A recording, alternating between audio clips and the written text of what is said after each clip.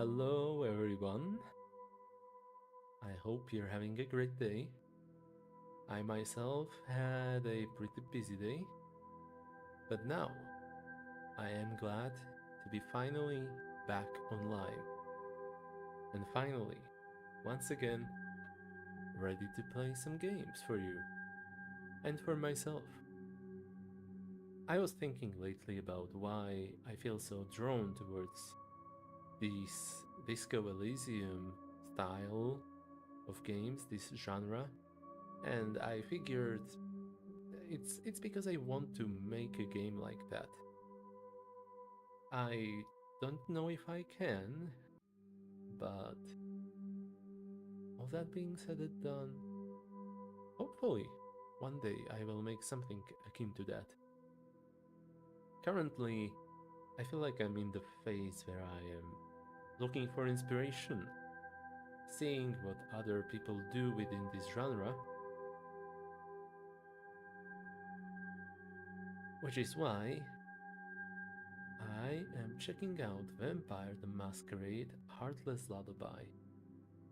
And later today, I want to play another disco-like game also.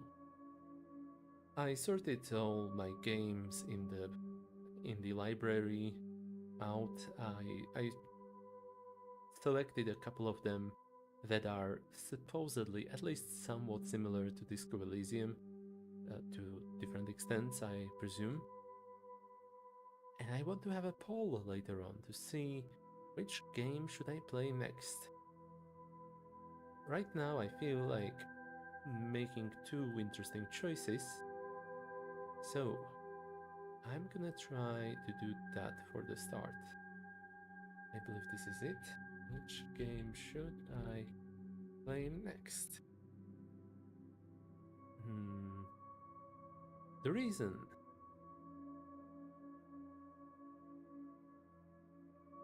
the reason why I'm starting with this game is that it is shorter. Apparently it should take me roughly 1 hour to start and finish.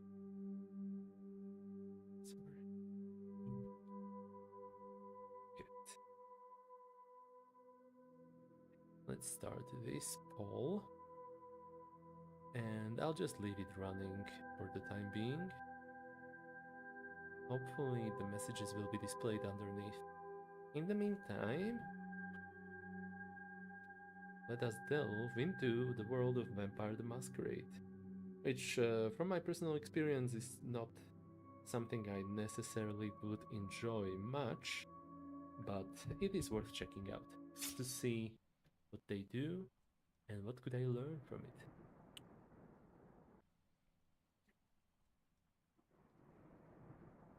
4:30 a.m.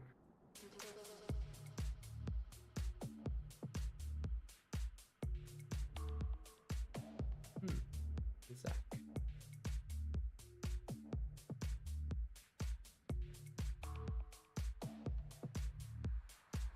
Okay, hold on. I feel like the music is still really loud.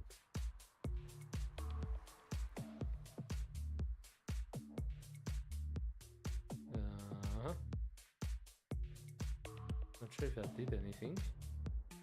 It feels maybe a little quieter. Okay, hold on. Let's test this. Oh.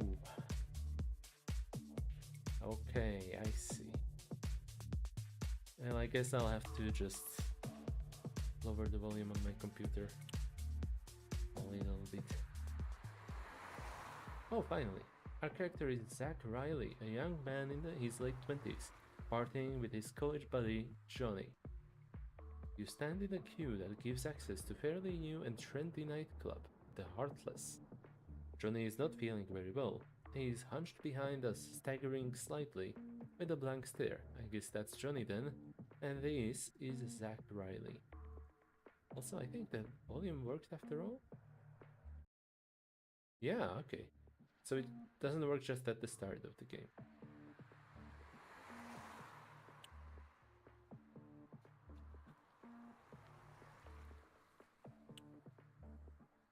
Are you sure you want to keep the party going, stud? Trying to focus his gaze and blinking effusively. Of course, you bastard! he shouts as he raises the half-empty beer bottle in his hand. This has to be our big night. We have to get it however we can. Before Johnny finishes his sentence, you hear a loud snort behind you.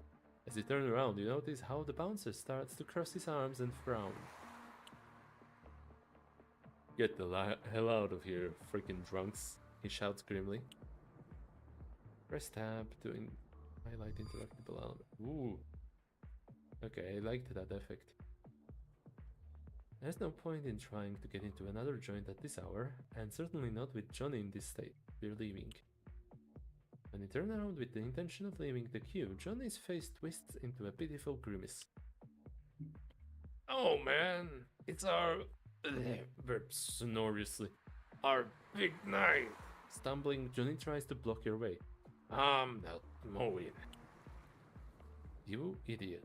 If I leave him alone, he'll end up in the ICU. One drink, Johnny. One, and then we're leaving. You idiot.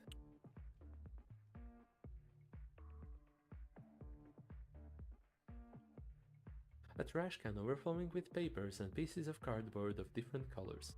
There's not much else to see around here. Behind you, you hear a loud retching sound. It sounds like Johnny is struggling not to let it all out.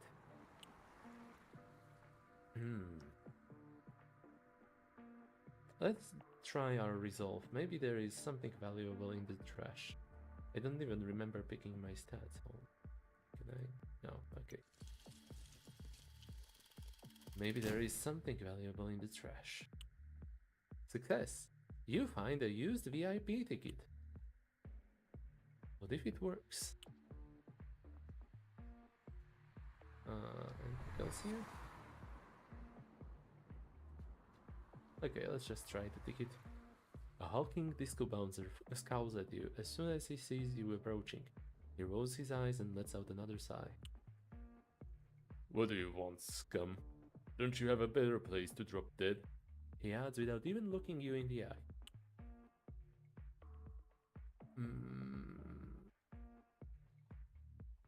I promised him one more, boss. Quick, in and out and straight home. You can clearly see the veins in the bouncer's forehead swell more and more. His pupils absurdly dilated, reveal the various substances consumed throughout the night almost as a warning.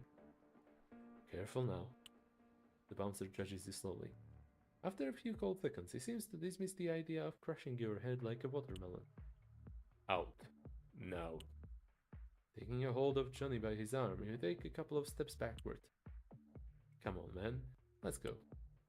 Turning around suddenly, your attention is completely captivated by the most beautiful eyes you have ever seen. A woman, tall and slender, absolutely perfect, hair dyed red and tied in two buns, bright. Okay. Bright green eyes and smooth ivory skin walks towards the entrance.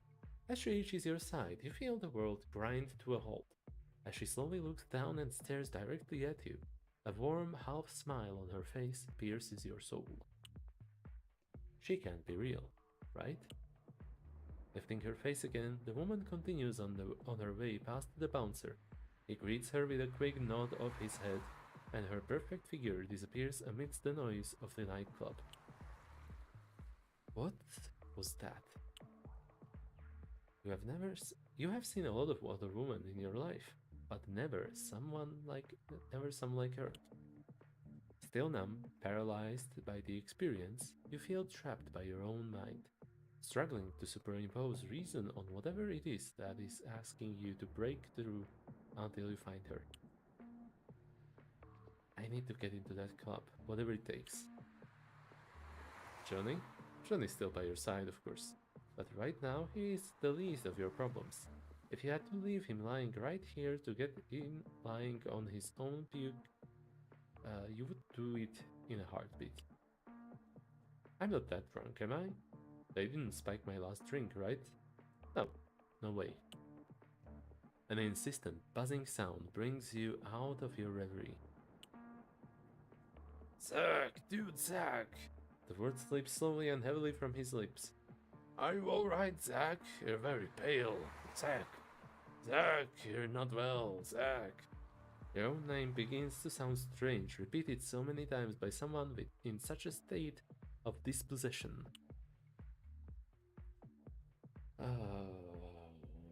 Johnny, you just saw that woman too, didn't you? Johnny's face twists into a grimace of confusion. Dude? By the time you realize that Johnny's voice sounds far away, you realize that you are walking toward the entrance of the club. You see the bouncer's arm go up, and you close your eyes in anticipation. From the bouncer's walkie-talkie, a static rap message finds a way to you. Let them through, Victor. It really is a special night. Lifting the walkie-talkie to his mouth. Of course, sir. Returning the device to the holster on his belt, Victor, the mountain of muscle that until now had blocked your entrance, points at you with his index finger. You can come in. Your friend too. If you don't behave, there will be no warnings. Understood? Miracles do happen at 4:35 in the morning. Yes, Johnny, come on. The last one's on me.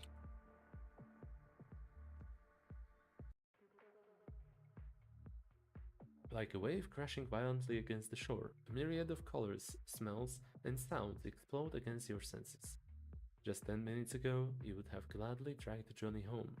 Now, your whole world swirls and dances, merging with the trance music and the lights of the Heartless. In your mind, only one image keeps the situation coherent. That woman, her eyes drilled into your consciousness, call out to you, inviting you to meet her. Johnny, pull yourself together, for God's sake. At least until I get her name. Johnny behind you seems to come to now that he sees himself inside the club. We did it! He says, shaking his head and wiping the corner of his mouth. I knew you'd get us in, Jack. That's why I like you. He pauses for a second and swallows what was probably a gag. I think it's too late now, but control yourself, okay? I wouldn't want to get our asses kicked out of here, man. Don't worry. For the moment, I'm going to order something without alcohol. Water. Water, for instance. The word sounds inordinately strange coming from him. It is possible that he has not touched a drop for days. I'm going to the bar, Zach. When I'm a little bit better, we'll have the last one, okay? Sure, man. I'll walk around while I'm at it. I've never been here before, and I like the vibe. And the people who seem to follow it, of course.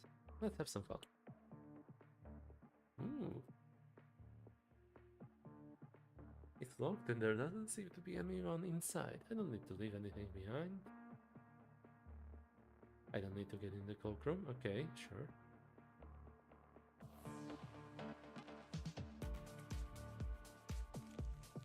Crumpled piece of paper on the floor seems to have found its place among all the filth and trash decorating the dance floor.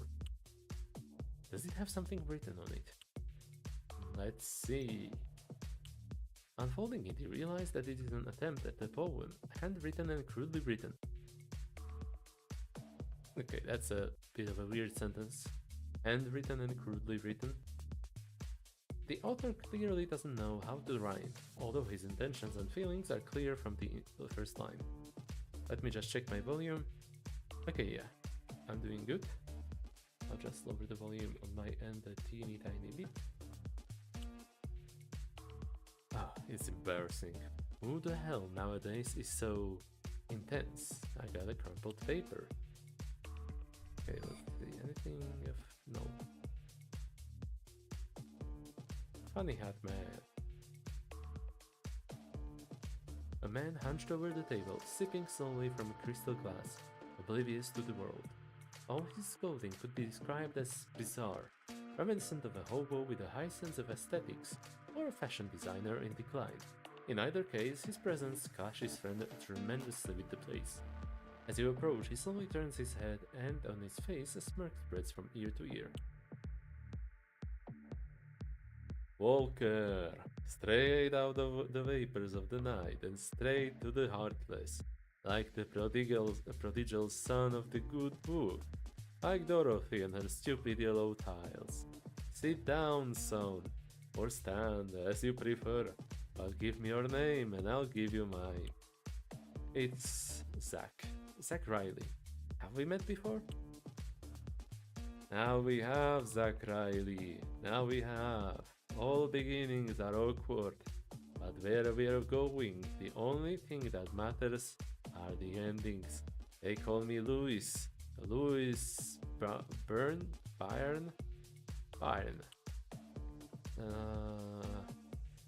Nice to meet you, Louis. Are you a regular here? Regular.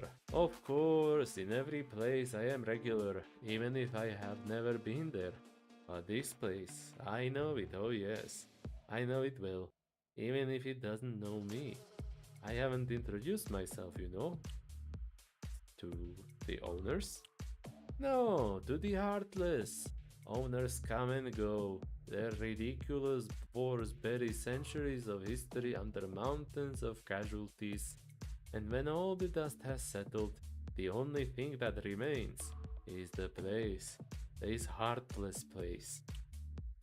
Are you saying that the regency of the club changes hands a lot? Or am I missing the point? Taking a slow swig from his glass, looking you straight in the eye. Oh yes, constantly. Leaving the empty glass on the bar, he gazes at the bottom of the vessel. Something tells me we'll soon see a new change, Zach Riley. I understand. I'm going to take a walk, okay? Sure. See you around, Walker. Don't get lost in the night. Thanks, buddy. One could go to the other side of the bar that way, although I doubt that doing it with the waitress in front of me would be the right thing to do.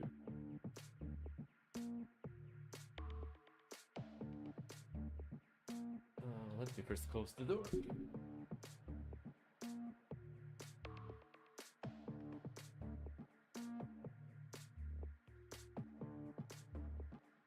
That's a lot of text. The bartender is a young girl. You estimate her to be about your age, although her demeanor is, at least right now, much more elegant than yours. She occupies her thoughts, wiping glasses behind the bar with a dark red cloth, paying special attention to each one, as if they were much more valuable than they let on.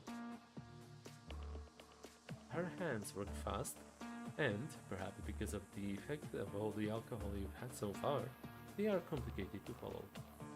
As you instinctively lean on the bar, her icy blue gaze pins you to the spot. What will it be? Her voice is as cold as... Okay, so colder. What will it be?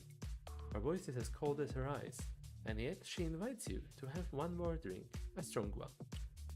Before you can respond, blurt out that Jager bomb that you're sure you'd instantly regret. Johnny comes to the rescue.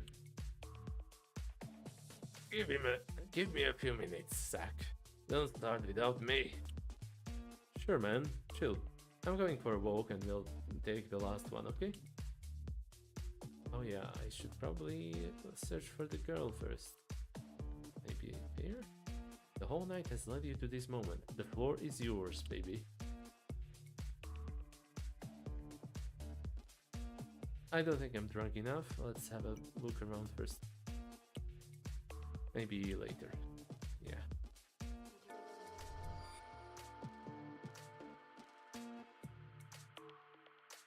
Ooh. Okay, so this is what happens when I press shift. I recognize these stats. These are from Vampire the Masquerade. Kind of surprised that I don't get to assign them myself, but it is perfectly fine. Okay. Now let's see these two. Before you, a couple converses quietly, blocking the exit to the terrace. With regal bearing and elegant attire, they don't look like the usual clientele of a club for this time of night. He wears his hair slicked back and gelled completely black, like his eyes. She, also dressed in a suit, has half her head shaved, with the other half descending in a cascade of pale blonde over her left shoulder. Both seem to understand each other perfectly over the thunderous music without a hitch. When they see you approach, their hands turn slightly, visibly annoyed by the interruption. What do you want, kiddo? The words slither slowly and venomously, sending a shiver up and down your spine.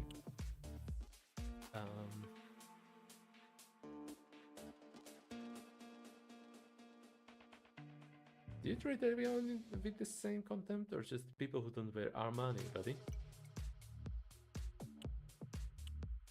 Excuse me? His voice booms in your head, freezing you in place. His gaze hard and cold, anchors you to the ground. All the indignation you were feeling vanishes in a second. Reaching out her arm and interposing in between the man and you, the woman intercedes. Enough, she says with her eyes fixed on you. Turn around, handsome. There's nothing here for you. The freak? Huh.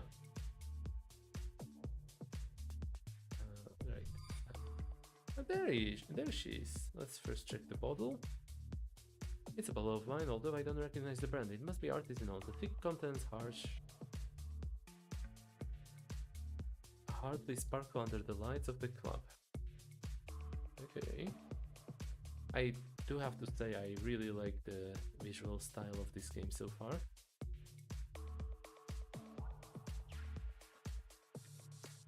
Sitting, all by herself, at one of the tables reserved for customers, is the woman who made you forget the rest of the world when you were waiting in the line at the entrance. With an elegant glass of wine in her hand, she sips absent-mindedly, while glancing at her cell phone from time to time, waiting, no doubt, for someone. You find it impossible to take your eyes off her for more than 10 seconds, and no matter what you do, you always end up looking back at her. You feel like a teenager again, stealing glances at the girl of your dreams. Her hair, red as fire, gathered in two perfect buns on either side of her head, dazzles the room like an ancient lighthouse in the middle of the neon storm and trance music. Her gestures, elegant and distracted, subtle and rhythmic. When she finally raises her head and your eyes meet, the emerald immensity of her gaze traps you in a world of your own, one in which only she and you exist. Talk to her, you moron. Don't just stand there staring at her. A sly, stylish smile begins to form on the woman's face. Come, sit down. You keep looking at me like that from a distance, you're going to make me feel uncomfortable. Her voice travels through the air like a bullet, straight to your chest. You notice how your heart starts pounding in your chest with eagerness, almost as if it wants to escape, and before you know it, your legs are already on their way and you find yourself sitting in front of her, still struggling to discern if it is a mirage or not. Talk to her, coward.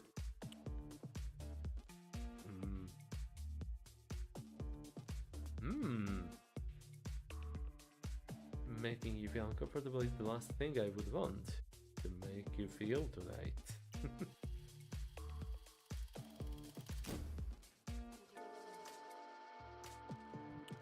Success! The young woman arches her eyebrows in a gesture of amused surprise and lets out a light, mirthful laugh. You seem to have quickly found the courage you lacked. Taking a small sip from her glass and licking the corners of her mouth, she lifts her chin. Are you going to tell me your name anytime soon, brave one? Nailed it. Zach Riley. Diane. Tell me, Zach, what are you and your friend doing at the Heartless at this hour? Your friend. If you hadn't just been reminded, you would have completely forgotten that Johnny is still at the bar, battling an alcoholic coma and heartbreak. Ah yes, my friend is going through a rough patch. He just left his wife. He needs a boys' night out, and how could I let him down? Try not to leave him alone then, Zach Riley. And if he can, Hit home before you do something you might regret. No good decision is made after midnight.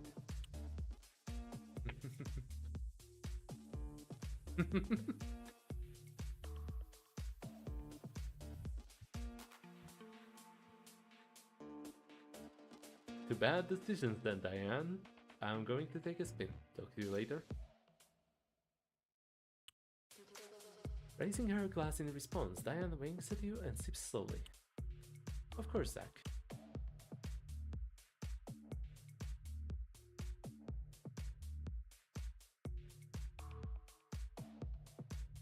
Oh. I guess I'll have to walk around. Ooh, wait. Another bouncer here.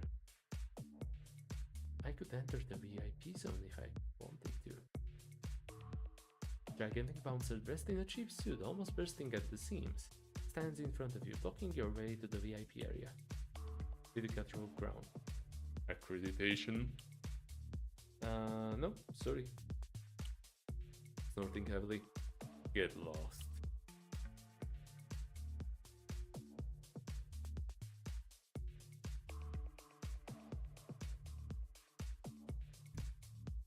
The DJ is very into the music. Much more than the rhythm would invite you to think. If you look for a couple of seconds, you are immediately able to realize that in his head, he is following a melody of his own, moving with a cadence contrary to that of the piped music. He seems to have dressed in clothes from two different closets, that of an 80s punk and that of a nouveau rich daddy's boy looking to sell a pyramid scheme. Strangely, it's not a look that looks bad on him. He is not even wearing his headphones, so if you yell at him, you understand that he will hear you.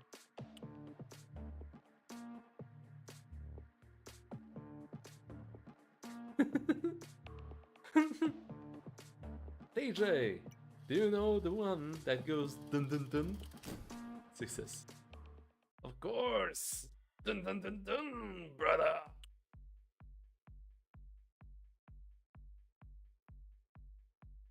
Can I run? I guess not. Dun dun dun. Let's go.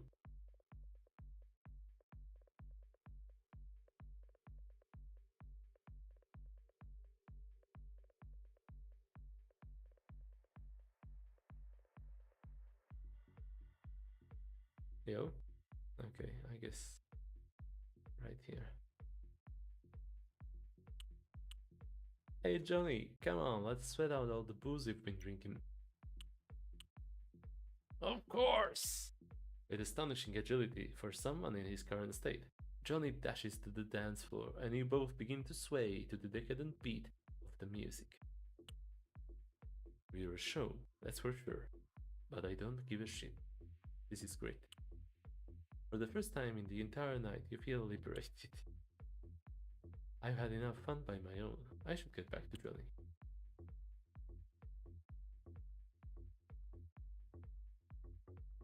Staggering over the bar, Johnny seems to have slightly regained control, but that should change slightly before long. After all, we promised to have one last one, didn't we? Johnny, looking good, man. Ready for the last one? Of course. Here we go, bartender, to here. Your name is Diane. Your surname? Oh. Your surname you burned the night Gabriel embraced you into the Toreador clan. Since then, you are a daughter of the night, and thanks to your sire's position, an agent of the Camarilla, the sect that unites all kindred who seek to remain hidden from human eyes. Tonight, your orders are clear. Negotiate with Jackson Cunningham, regent of the Heartless, his adherence to the Camarilla. The time of the anarchists has come to an end, and after the second convention of Prague, the position of the Camarilla is clear. All who are not with us are our enemies and shall burn. Gabriel, do you really think this anarch scum deserves our respect? Taking a small sip from your glass, you savor the sweet tastes of the VtM. It is exquisite. You have never tasted such a wine in your own life. Your mind is flooded by a torrent of nuances, proper of the most complex of hearts. Cunningham, how the hell does an anarchist piece of shit like you get a vintage like this? Standing up, you reach into your pocket for your smartphone, but to no avail. I must have dropped it. Ah, weird. I would have thought that maybe they are not supposed to have smartphones because technology could give them out. There you were. On your phone's lock screen, two notifications from your instant messaging app catch your eye. We'll be there soon. Sorry, Diane. Tobias couldn't find his car keys and we had to walk all the way. I'll buy you a drink if you don't say anything about this to Gab. Okay, honey? You're an idiot, Aiden. We were supposed to meet more than 20 minutes ago. I'm sure you did it on purpose. Anyway, let's recontour the terrain until these two fools arrive.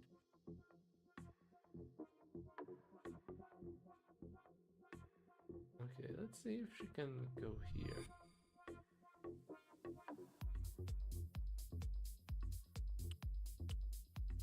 Good evening, miss.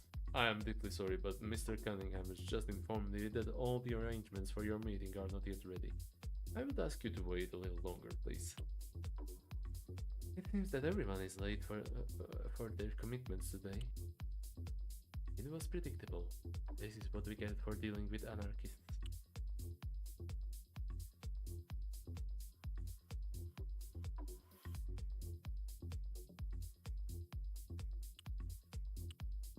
Diane! It's been ages since the last time. How's it going, sweetheart? Hi, Leo. All good. Terrible place to meet again. What? Don't say that, woman. This club rocks. I've only been DJing here for a couple of nights, and it's already one of my favorites. Certainly suits you, of course. I'll have to mention to Gabriel that I've seen you. You know that, don't you? But Diane... No, but, you idiot. We are at war. Since the last fiasco in Prague, the message is clear. Either you are with us, or you are an enemy. And I don't care what you say, unbound or not, in the eyes of the sect, you are an enemy. You know, we wouldn't hurt a fly, Diane. We just want to play our music, bringing the madness to the dance floor. Whatever you say, Leo. You cannot argue with those damned Malkavians. See you, Diane. Enjoy the evening.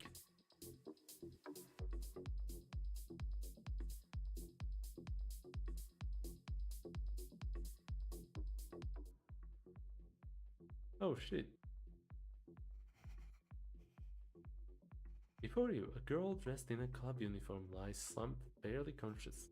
All around her, blood stains all over the floor match the wounds on her small, battered body.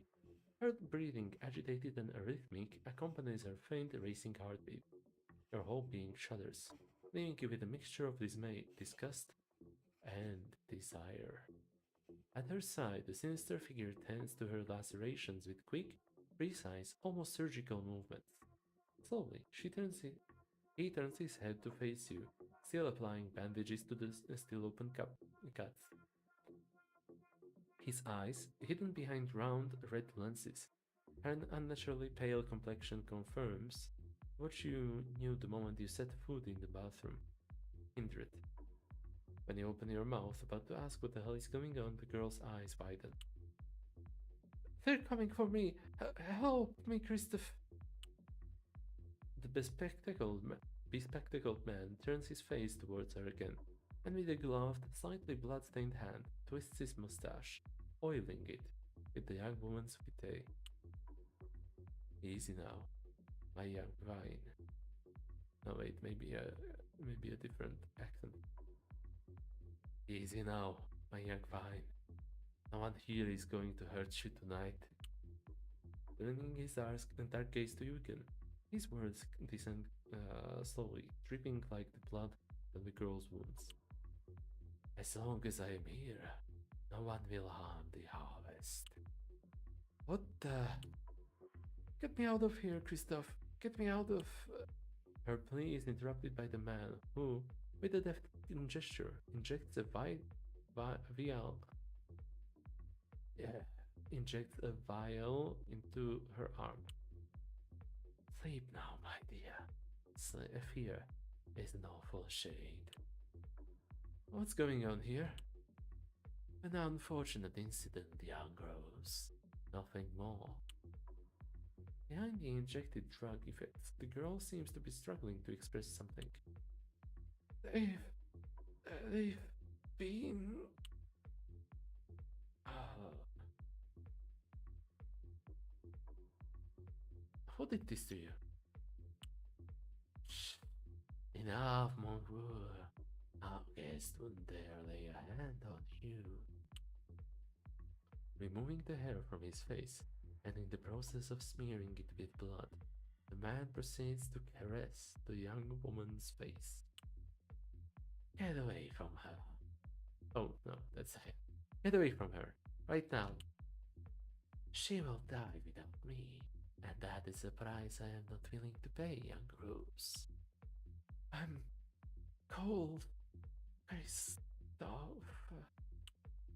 Taking another vial, a very small red one, Christophe uncorks it and holds it up to the girl's mouth, murmuring something. Drink my sweet wine. The storm has been hard on you, but I'm here. Who are you and who has done this? Already know my name. Tenderly caressing the girl's head, the bespectacled man turns to you.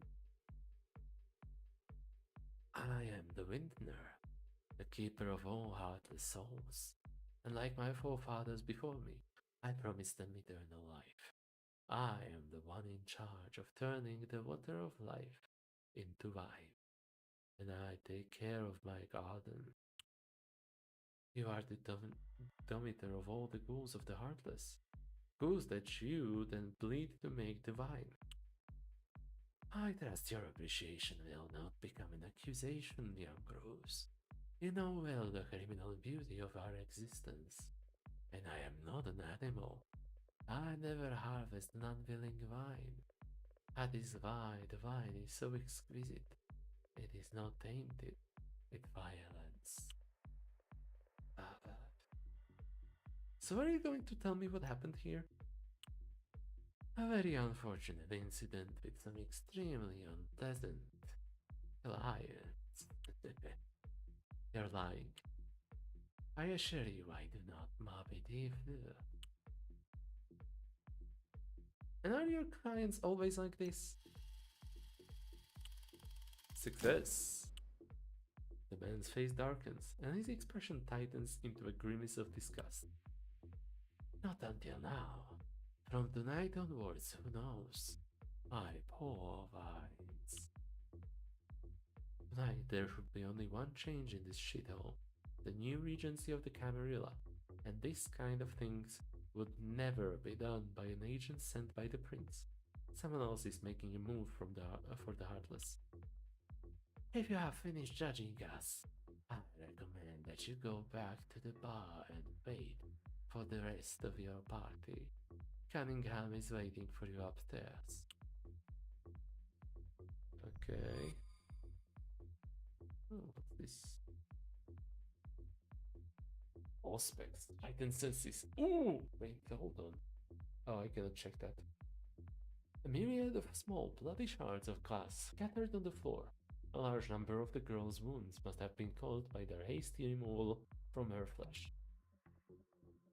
Okay, let's check. Attribute displays.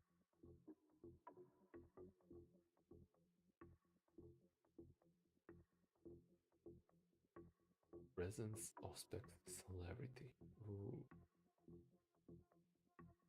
With celerity, the mortal world moves in slow motion. In times of stress, vampires with celerity can move with amazing speed, becoming blurs of motion to anyone, mortal or immortal. Toreador are more likely to use the discipline to lend supernatural grace to live performances, such as a dance. Aspects can lead to an obsession with minutiae, I guess. a distraction from important matters due to focusing on minor details. Also, it is used to read the minds of people in any situation and may suddenly find themselves unable to shut the mind reading down. These vampires find themselves overwhelmed with background noise, or if only the company of one or two people answering unasked questions. Nice. I like the sound of that. What can I? Okay. Presence makes the vampire become the center of attention, either be fascinating, seducing, or intimidating. To intimidate or intimidating those in close vicinity. Regular users of presence find themselves attracting beneficial attention easily, sometimes activating the discipline without conscious effort. Okay, okay. I do like this sort of thing in a disco like game.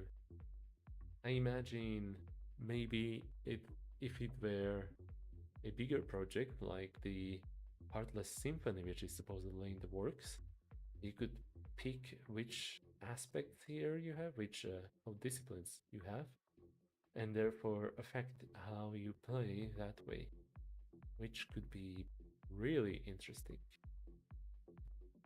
I know that that's sort of how the game works. I did not catch that, but hopefully whoever is watching the stream could catch that by pausing. I would go in there, just thinking about it makes me want to vomit. Ah, okay, okay. Wait, and what's over here? Locked by magnetic card reader. A pity.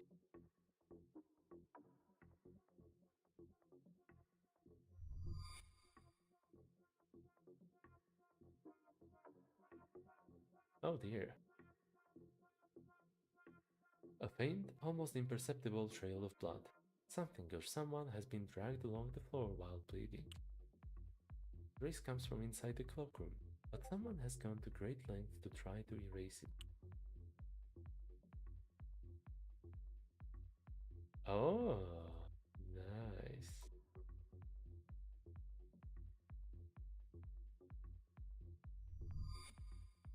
Very nice. Hammers, nails, pliers, ordinary tools. With these they must have boarded up the window. The window leading into the cloakroom is completely smashed. Someone has tried to fix it in a hurry with a few wooden planks, making a mess of it. There's no glass on this end. They're all inside. The window was blown out from the outside from here. I could try to remove the board and see what's inside, but I'm probably going to screw up my manicure. Uh, Tear off the planks. Success. With a violent snap, the weak wooden planks succumbed to your supernatural strength. Those 9-inch nails didn't stand a chance. How uncivilized.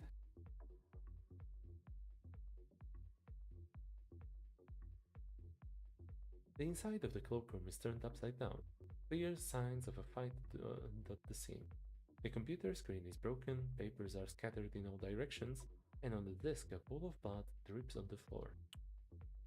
Poor girl. Clearly something is very wrong. Tonight should have been a quiet night, a mere courtesy visit, a show of good intentions, and yet individuals from outside the Camarilla have managed to sneak into the Heartless. As soon as Tobias and Aiden arrive, we need to put Cunningham in his place and get out of here. Al should investigate a bit more.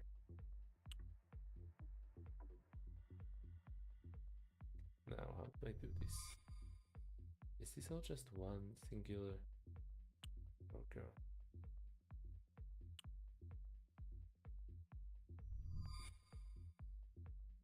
Locked. Okay, I guess I need to go outside then.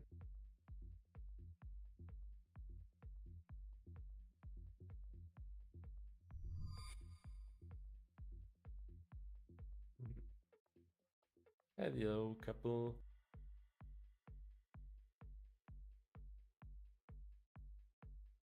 An elegantly dressed couple quietly sips wine from fine crystal glasses.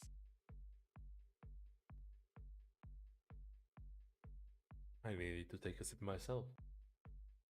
Their attire is wildly out of keeping with the atmosphere of the club, and their regal, sinister demeanor unsettles you. Their heart does not beat, they do not exhale when they breathe, and their skin is morbidly pale. Kindred, no doubt. Who the hell? When the couple notices you, they turn to you with marked arrogance, begin to size you up from head to toe, their brazenness so obvious it hurts. He nods, while grinning an unpleasant smile. She tilts her head rhythmically from side to side, tapping on her lips with a finger. Well, well, look what the night has dragged in. Be careful, lest you scare her. Come here, little bird, sit with us. I'd rather stand. See what you've done? Of course, it was my fault. In a reproachful tone, you must know how quickly Toreador get anxious at your sight. A creeping fear begins to crawl up your back. You are all alone, facing two perfect strangers. Canaanites, no doubt, and knowledgeable about your clan. Who knows what else they know? Have we met before? Not directly, no. We don't. We don't hang out in the same joints as you. And yet, here you are. In your head, that sentence sounded much more confident. After you say it, you feel a tremor at the back of your throat. It's been a long time since a person has disturbed you like this. Check it out. She is not only pretty, she's smart too. Here we are, yes. And we're not planning to leave anytime soon. Are you sure you don't want to sit down, beautiful? No. The silence that fills the room could be cut with a knife. The couple's eyes fixed on you seem to want to pierce you and discover what lies deep inside you. After a few eternal seconds, the man starts talking again. Have you tried the wine, girl? It's very good. Although for my taste, drinking it out of a glass makes it lose. What's the word? Sentiment. That's it, sentiment. Although it's fancier, that's true. Since Gabriel introduced you to the Canaanite society, you have seen hundreds of different kindred. And yet, you would not be able to guess the clan to which these two belong. The arrogance of the Ventrue, the elegance of the Toreador, the eeriness of the Tremere. Hold on, I think I heard my Discord beep. Yeah, okay, I forgot to turn on Do Not Disturb. There we go. Not sure why it doesn't turn on the streamer mode when it used to work before, but it is what it is. You're very quiet, pretty Hank. You haven't told me your names, your clan, nor your sect. Both vampires' faces harden, growing serious at your words. As the man is about to respond, the woman waves her hand at him, cutting him off. You haven't introduced yourself either, beautiful. My sire taught me the power within names. But he didn't teach you manners, apparently. Young ones shouldn't be the ones to introduce themselves first. I'm here to meet Jackson Cunningham. He's waiting for me upstairs. I'm not looking for any kind of trouble. Jackson. And here I thought you liked them. Rebellious. Calm down. Don't judge me. Don't judge the man like that. Maybe he's experimenting. They both laugh delightedly, showing their teeth white and sharp. Embarrassment takes hold of you, and rage burns deep. Who the hell do they think they are? Silence. Failure. The pair stop laughing immediately, and they glare at you. You'd swear their eyes glow a deep violet. Their faces bear a defiant, haughty, and arrogant countenance. Easy, child. We'll be quiet. Give our regards to Jackson. As you turn around, intending to leave, you feel their gazes on your back, making you feel like a zebra stalked by lions. Let's see, anything up here? Ooh, that looks interesting. I guess it's nothing, okay. Well, bummer.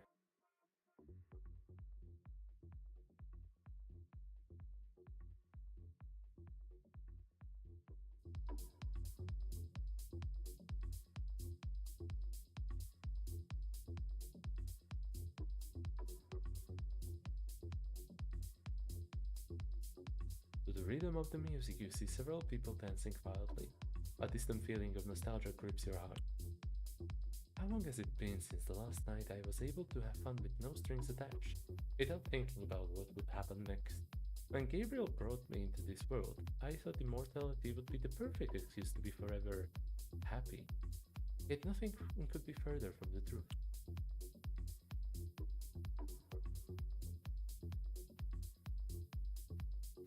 Zach Riley, the clumsy young man clearly infatuated by your presence, is having a drink with his friend. Both are a sorry sight, dirty, sweaty, and sticky, sipping more and more alcohol amid laughter and wailing. And yet, you would trade yourself for them in a heartbeat. You would leave behind everything you are to spend one last night as a mortal woman again.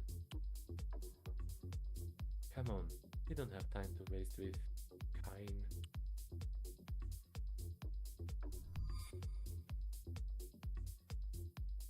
Many bottles of delicate vitae sit on a refrigerated shelf, sorted by vintage apparently. Getting old blood to taste this good is quite an art. The vintner in charge of supplying this establishment is, of course, on top of his game. The young woman behind the bar radiates vitality.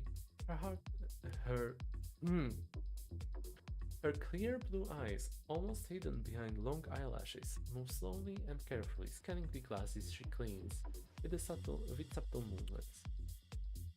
Our bosses don't just pay you with money, do they, sweetheart?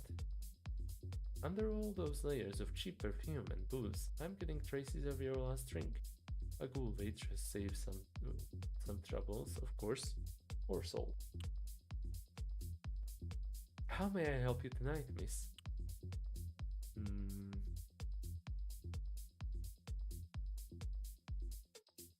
Tell me, pretty eyes, how is the evening progressing? Anything remarkable you'd like to confess? A sudden flush in her cheeks colors her pale complexion as she hears your compliment. Your influence over the kind continues to surprise you night after night. I only serve drinks to customers, miss. I don't hear and I don't ask questions. Come on, a whole night behind the bar, words are sure to find their way into your ears, and effortlessly, I dare say. Those who frequent these places rely on the drink to whisper the darkest truths to the most innocent ears. I might, I might get in trouble, miss.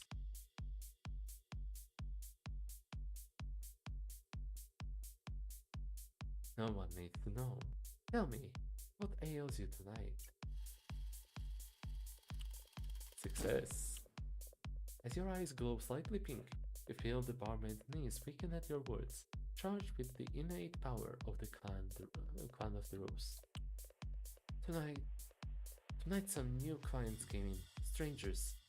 I've never seen them before. They didn't use the door, suddenly they were inside. Someone must have snuck them in, and they scare me, miss. Describe them to me. They are a man and a woman. They are dressed in suits, black. They are like you, miss. There's no one like me, girl. Remember that. Thanks for everything. Okay, so those two snuck in without using the door. That's ominous.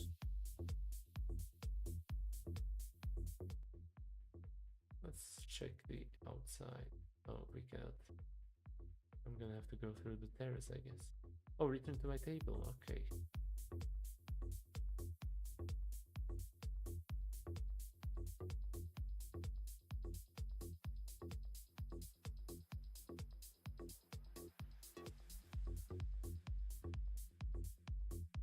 Absolutely exquisite. I couldn't help but finish it. Maybe I could just wait for my couturier here? Yes, I don't have the desire to look around this filthy place any longer.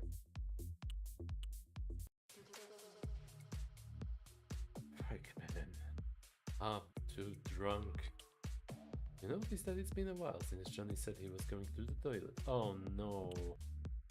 You couldn't have fallen asleep there, could you?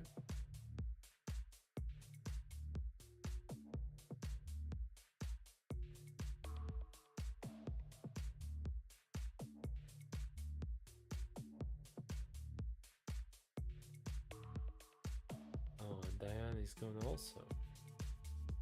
That's no good. Wait, what's this?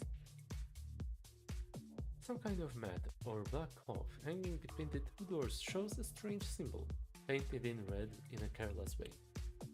It's quite out of place with the rest of the decoration, and I don't know what the hell it is either. The logo of some band around here, maybe? I mean, my first assumption would be like bathrooms, male woman symbol.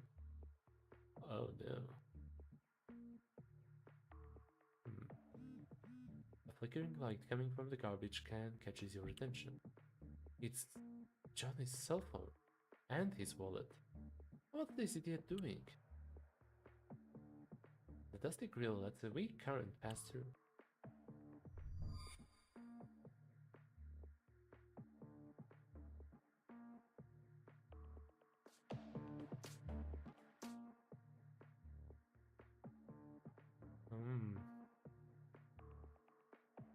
On the floor, a pool of blood that looks fresh captures your attention. In the center of it, something shines with golden sparkles. Someone must have dropped it during a fight? Okay. I don't have a good feeling about this. I'm gonna go to the terrace. I see someone out there sitting. Oh no. Sitting on a couch, you see the elegantly dressed couple that used to block the exit to the terrace. They are accompanied by a man dressed in a vest, gloves, and red-tinted circular glasses. They converse in a rapid, almost unintelligible tone, and you notice the tension rising. Creepy freaks. Let's just check over here to be sure. To be absolutely, positively certain. Okay, nothing here.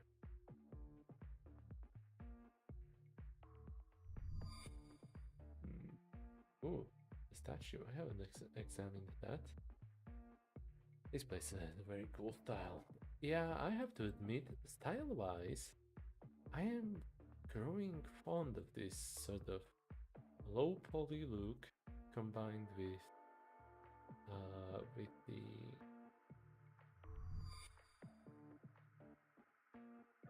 with colored lights, almost a my mind keeps going to the word monochromatic, but it's clearly more than one color. We have red, usually in the UI. We have purple and not purple, magenta and cyan in the environment. Gives it a sort of unique look. Also yellow, but it's not like mixing these colors that much, if it makes sense. Hammers, nails, screwdrivers, ordinary tools. Locked, can only be opened from the inside. Okay, well, if he's not here and he's not in the bathrooms, can I enter the area from the entryway? I see something here. Oh shit. The entrance to the cloakroom. It is locked, although there is light inside. The cloakroom shutter is up, and behind it a young woman watches you shyly. When she catches your glance, she startles slightly, and with a shy smile turns to you. Do you need something, sir? The girl appears to be a couple of years younger than you. Her smile is strange, artificial, her movements slow and clumsy. You notice that her wrist is bandaged. It looks like a recent cure. Her eyes convey a confused, tired sadness. Hey, sorry, are you okay? Pe- Perfectly, sir. Don't worry about me, everything is under control. Something tells me that everything is not under control. Let's try the crumpled paper.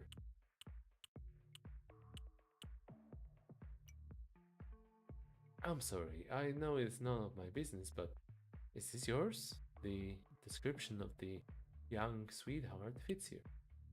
Oh, that. Taking the paper from your hands, she can't help but blush as she opens it and reads its contents. Her cheeks grow redder and redder to a comical point. Tucking her hair back behind one ear, you notice that her right earring is missing. That that idiot. Excuse me, can I tell you something? I'm all ears. See that bouncer over there? The one in front of the stairs leading to the VIP zone? Yep. Don't tell me that gorilla has. Yes, he wrote me this, but I didn't have the courage to give it to me, the coward.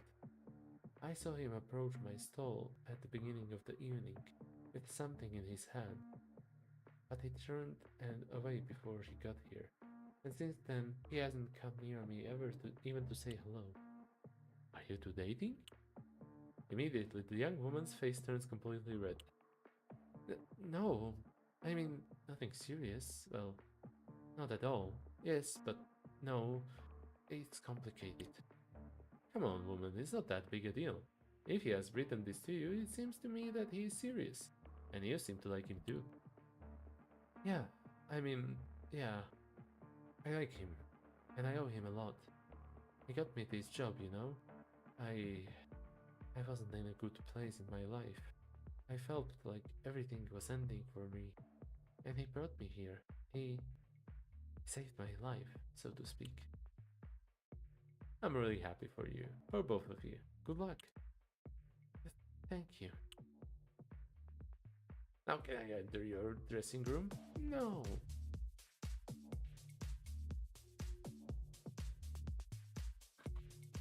An old hat. An old hat, old and worn out, lies abandoned on the table. The guy who was here earlier this was wearing it. Where did he go? Out of curiosity, you move a little closer, notice a playing card sticking out from under the hat, on which someone has written with a permanent marker. I'm gonna read it. Carefully, you pull the hand out from under the hat. The calligraphy is very elaborate, all written in cursive, and with elegant finials at the end of each letter. It's a list of songs? No Easy Way Out, Love with Tears Apart. Hey, that's Joy Division. Have a Drink on Me, Dust in the Wind. Had I said. It doesn't make any sense. Neither the genres match nor the titles tell me anything. Maybe it's passwords for the bouncer. Bouncer is a sumo wrestler. Greek of Casper Milk Toast.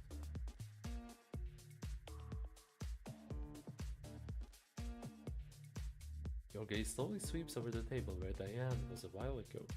Since you joined Johnny to take that last one, you haven't seen her again.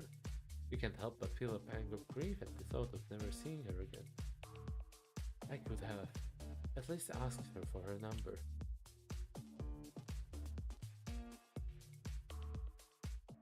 Let's try our luck here.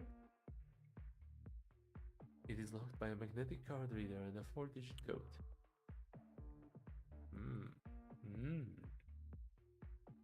Very interesting.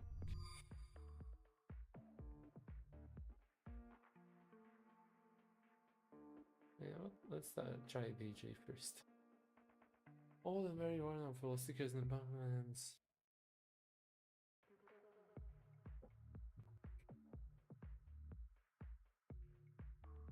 The DJ is still very into his music, much more than the rhythm would invite you to think.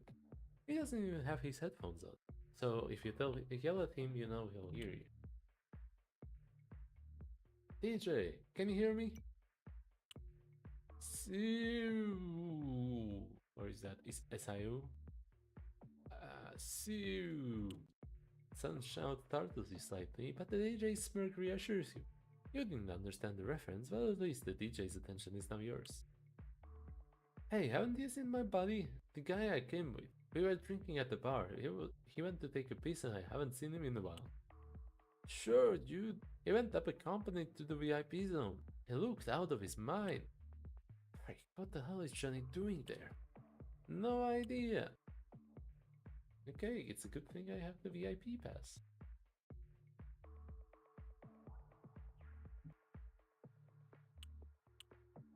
What the hell do you want now?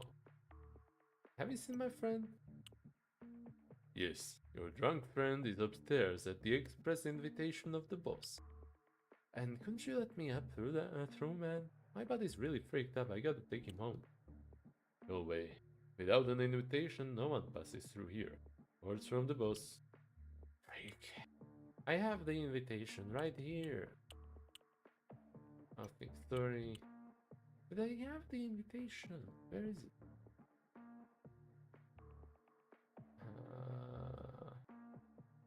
Shit. Get to the VIP. Well.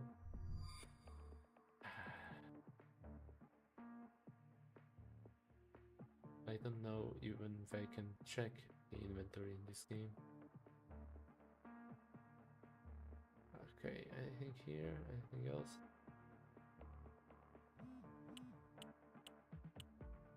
Okay, not here.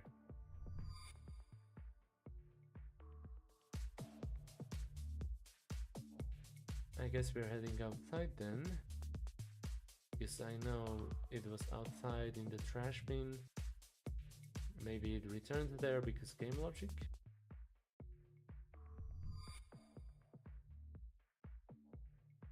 I don't know if I can return. Oh yeah, I can. Locked. Can they be opened from the inside? I am inside. Maybe not. Okay, upstairs. Okay. Right. No controls. Maybe here? No.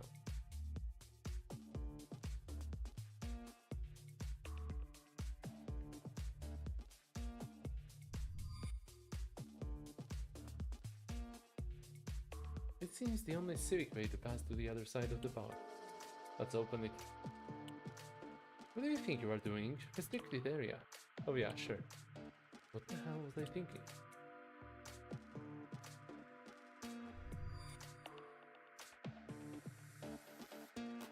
But literally nothing.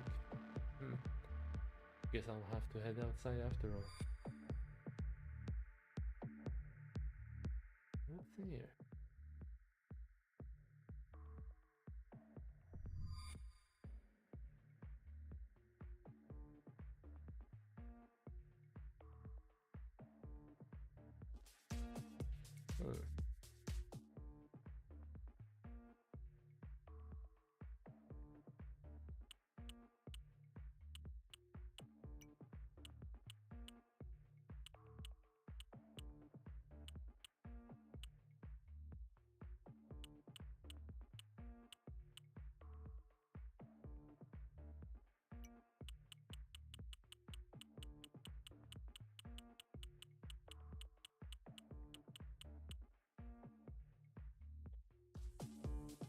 Maybe if I try the crumpled paper? Otherwise, I'm afraid I'm soft locked or something. Or maybe I need to talk to the people outside. I could also be required to switch the songs, except I don't really think that was an option with DJ this time.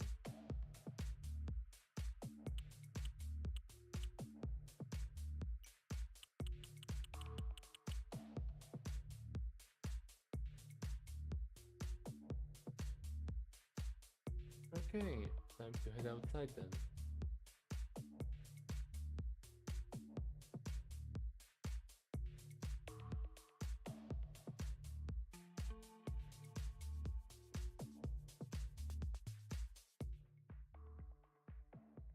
Okay, so these three are just one person.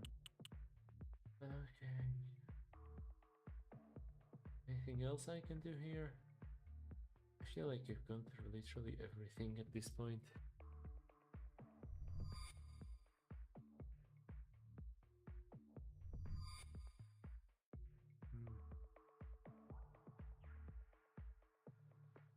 I had the VIP pass, come on.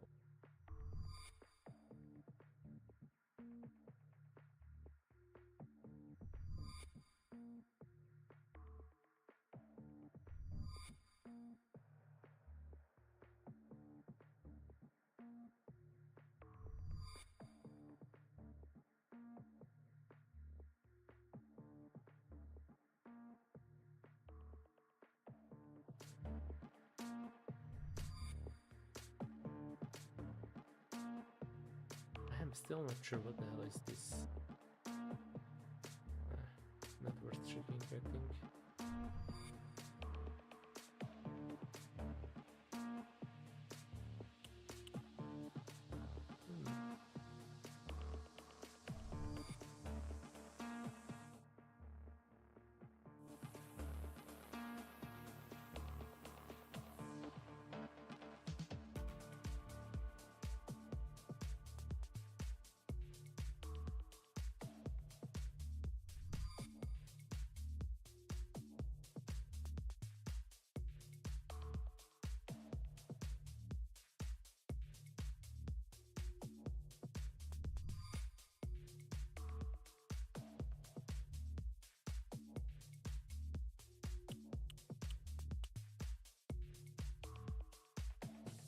Very strange indeed.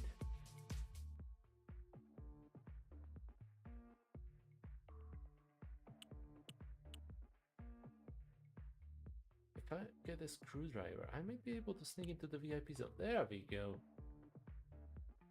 Oh, I can't believe I lost the VIP badge or whatever.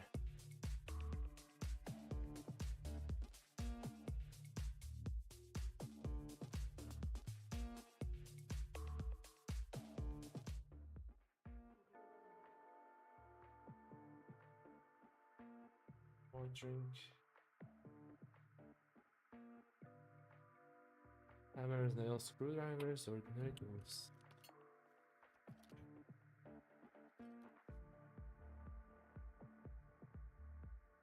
Bathroom, great. I think I'm going to take a screwdriver with me. They didn't miss it. Hooray! Now time to go back.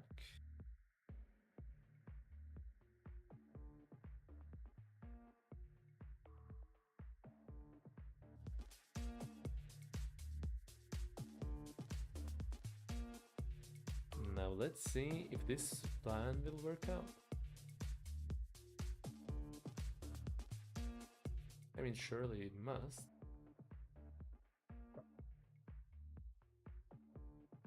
Plastic will...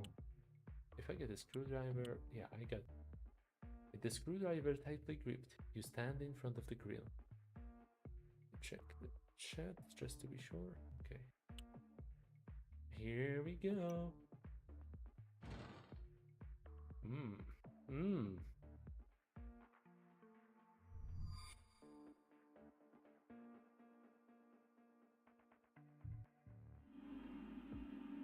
A centrifuge machine. You've seen one during your college internship. It's running rapidly, spinning a series of vials filled with red liquid. I could break down this. I'm sure the noise would attract the attention of the bouncers you're guarding the entrance to the VIP lounge. No wait, not yet. This is the first thing I examined. I don't want to go out just yet. The shelf is cluttered with jars and pots of different sizes and colors. Inside, shapeless things float and dry. This can't be real. And yet it is. Plants, fruits, and stuffed animals occupy the shelves that are not filled with vials of dubious contents. It looks like a freaking mad scientist's lab. I need to get out of here as soon as possible. I need to find Johnny. Now. Okay. A gloomy stretcher with straps for wrists, torso, and ankles. It is quite worn. What the freak? Multiple wooden boxes with strange delivery notes. Inside the opened ones are multicolored pills, strange herbs, and elegantly decorated sachets. A pinboard filled with newspaper clippings, oddly colored paper, and photographs. Are those the employees of the club? The ominousness of the situation begins to make you more and more nervous. You just want to get out of here, run away, and leave this whole night behind, as if it were all the result of a bad dream. Among all the elements nailed to the board is a note. A note isolated from the rest catches your attention. Christoph, I need you to bring up a couple of bottles from your best stuff tonight. Be discreet. Come up through the back door. I just changed the key. Use your card and put in the code 7049. I'm sure our guests will appreciate your vintage. Trust me, after tonight, no one will dare tell us what to do. Signed, Jackson. Ooh. Christoph has been working for Jackson. I smell betrayal, maybe? Unless I'm getting the names mixed up. Leaving the note back on the board, you make sure to burn the code into your memory, just in case. 7049, easy. 7 times 7 is 49, so 7049, okay. That's the grill. That's the DJ. Okay. Centrifuge time.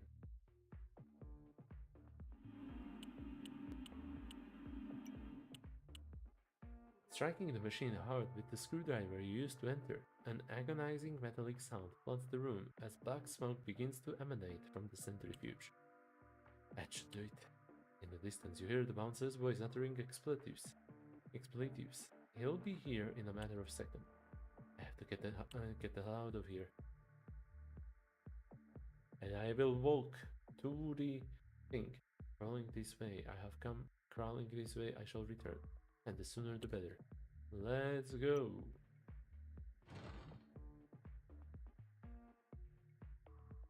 Hurry, hurry. Very interesting. Interesting stuff.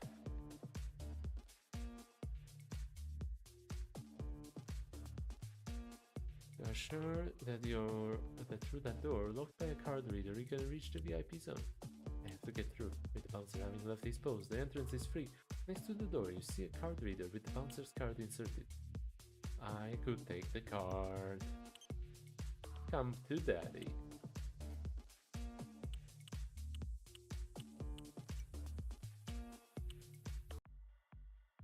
Ooh, Diane again. The whole night has led us to this moment.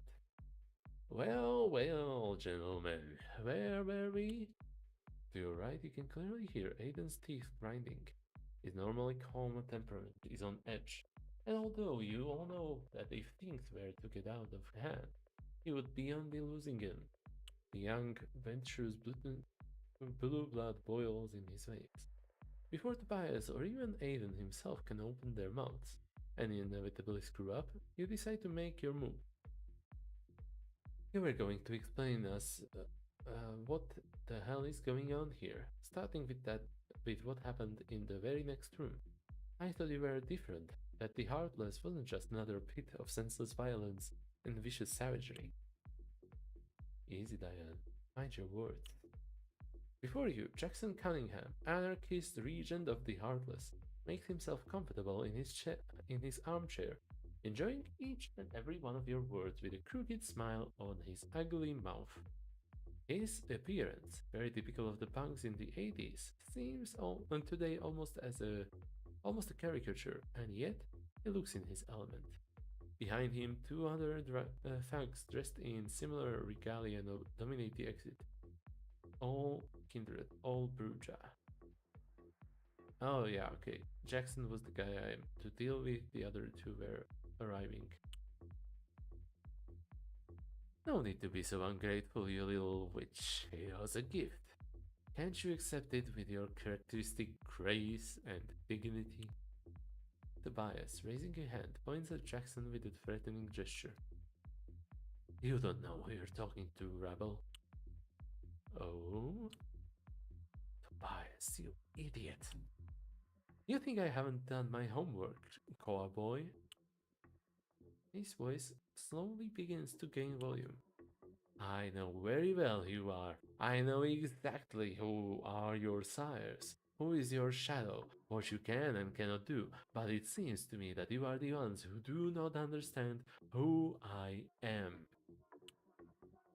His eyes, wide open, revealing the entirety of his iris. I'm Jackson friggin' Cunningham. His voice, slightly higher pitched than one would expect, is still capable of shaking the walls. His anger is genuine. If there was a baron in this rotten shit town, it would be me. And that's why you're here today, freakdos, to negotiate. Or are you not? Yes, to negotiate your adhesion to the Ivory Tower. Throwing his head back, Jackson loads a bloody flame and spits it against the ground. What? Damn you. A piercing cry of panic coming from the next room snatches the attention of your entire coterie. What the hell was that? Easy now, the three of you. We're dealing with important things here. Freaking important, I dare say. You know the conditions. The Princeling sent me a letter. A freaking letter. Princeling? Aidan, please. Have you seen the conditions, hot stuff? I have. Do they seem fair to you? You have no other choice. Careful now.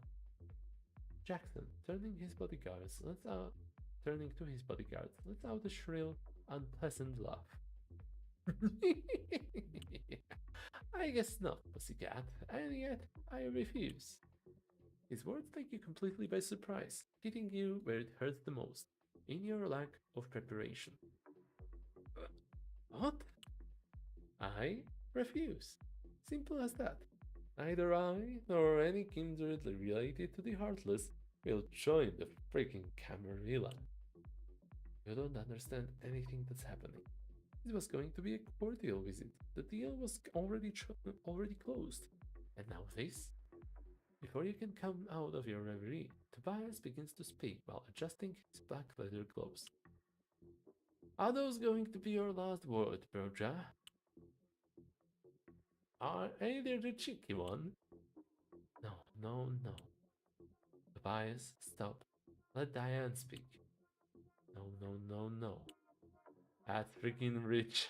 The Venture and the Tremere at the service of the delicate Dorianer. Speak, child.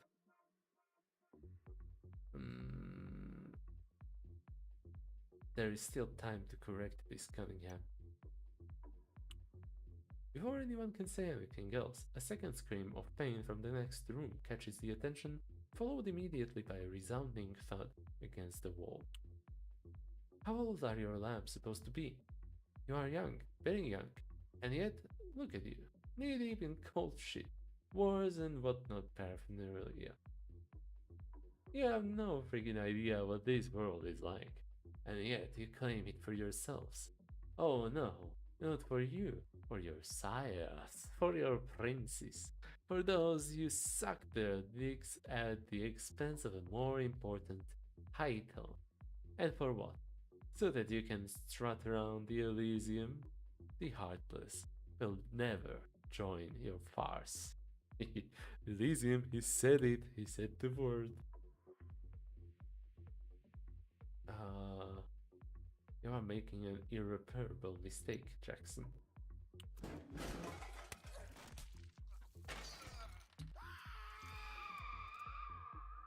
5 minutes before. In front of you, at last, is the door to the VIP room where Johnny is supposed to have been brought as a guest. Come on, we go in, and get this idiot, and we leave. The moment your hand touches the doorknob, a shiver runs through you from top to bottom, like a terrible electric shock that engraves in your mind Something is wrong. Johnny. Turning the knob and pushing hard, the door finally gives way before you, and the sights inside greet you with solemn cruelty. Johnny? No. Jo- Johnny, is that you? No, no, no. Tired of the high ceiling? Ooh, holy shit. Tied to the high ceiling fan, Johnny's lifeless body is hanging upside down, his jugular vein open, his blood dripping onto several glasses carefully placed underneath, like a shot board. Terror grips your mind. The image of your best friend, butchered, treated like a pig, penetrates your mind with the ferocity of a beast. A scream of panic rips its way through your throat.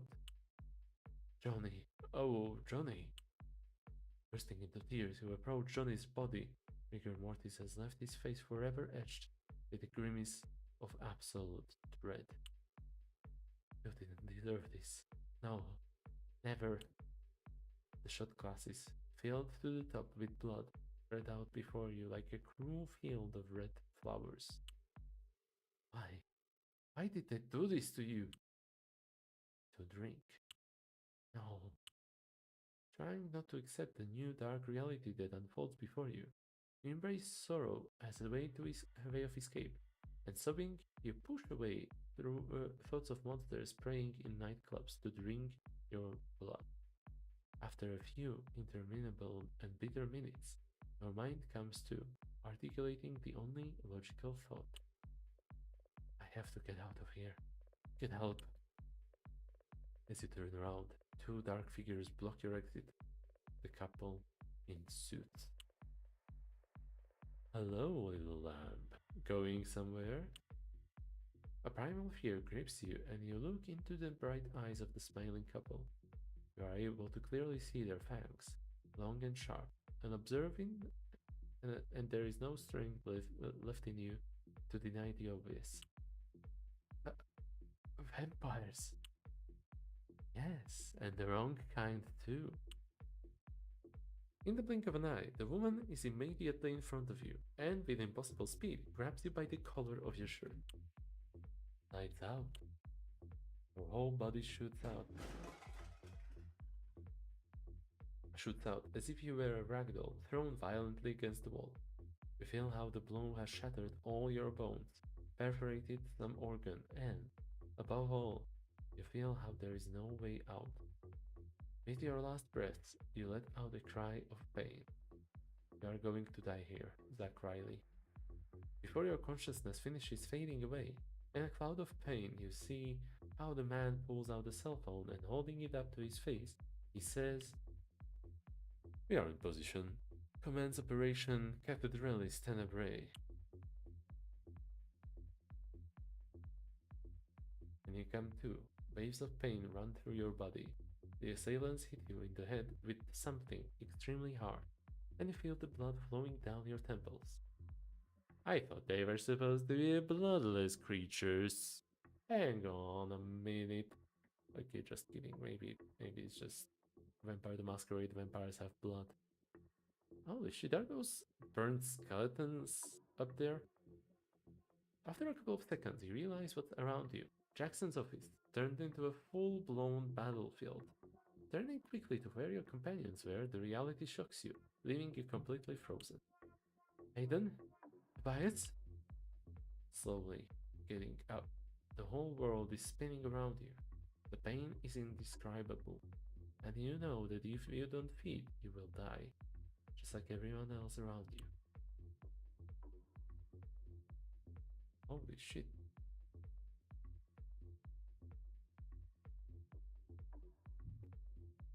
Literally bones and ashes. Aiden, Tobias. No.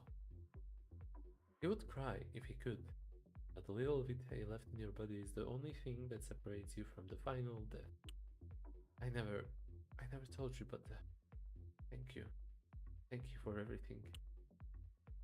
Saying goodbye was never your strong suit, but having to say goodbye to someone immortal is even more complicated. I swear, I will avenge you.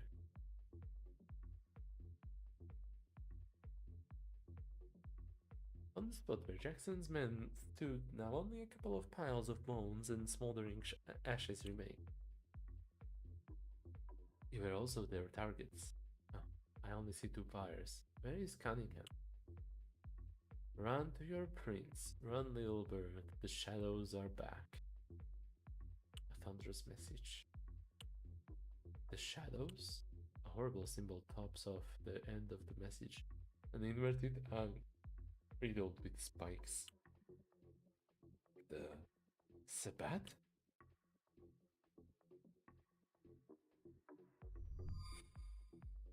Johnny's corpse still hangs from the ceiling, but he has been dead for so long that the blood scattered on the floor and pooled in the various vessels disgusts you to no end. As your weakened senses scan the room, you suddenly hear the faint beating of a dying heart, and following the sound, you locate its source, Zach Riley. Collapsed on the ground, over a pool of blood, lies Zach Riley, fighting against death, facing the odds. Feed. Zach. Feed. I. Feed. I am so sorry. Reaching for the man's neck, you sink your fangs into his jugular and drink with relish. Slowly, the blood sliding down your throat begins to heal you.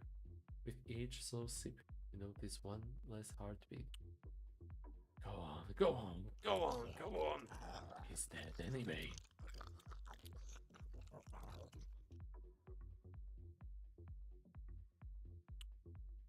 But you stop. Your body asks for more. The beast craves more, and yet you stop. Riley, Diane, no, don't want to die. And you don't want to see him die either. Something about this weak human has caught your attention all night long. Not his physical beauty, not his fashion sense, no, but something beyond that, something you almost thought was lost in our society. A willingness to sacrifice. Flooded with your regained strength, you bring your wrist into your mouth, and biting down hard, blood immediately gushes out abundantly. Drink, quickly.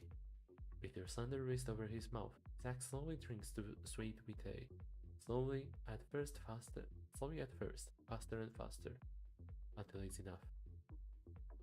Giving a tug, you separate your arm from the man, who still drenched in sweat and blood begins to heal, the effects of the vampiric blood coursing through his veins.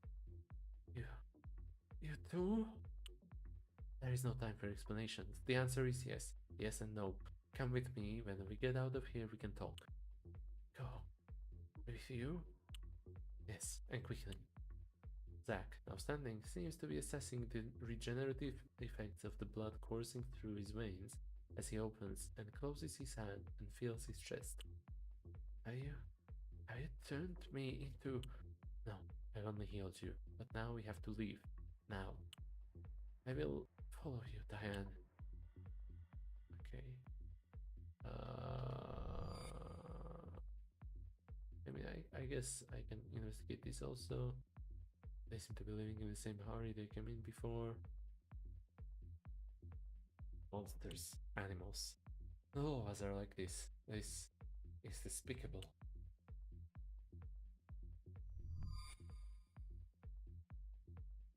We have to hurry. We have to hurry up. Completely closed, and in my current state, I cannot open it by force. Don't mind the signage. I'm sure over time, eventually, we'll find out what exactly it is supposed to be. Yeah, okay. Wait. Ah. Okay. Okay, I guess I'm not supposed to stall much longer. Although I could go through here. In a corner, cold and forsaken, the young bartender is rapidly bleeding to death. Several wounds furrow her arms and legs, and a terrible bite on her neck seems to be the main culprit. Diane, she's still alive. In a terrible attempt to speak, the waitress only manages to cough up blood all over her shirt, her skin growing whiter and whiter. Zack, no, I can't help her. I don't have enough strength. What? Come on, we've got to help her. Diane, quick! Diane, grief grips you, appreciating human mortality so closely. Zack, on the verge of tears, embraces the almost lifeless body of the bartender, a complete stranger to him, as he implores you to save her life. But you yourself have almost no strength to save your own life. Feeding Riley was more costly than you had anticipated. Zack, we have to go. No, we have to help her, Diane. We have to. Zack, Zack, come on. She's gone. We must run, Zack. Run as a wind. Run like a wind. Run as fast as you can. What? What?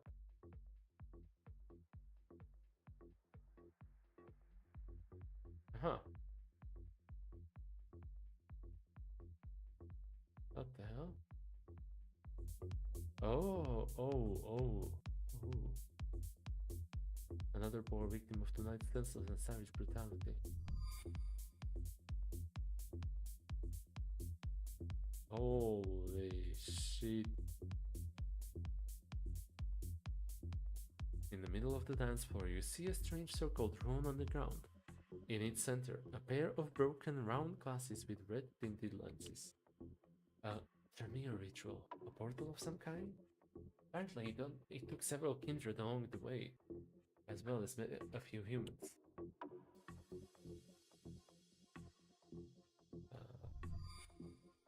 Huh.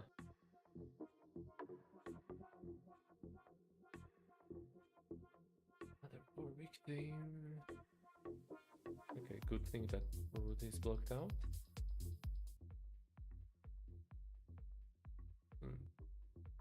I wanted to check the computer room, but I guess that's not important. When he finally set foot outside, the Heartless, where the carnage took place, when he finally set the foot outside the Heartless, where the carnage took place, the cold rain greets you mercilessly. Diane, we have to get help. Call the police? Don't worry, they'll be around. But they're not going to help us as much as others. Others? I'm so sorry, Zack. I really am, but they're coming with me. Suddenly, Zack's breathing becomes even more irregular. Why? Why are you sorry? Because your life as you knew it comes to an end tonight, and it's all my fault. But I would have died without your help, and now you wouldn't be involved in any of this. There are nights when I really wish I had nothing to do with any of this, but biting your lip, you stifle those useless feelings that you've been clutching in your chest since you were human. You have to go back to my sire, Gabriel. He will know what to do next. Your sire? Yes, the one who turned me. My father, if you want to hear it in closer terms. But you have to go now. I'll follow you. Zack, really, this is going to be very hard to hear, but you can't go back to your old life. Do you understand me? No, I don't understand you, but I would follow you to death. You know it's not real. You know it's the effect of your Toreador vitae coursing through his veins. You know that when it wears off, he'll try to abandon you, like so many others. And yet, you can't help a painful smile. Cursed be the dreams and the hopes, cursed be all those who try to destroy them likewise. Aiden, Tobias. With one last thought, you approach Zack, and placing a kiss on his lips, you whisper in his ear, "Let's go, love." And leaning on each other, they make their way toward the end of the night, in search of Gabriel, Toreador Primogen, and Diane's sire. And so it begins. Thus it ends. I think we are talking about very different things. Think? You don't think. You know. AB. Tell me, old friend. Are they really so different? Oh, of course. The rook will fall, no doubt. But it is the pawn that will really show the quality of the game. I challenge that. The pawn will find its true side. That's something we won't even be able to decide for himself. He is getting late. The sun will be upon us. We'll be up soon. Good luck, Abyss Walker. I'm sure we'll see you in the future. If not as allies, you won't see us coming, Hatter. Nice. That was neat.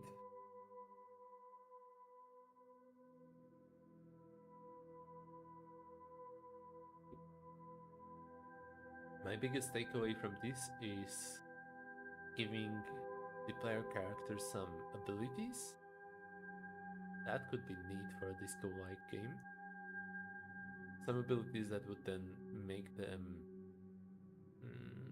perceive the world differently, make the NPCs act differently towards them, and so on.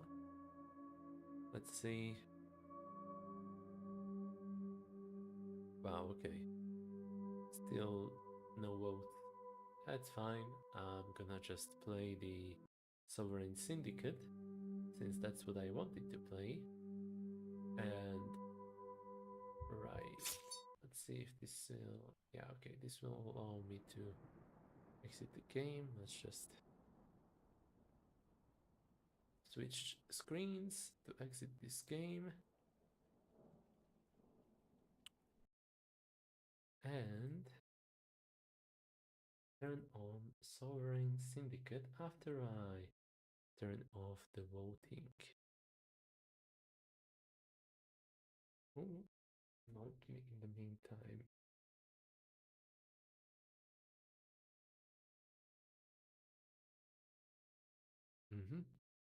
Okay.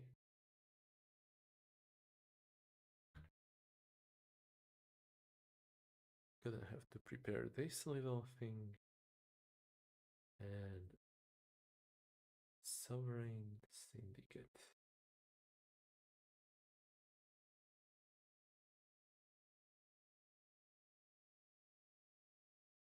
Hopefully it's gonna start on the proper screen.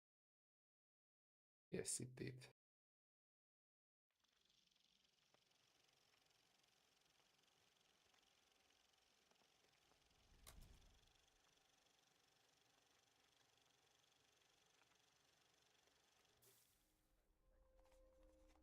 Alright. Discover a world of magic and steam technology. An alternate London where mythical creatures coexist with humans. Explore the city's East End and get to know its inhabitants. There are powerful figures here with enough wealth and station to bend the city to their will. But be careful. The Docklands aren't for the faint of heart.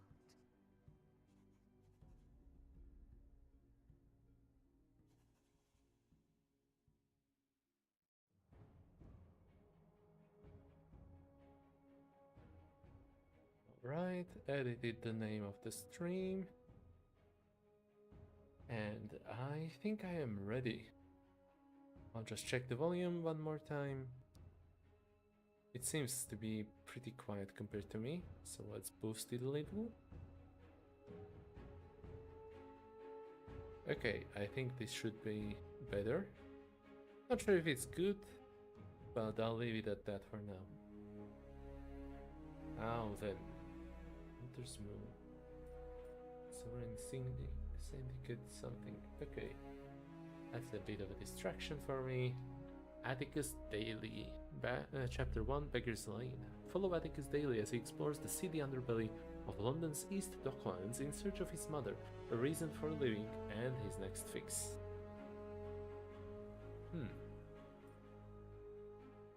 Now, archetype selection. Atticus is a prisoner to the voices in his mind, giving in to his voices, surrendering to his urges, or being forced to reflect on a life gone wrong. Which voice speaks the loudest? Animal instinct. starting attributes, animal instinct, spryness, wit. Do I get explanations? Well, I do. That's good. That's well done. Let me just search this. Some of your gut feelings, urges to indulge, and efforts to survive. Mayhem, brawling, and blackout, chin pinches. Damn the consequences and let the fisticuffs do the drawing. Spryness is in favor of sizing up a situation first. Be wary of rushing in before you know it of other people's intentions. Leverage your street smarts for lockpicking, pickpocketing, stealth, and deception. I like the sound of that. Wait relies on fact and cerebral labor to make sense of the world. Tap into your intelligence and learn from your past experiences. An informed mind sheds light on London's troubled past. Major Arcana sharing and trait intimidating. You can assert yourself without lifting a finger. Blaming his fiery temper on his Minotaur blood, he embraces intimidation in combat, swearing he has a handle of his vices. Spryness. Wait. Oh, okay, so this is like top 3. Okay, so these are all 4 stats. You will get a +0 in one of them automatically. Chariot, Star, Hermit, and the High Priestess. Intimidating, Charlatan, Self-reliant, Illusionist. You've trained in magic to make others see what isn't there. Ooh. Oh, but it's really low on spryness. He grew up in a crowded orphanage, using illusory magic to disguise himself as a human. He moderates his urges and keeps a cool head. Self-discipline favors restraint. Wit relies on fact and cerebral labor to make sense of the world. Tap into your intelligence and learn from your past experiences. An informed mind sheds light on London's troubled surfaces. I think I will go for spryness. Yeah, the animal instinct is still fairly high, self-discipline is there, and wit, I mean, wit could be fine, but I don't want to prioritize it every single time. Stealth and deceit are second nature, as you fool the world of London with your cunning and subterfuge. As a magician, he is trained in escape tricks and sleight of hand. He is light-footed and nimble for a Minotaur. Hell yeah, sneaky man, and also still pretty strong. I wonder how exactly the core resolution will work, and let's check the weight also. Weight, self-discipline, yeah, okay. So spryness is first here, second here, third here, and not at all here. So I'm gonna go with this. Magician. That's what the top hat is for. Man is least himself when he takes his own person. Give him a mask and he will tell you the truth. A dark shape looms over you. Against the guttering lamplight, the dark shadowed form hovers unsteadily like a cutout in a magic lantern. You can't be sure whether it's a real, living thing or another grim manifestation from your week-long bender, which at first blush you will appear to have survived. Or is this the face of death, come to claim you? In any case, the spectre seems to be in no hurry to move along. Painful memories prick your gin-addled brain. Now you recall why you're here. You chose this alleyway in London's East End to drown the last of your days in drink. Well, if this apparition isn't the angel of death, then even at suicide you have failed.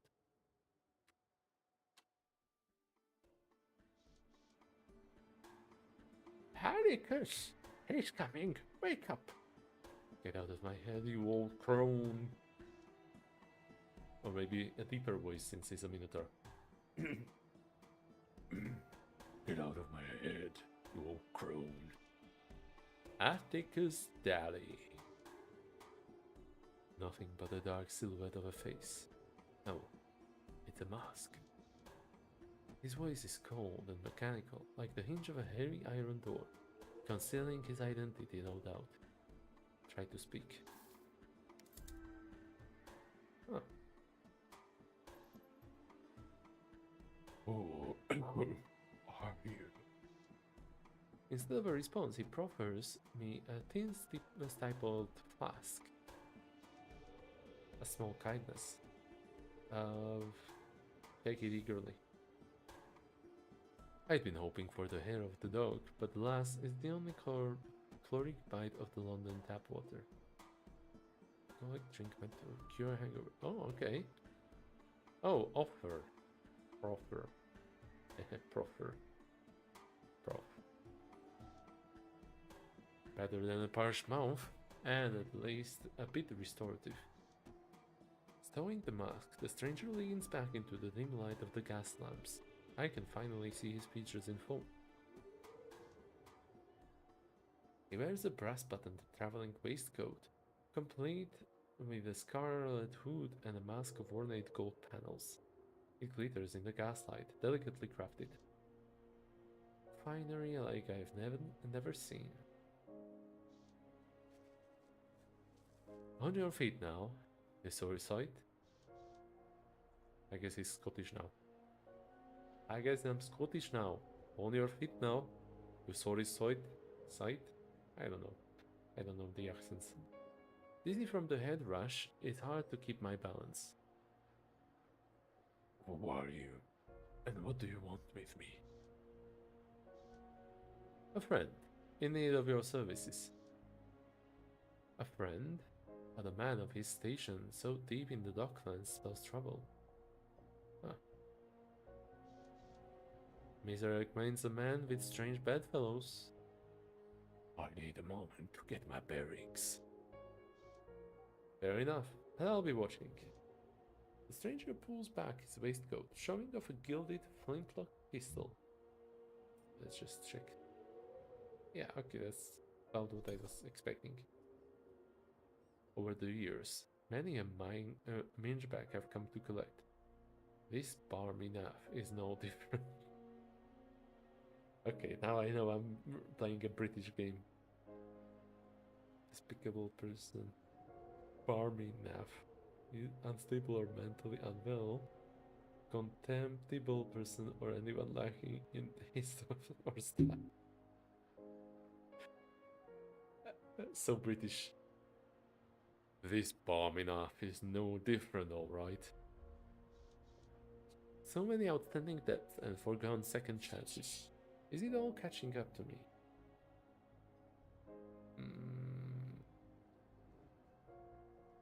No matter, let it be tonight then. Temperament. Temperament is a representation of your character's mental state. Progressing from desperate, wary, content, optimistic to hopeful. Your choices can change your character's temperament. Certain dialogue choices are only available based on your temperamental score. Okay, interesting. So I feel like this is more of a mood than temperament. Unless it happens really rarely. Continue.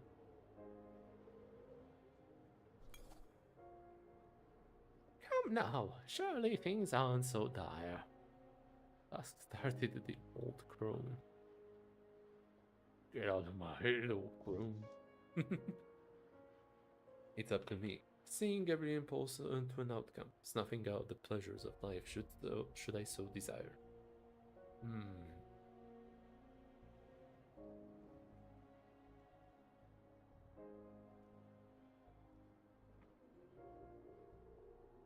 Can't hardly focus on pleasure in such a state. There are far too many voices in my head. You might escape the stranger behind that padlocked door. The voices, on the other hand, are another matter entirely. Damn. Areas of interest. Explore the world around you to discover helpful items on your journey. East London hides many secrets. As opposed to West London, which hides no secrets at all. Everything there is public. Press and hold the Highlight Hotspots button tab by default to highlight areas of interest. Ooh. Cane sword. First of all, I need to be armed. An evening cane concealing a steel blade in a cherry wood sheath. Below the brass figurehead is a band of crushed velvet. Velvet with an uneven, rain-coated lustrous surface, produced by either pressing the fabric in different directions or by mechanically twisting it while wet. Oh, crushed velvet. That's new. Battle scarred with a well-worn handle, and suitable in aristocratic circles. I'm gonna take it with me. I should really keep better track of my belongings, even on a gin bender. The Illustrated London News this week's edition. A fleet-footed journalist takes to the East End, underground and undercover. The hard-boiled scoop of the courtesan killer. Who's really behind the murders? And what is Scotland Yard still hiding from the public? Read on for the gory details. This story will boil your blood. Headquarters building of the Metropolitan Police, responsible for London's boroughs. I'm gonna ponder the news. My voices are at odds. When you choose one voice over another, this changes the balance of your humors. Over time, these voices become stronger. Ooh. Hazards of the job, I suppose. But it's a shame, no one deserves to die like that.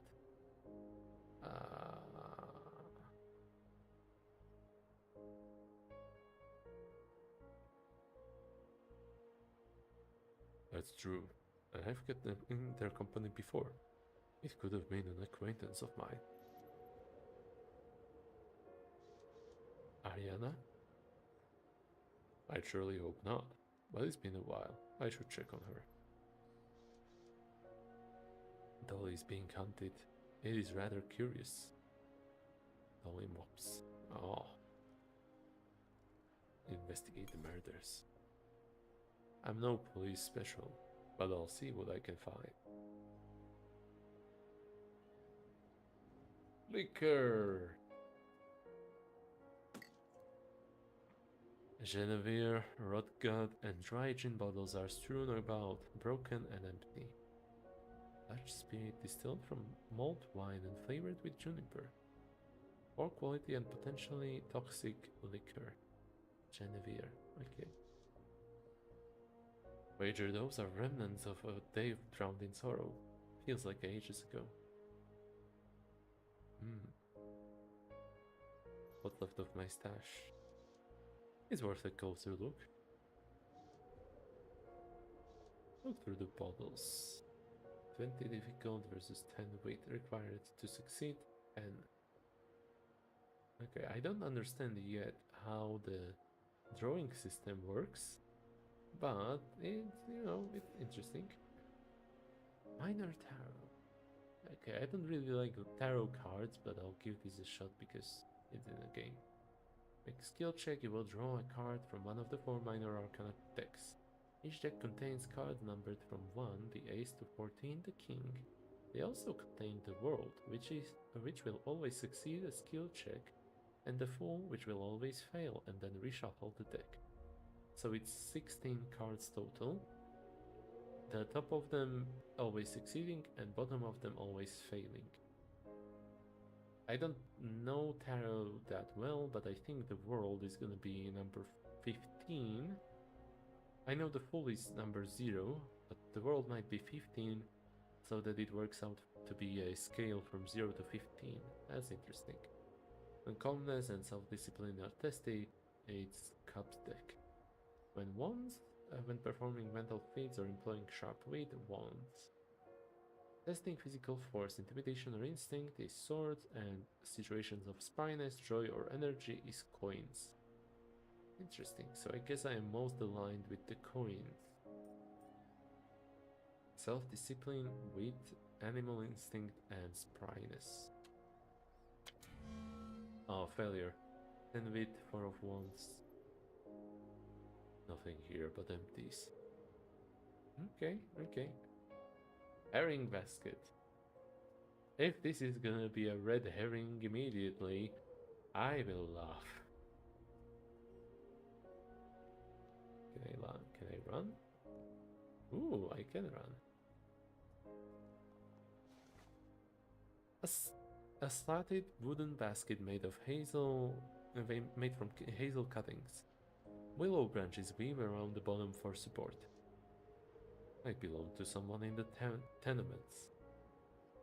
Individual plants usually in a poorer part of a city. Tenements. Interesting word. I can smell the rotting fish from here, several days past its prime. Maybe. Let's have a look.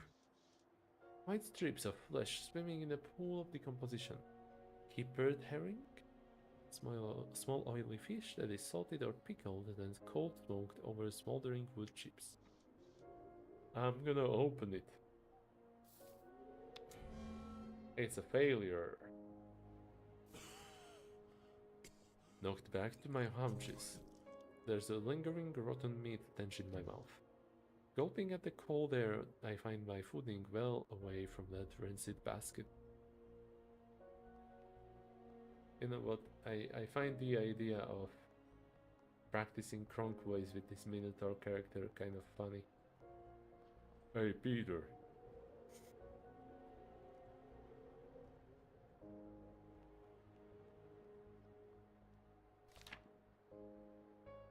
Julian Bertram O'Brien, orphans missing from Sacred Heart Orphanage. Small reward furnished upon any information leading to their safe return. Please have a heart for our poor children. The Sisters of the Sacred Heart, 22 Cherrywine Lane, East End, London. Alms accepted. I remember this place. But I'd rather not think about it. A brother and sister gone missing from where I was brought up.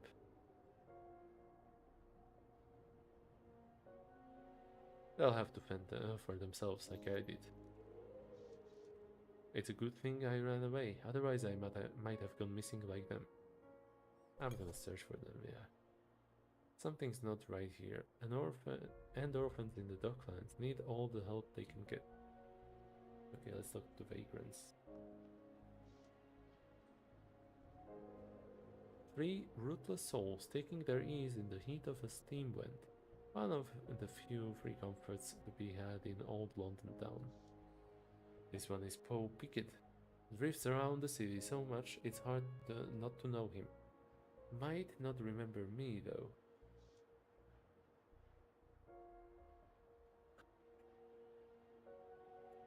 Balderman. Dash, that landlord. Bloody Meter refuses to fix the heat in my abode. Them mutton shunters cast me out on the bricks like frickin' an ant of a sleeve. The meter is covered. Mutton shunters, police officers. The unfortunate companions huddled for warmth, their tattered garments splashed with ale stains. These men are dusty, perpetually so.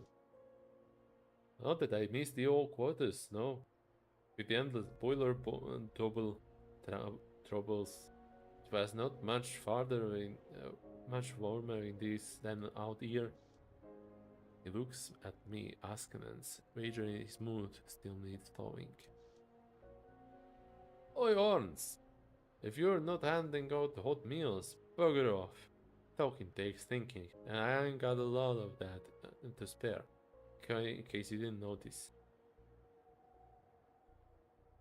Okay, Joe Pickett. His running animation is a little silly, but that's fine. Hey, Peter. I like that poster. That seems nice. Last night hard to recall. Bodily aches suggest they threw me out and around closing time. Mechanical odds and ends shimmering in the gaslight. Worth a little tin if you deal them to the engine man. Tin is gonna be money. Engine man is an engineer, okay. Might prove useful. Let's try the padlock, that's a bit obvious. I should have started with that maybe before leaving. heavy door that's blocking my escape from the stranger. There's an oxidized chain and a padlock over the hasp.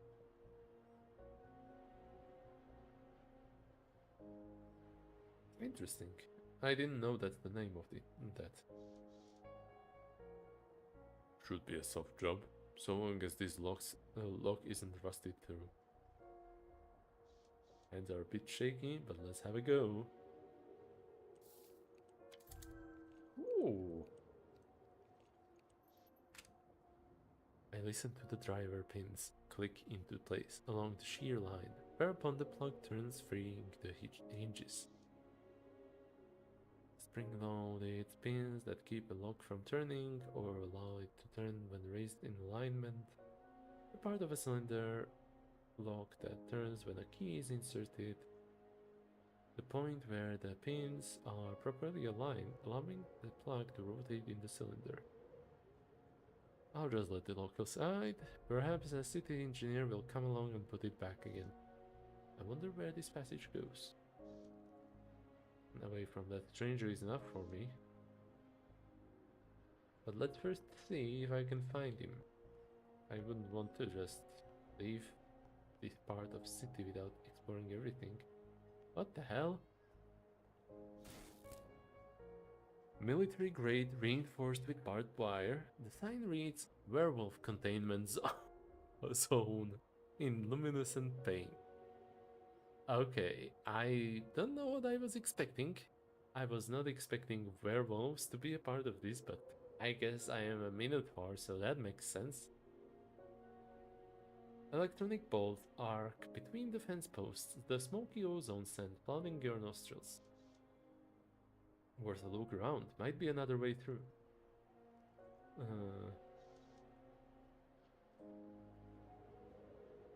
That would be pretty tough.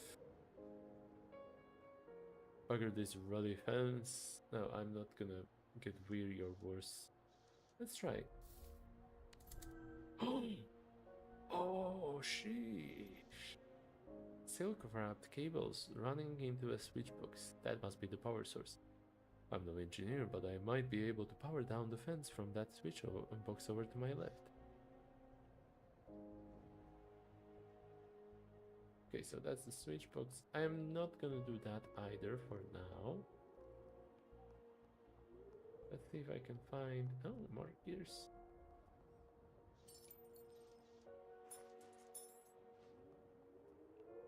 Overground station. It's the witching hour, so of course the trains aren't running. No escape from the stranger this way.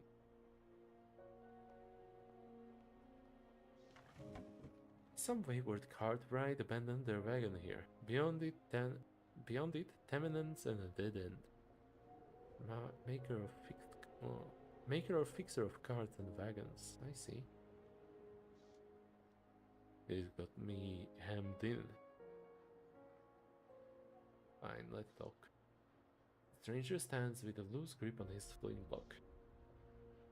Right then, you roadie side, let's get going. We'll need you batting on a full wicket. At full capacity. Oh, from a game of cricket. Shall I let him ragdoll me around East London? Not a chance. With my stature, I should get the best of him. Ooh. Still, it's a question of speed and dexterity. I take a big swing at him, but he dodges deftly, and so I make a pass at his handgun. But he swats me away like I was a child, -5 hope. You can shake me off. I'm not one of your deads. The soldier's cold and steely gaze. He must have seen combat. Scores of bodies, like I can't imagine. Whatever thoughts were crossing my mind are frozen in place. Like watching a busy intersection warp into slow motion and then hold entirely still. I cannot even think about what it means to think. Fine then. Fine then. I'll go along willingly. But if I am to meet my end, please spare me the pain of it. I'm glad we understand each other. Where are you taking me? is a success. Somewhere you'll be more comfortable. I'd rather not suffer any more than I have to. But at some point, you'll tell me what you're planning. There's no time for dawdling. Belland, he hasn't any conscience.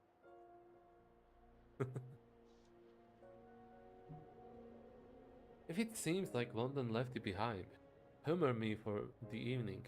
Otherwise, I'll deliver the bounty on your head, and I won't have wasted any time.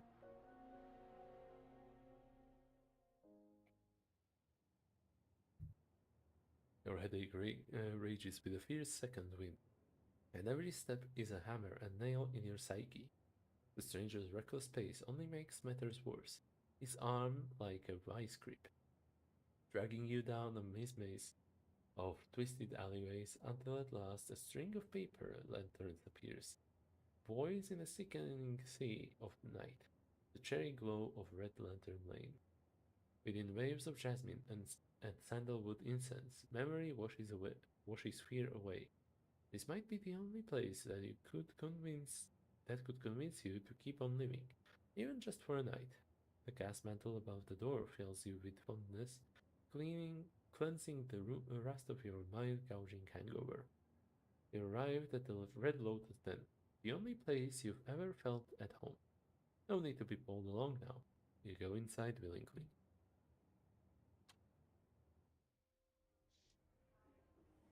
Happy now? Body aches, persistent nausea. From a physical standpoint, I'm barely holding it together. Allow me to rephrase. Have you ever been happy? Can't say that I have, but I've gotten close to it here. Withdrawals. They can model your head and make us weak. Don't worry. You'll feel better soon.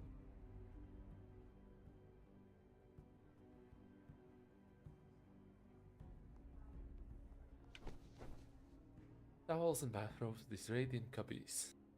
I could change into something more presentable here. But I pawned my extra finery to cover the last bender. No regrets.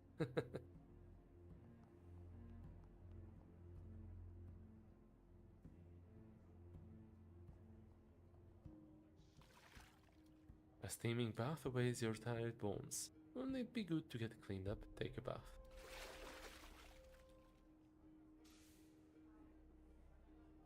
How about not smelling like vomit and cane rats? We shan't offend the ladies.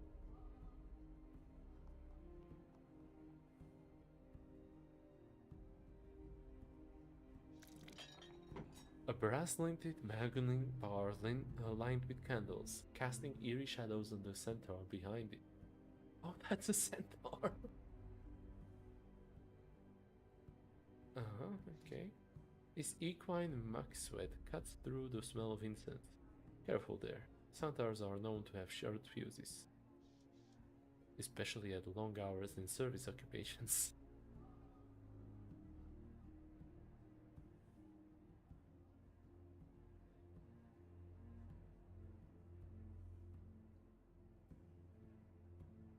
Let's do this for fun. Cantankerous creatures sure as soon up.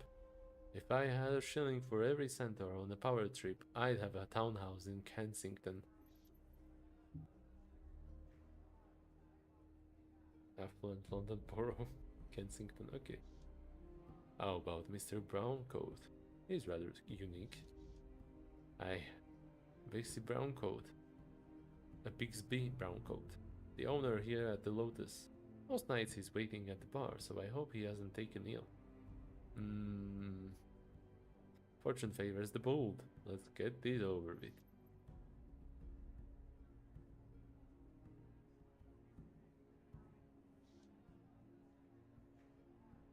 Let us not tarry. The sooner we ask for permission to enter the Lotus, the better. The centaur leaders, his misshapen chin a shelf for his cigarette, jutting from a jangle of bad teeth. Good evening, sir. We'd like to gain admittance. The Skelly ignores him and turns to me instead. Must say I'm impressed by his nerve.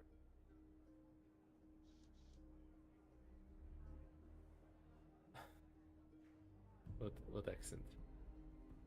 I hardly know how to even name my accents, which one is Scottish, Irish, or another. Like a cow pie speak. Cow pie speak. Looks like he's got some quarrel with yours truly. Slur for a minotaur. Ooh, cow pie. No quarrel. Just here for the Lotus. Is that so? We're here for the Lotus, nothing more. Not buying it. Why, this one's got a screwed up face. What's the matter, eh? Did somebody forget? Did somebody forget to mark out your stall this morning? I smile as condescendingly as possible. Something wrong with your sniffer, I speak? Need a pretty little ring through it, I heifer? Especially hateful slur for Minotaur. Ahem. We'd like a luxury booth, best in the house. The damage is done. He called me a heifer. That's quite a vocabulary, but it won't matter once Bigsby shows up. Bigsby, we'll see about that. He'll be making his round any minute. Oh shit. That's another centaur. Out trots Mr. Browncoat, surely come to see what the fuss is about. He wears a long-faced countenance, a gold pocket watch, and a lavender-tinted pince nez on his aquiline nose. Pair of glasses with a nose clip instead of earpieces. Okay. Despite his careful preening, the turbulence of a life lived in the margins shows on his face. Another voice. Hello. Aria here. I've not even started my round, and already there's a scuffle in the foyer.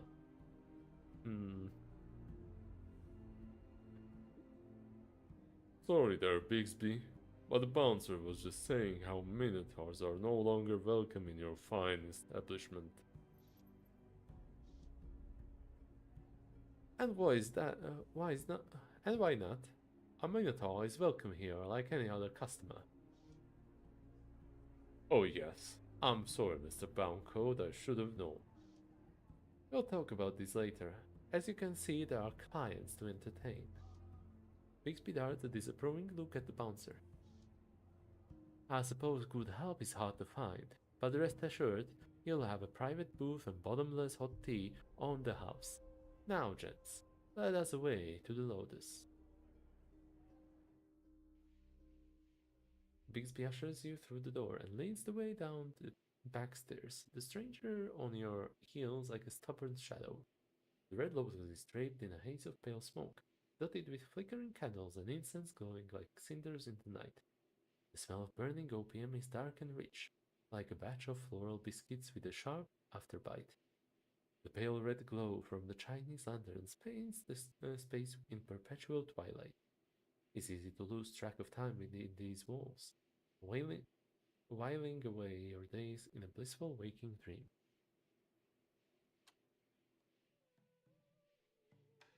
Okay, let's check these first. Murders. Got into the Red Lotus, got it. Missing orphans. Children are gone missing. The old Chrome, the chatter of my mind is enough by itself, and now there's a Chrome chiming in. What is she doing here, and how did she get in my head? Get out of my head! Gaining cane, concealing a steel blade in a cherry wood sheath. Okay, and I got 2 cogs. Cog. What's that gear clattering racket? A jet of steam cut through the quiet of the den. What's an automation doing here? It's not as if it can partake. If minotaurs are welcome, then why not Tin Willies.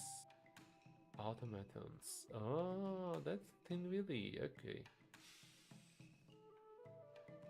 Sorry there. Didn't mean to startle you. Off it goes, heading for the private section. And where did that masked stranger get off to? Opiomaniac. A sleeping poppyhead is draped over a mattress in the corner, drooling idly onto his shirt. Recreational opium user. Fancy that. An errand wallet is poking up out of the corner of his slacks. It yearns to be free. He's raced right over it, though. This'll be a risky lift. Yeah, let's do it. Easy, easy. Wait, what's that in the crack behind him? To clarify the rule, one needs to be clear about posterior clefts. Space between a bed and a wall. It's much easier to get to for one thing. A whole damn pound. What did this tosser even intend to do with this? Perhaps he meant to get himself some teeth or a monocle.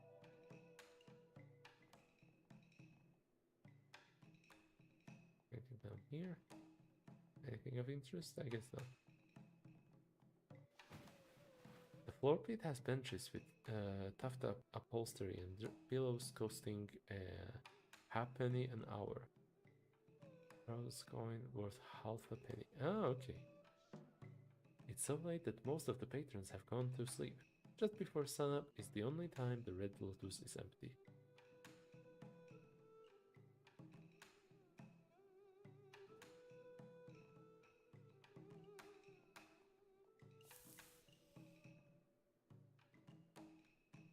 Sticks of heat incense wafted in the air, always burning no matter the flow of customers. What's this about? No need to pinch pennies tonight.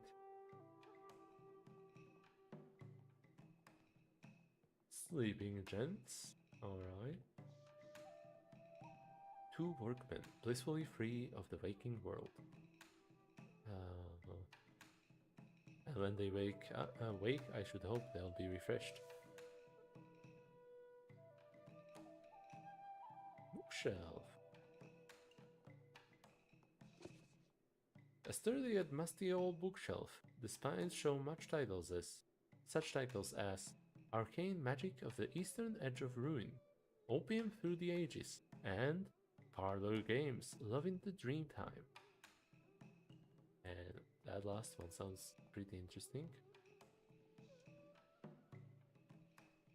Evening, stranger. The dwarf has a warm and amiable look, with a set of crystal blue eyes, sharply intelligent, and a red mustache that is so full it could crawl off his face and build a cocoon. His left arm and leg are both mechanized, and judging by his steam-powered backpack, the augmentations don't stop there. How do you do?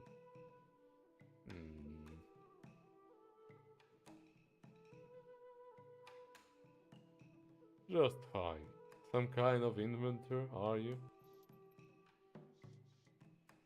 Aye. Name's Theodore Redgrave, Brotherhood of Boffins. But call me Teddy. Most people do. Your automaton, has it got a name? His here is Otto. Perfectly friendly he is, if a little odd. Stands to reason. Stands to reason. So who among us isn't a little odd? What the heck? Okay, Boffins. First technical experts of a skill considered to be complex, arcane, and difficult. Makes sense, Truth if I've heard it. What can I call you, sir? Atticus Daly.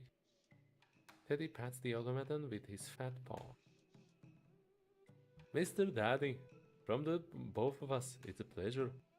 Otto's gonna need some tweaks before the brawls, but we'll have him fit as a fiddle by then. Otto's a brawler, eh? So far he's only watched from the sidelines, but someday he'll fight with the other battle traps. Ah, battle contraptions. No mention from the automaton, of course, but one can't help but wonder how it feels about all this. See, I'm a hunter of fell beast and monster. After the werewolf fights, those outlaw wretches are all tattered malleon. Oh shit, I clicked accidentally. Tattered malleons, much easier to take in for a bounty. Only 3 days here, the moon is full-bellied. Better have a good mind to who you're betting on. Terribly evil or deadly. Beat up and worn out, tattered malleon. Here before, okay. Only 3 days before the moon is full. That's quite an occupation. Must never be a dull moment. That's true. I just knew you were a man of culture. And that's on top of having the kind of stature I look for in a cove eager to be on my docket while partaking in pit fights. A fetching offer. A fetching offer. Though I don't want to commit just yet.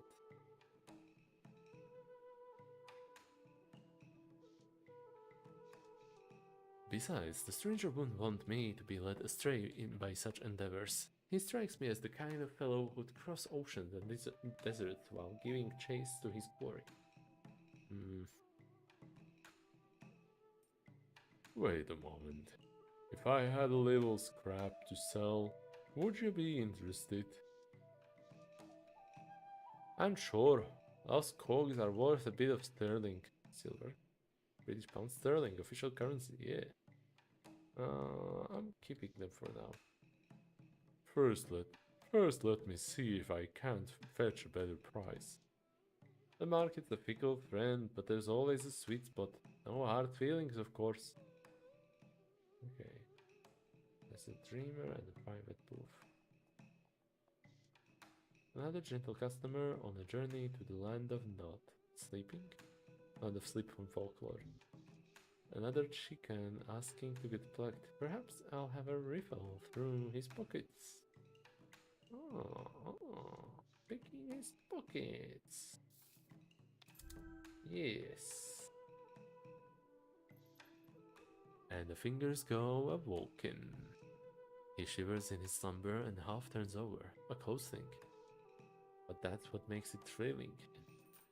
About 5 shillings I fished out of his billfold. Not bad for a minute's work. Lattice wooden screens and high-backed seating provide some comfort and privacy for those that can't afford it. The booths are made out of a luxurious calf leather. Oh no, that's probably unpleasant for a minotaur. Calf leather. My poor brothers and sisters skinned for a creature comfort. The leather is well oiled and plush with dimpled riveting. Delicate china and exclusive menus on the dens offering are available here for those of a more discerning taste. Dimpled riveting. I guess that's the diagonal pattern's name. Okay, that's good to know. Seems I'm in for a treat on account of the stranger's pocketbook, as fat as a Christmas goose. Let's show a little restraint. Still, I'd like to know what his motive is. Why invite me here?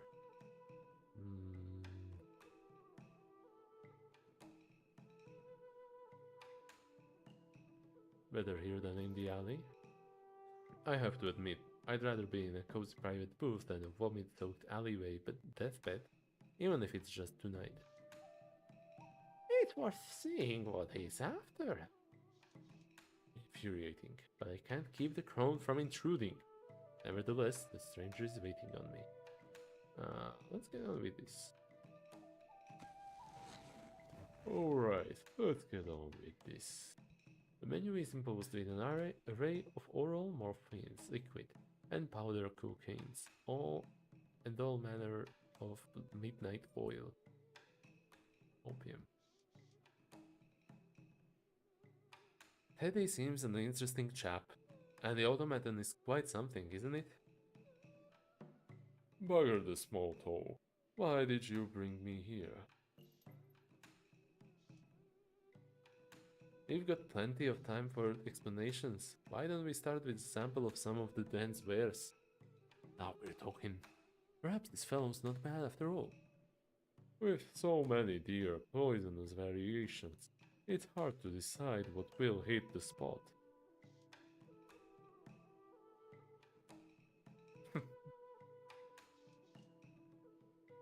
I must say, I'm impressed with your discretion. I would have thought just any fix would do.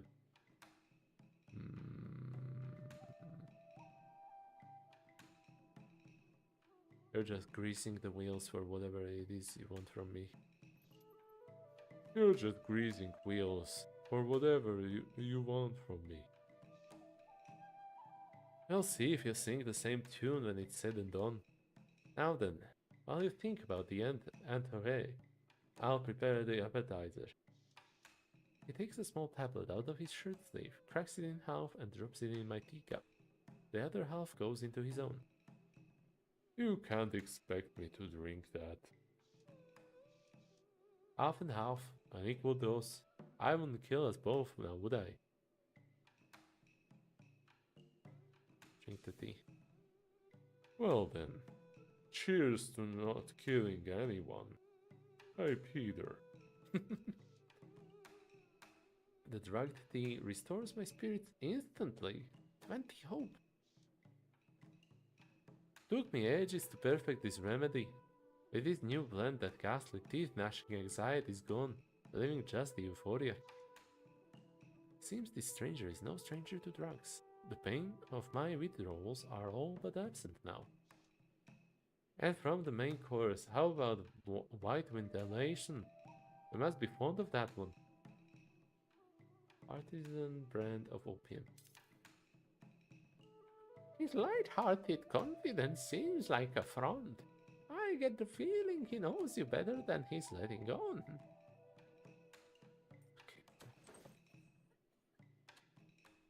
Okay, that's examined. Okay, that's updated. And the old crow.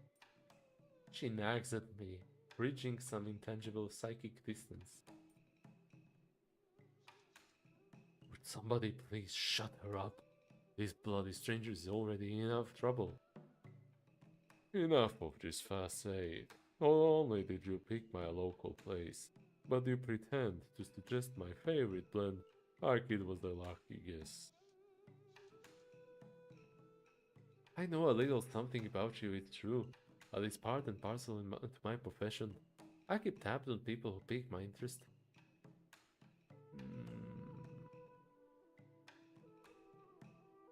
What's your profession exactly? I'd say I look after Her Majesty's interests with great vigor when they align with my own. At first his cryptic speech was luring, but now it's plainly an annoyance. How have you been tracking me? It wasn't all that difficult, you only have a few horns. On with it then. You've tried my patience long enough. Very well. I already know of your life as a roughneck and a panhandling mage. But what about before that? What about the Sacred Heart? Advised ruffian under illicit employ. Sacred Heart of Village where Atticus lived as a child before running away at 13. Cool. Pretend you've never heard of it. A very easy skill check. Huh. I wonder how the charlatan contributes to that. Oh, you have unlocked the Major Arcana card. There are 20 cards from the Major Arcana to unlock. Each Major Arcana card is unlockable only by a specific player character. Cards in the Major Arcana unlock specific personality traits. Once unlocked, you will be able to select dialogue options that require that trait. You can see which Major Tarot cards have been found in the Tarot panel.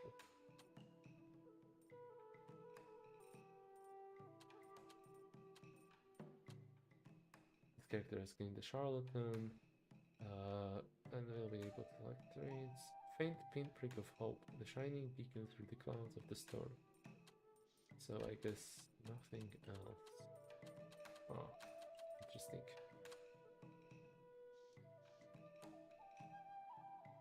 Sacred Heart? I don't know.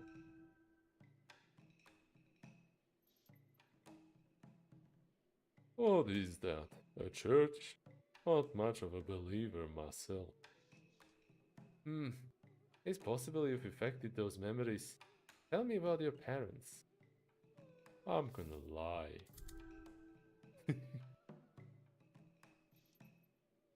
I don't remember my mother. Look here, if you insist on burying memories, then we'll need some white wind to dust the old bones. Isn't naughty better for leaving the past behind? Opium, oh. I was in a field medic in the Crimean War. Crime? Oh. Oh, okay. It's Emma, morphine, okay. I was in a field medic in the Crimean War. I know how much Miss Emma lets a man dream through an amputation, and how much it will bring an end to his misery. Let's hope this math is right. Something occurred at the Sacred Heart that you've forgotten. With the help of an opium dream, you might recall the details that will lead you to your mother. Lead me to the graveside, you mean? What would that accomplish? On the contrary, I believe she's alive. Her name came up on a ledger at Bethnal House. Private mental hospital in Bethnal Green. I've seen my share of swindlers, but this takes the cake. Just humor me for a moment. Matilda is of course her given name, but how about her family name? Yeah, surname.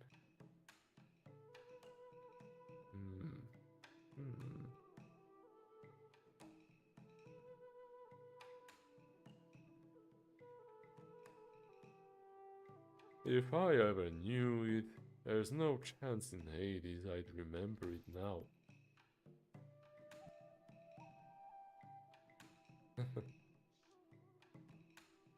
But if you could recall Matilda's family name, and it's on record at the orphanage and matches the ledger at Bethnal House, you could prove her identity at the hospital, and by claiming kinship, set her free. Blood relationship, okay. That means digging up memories of the Sacred Heart. Not exactly how I thought the night would unfold. I'm sure if my mother is alive, she's forgotten me.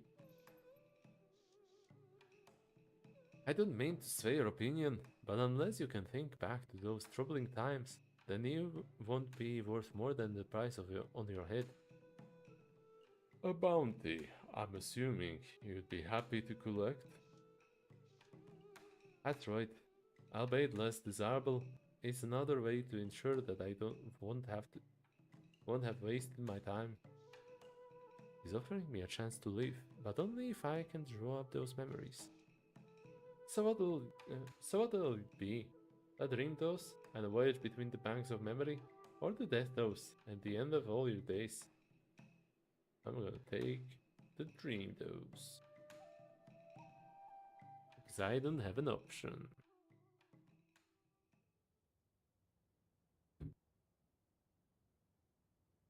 You take the stranger's offer, eager to lose touch with harsh reality, and for a chance to recall everything that could lead to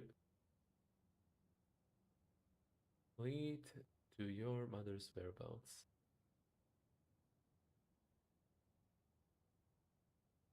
Shortly after drifting away from consciousness, you find yourself being enveloped by a miasma of repressed memories. The stranger's recent inquiries remind you of growing up in the Sacred Heart orphanage. Auntie Emma's warm embrace suddenly morphs into chilly restraint. as remembrances of dooryard scuffles with bellicose resurface. This place, it's surely a dream, but it's also all too familiar. You must find out what the stranger is seeking in your memories. Thanks, Bruno.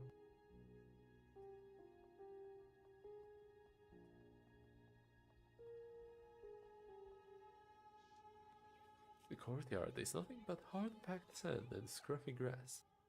Eloise watches over the children at play. By this time, you were big enough to give as good as you could, to give as good as you got, and the ones who wouldn't fight you insulted with abandon, not restraint. As the others adapted, I became more isolated. I often thought of running away. Atticus, you will be 12 years old in a week's time. There's something I need to tell you. What's the difference? I'm getting out of here as soon as I can. No, Atticus. Let's hear what she has to say. It's about your mother. I should have told you sooner, but I didn't know how. I'm sorry, Atticus. I wish I'd been more brave. At least you're telling me now, before I quit this place. The day you arrived, there was a ring wrapped up in your blankets. You're old enough to have it now, and your mother left this too. Alois hands me an old piece of parchment, note from my mother. Can you make out what it says?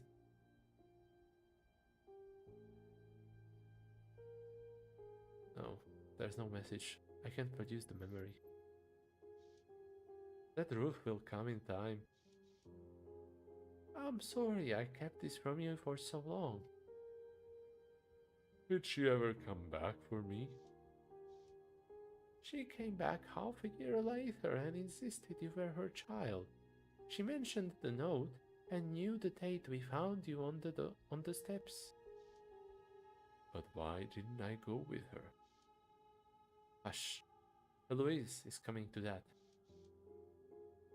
As your mother signed at the registry, a horse and buggy drew up outside, and there was a terrible shout as someone bowled over the sister at the door.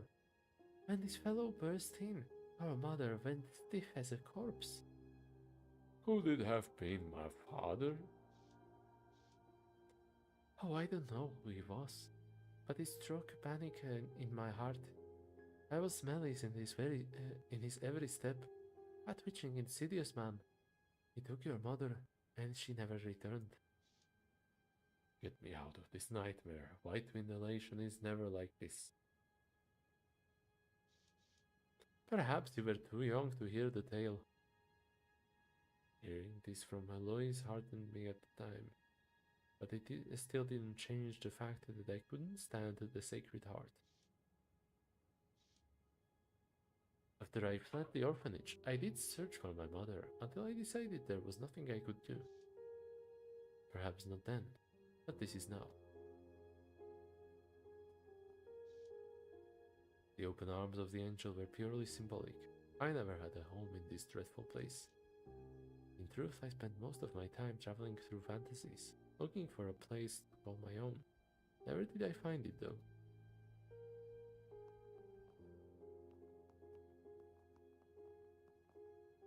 Anything this way? No. Oh boy, okay. The bits of colored chalk were the most sought after. It's too bad they were so often wasted on crude drawings. I say you've recovered from your latest round of fisticuffs. Anything to say for yourself? A fight, yeah.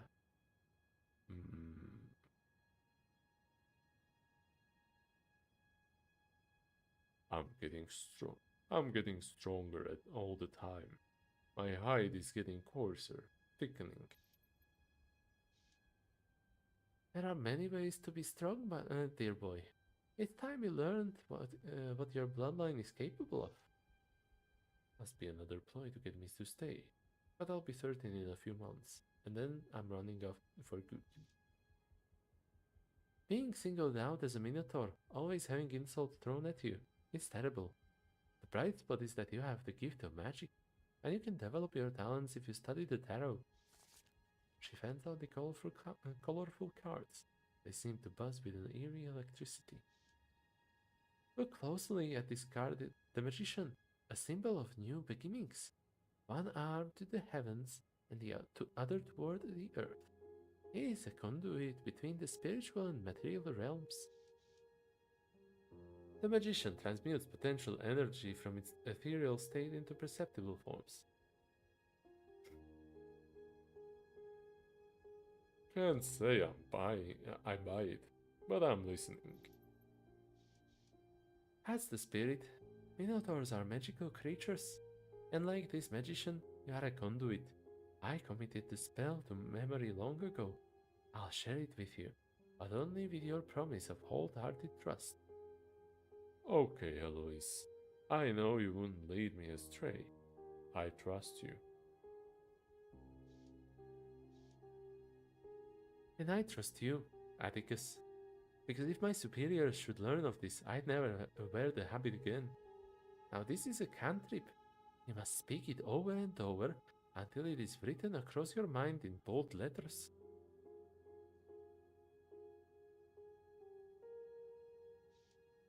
Her voice drops into a strange low whisper. Sight from fire, hearing from the aether, smell from the air and taste from the water, touch down to the earth in another form. Aristotle defined 5 senses: sight, smell, touch, taste, and hearing, corresponding to the elements of fire, air, water, earth, and aether. Huh? Huh. I think I understand, except for that bit about Aether.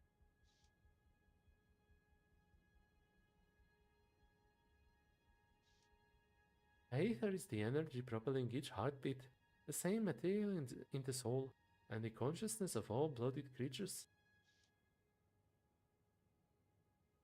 Those with proper training can channel Aether into the earthly sphere.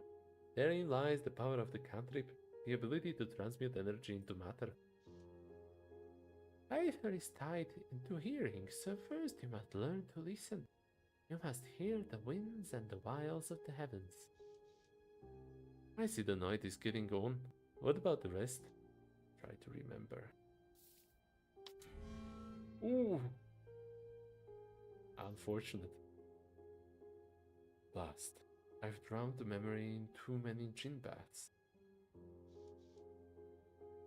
It's alright. You've repressed it. Is it time to wake up? I dare say I'm ready for this to be over.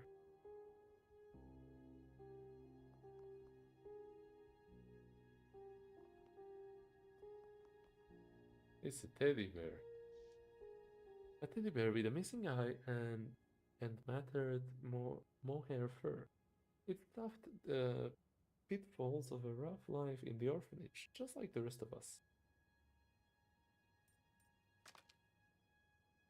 Okay, I did not get the magician, whichever one that is here.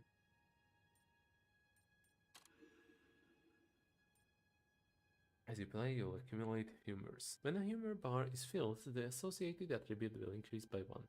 Each humor is related to an aspect of your being, and will increase the more you indulge or exercise that part of you. Okay, okay. Oh, there's also self-reflection. Huh. A deep voice within you, impartially observing your circumstances without giving direct advice. Self-reflection calls attention to the mistakes you are doomed to repeat if you fail to listen to it. Right down to the marrow, you identify as a man, your burly self attracts stares, and travel from the species Londoners. You bear a few tricks and spells up your sleeve. You're down on many things, including your luck and socioeconomic status. Your only debts in London's gangs seem to fill your pockets. Stealth and deceit are second nature as you fool the world of London with your cunning and subterfuge. Oh, okay.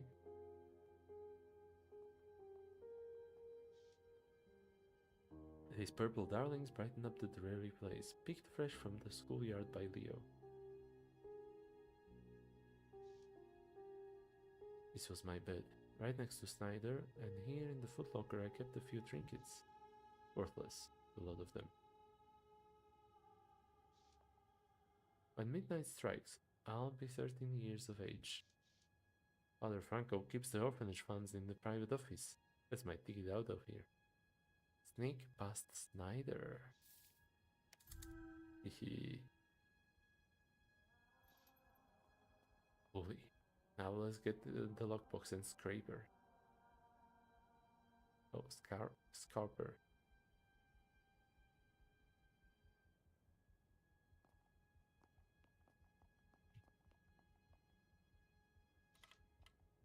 There's enough here to get me started on my own. Pay dirt. I'll put 100 leagues between me and the Sacred Heart. What was that? Sounded like it came from the hallway. The house is roused. I'd better make my exit. 20-foot drop from the second story, but I'd rather a twisted ankle than a date with the willow stitch.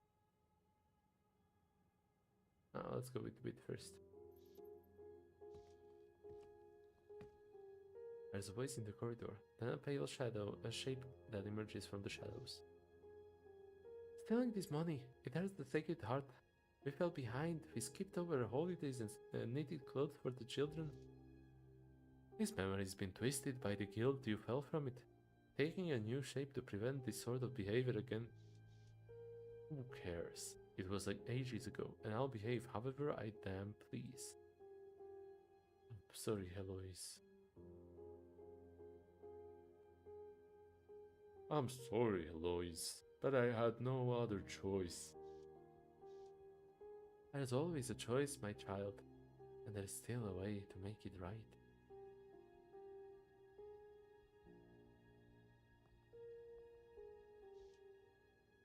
Normally I'd say that drifting into deep sleep would be a merciful release from reliving such memories. Yet something compels me to push on, to be put through the ringer, face that greatest of foes, myself.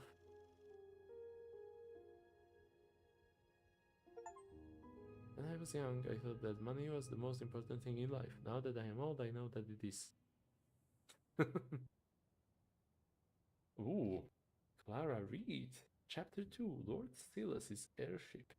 Navigate London as the sharp and savvy courtesan Clara Reed, before new crimes and the markings of her past catch up to her and tear her life apart. Okay, I am starting to notice a pattern, and it is a very interesting pattern to me. That is that Disco Elysium is pretty much the only disco-like game so far where you play only as one character all along, all throughout. Which is, it's not normal, it's fine. But Rue Valley had multiple characters, Heartless Lullaby had multiple characters, and now Sovereign Syndicate has multiple characters. Which I guess allows you to see the world through another person's eyes, literally. I think that's kind of cool. Might be worth experimenting with. Oh, archetype selection. Clara uses her sharp wit and tact to navigate the perils of London's upper class, but she's haunted by the choices of her past. Will she let those choices hold her back or search for a better future? Intuition, grace, intellect, tact. Nice. So she has completely different stats as well. I mean, makes sense that she wouldn't have animal instinct or spryness, but it's interesting. Her sharp intuition from a young age. one can rarely hope to survive or thrive in tenuous situations if they haven't learned to listen to their gut. Intuition, grace, intellect. The Emperor and trait stubborn. No. Determined, polymath, chameleon. Okay, so far, just based on the traits, I like the last two most. Let's see the grace quickly. Quick on her feet, quick with her hands, and quick to laugh. These are the tools that both disarmed most conflicts and left Clara with enough pep and verve to want to keep moving forward. Grace, intuition, tact. What is she missing then? I guess intellect in this case? In this case, she's missing the grace. This seems to be the most appealing, I guess. Yeah. Although, I don't know. I feel like. Hmm. Hmm. That's gonna be a tough choice. Hold on. Okay, let's see. Bookish and whip smart since childhood, she took comfort in spending long hours in pursuit of knowledge. A shield against the pressures of the world and a sword against those who sought to control her. Being a polymath could be neat, but I would be lacking grace, so definitely not intellect. Hmm. Intuition, stubborn. You never seem to stop, even if your aching mind and body implore you to do so.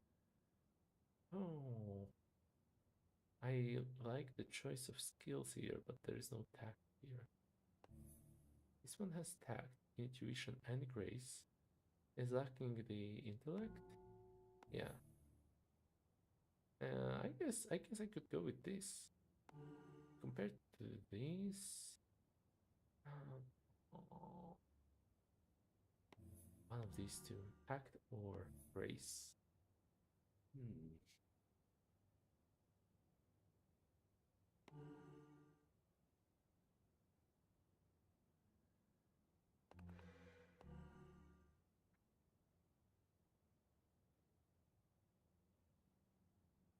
The thing that's putting me off this one is that it lacks intuition. Yeah.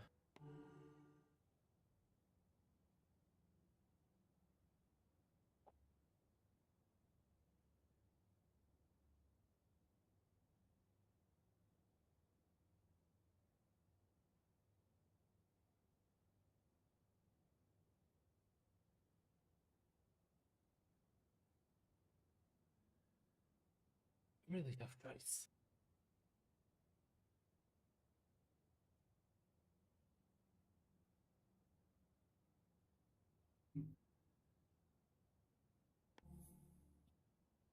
Okay, let's look at it this way. Atticus is already a charlatan, which is similar enough to Chameleon. Chameleon can blend in with social circus, yada yada yada. It's okay. I'm gonna go with Grace.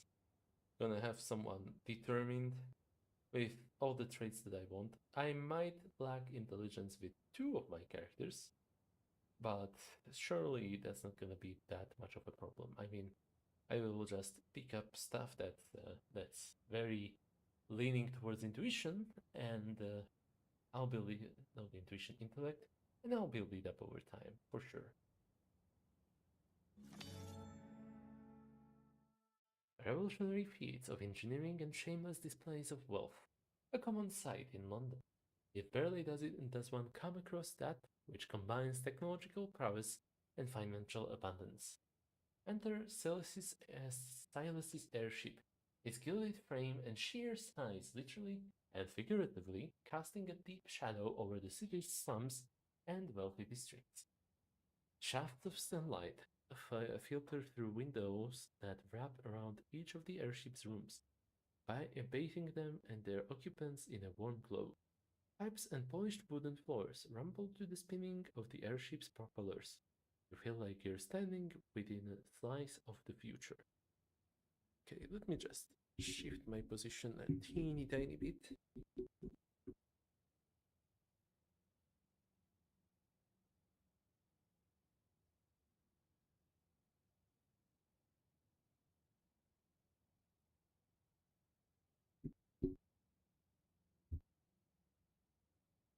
And let's continue.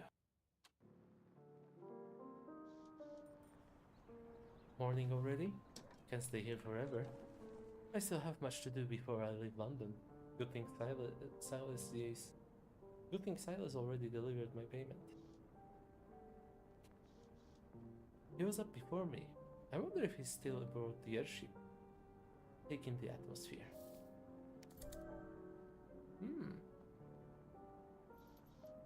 A gentle hiss of steam and the churning of metal gears. Silas is in the office, tinkering with some task or another.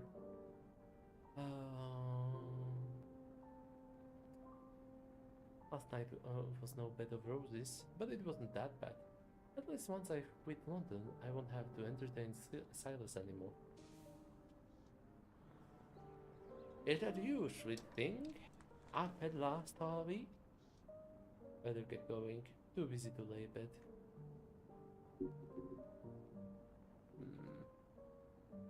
Oh, chiffonnier. Another night wearing this perfume will drive me mad. But Silas always gives bigger tips when I wear his gifts. Another dreadful night of one more day in London. I must choose the lesser evil, I suppose. One more night, then I can wash Silas and London off my back for good. Let's bring the microphone closer.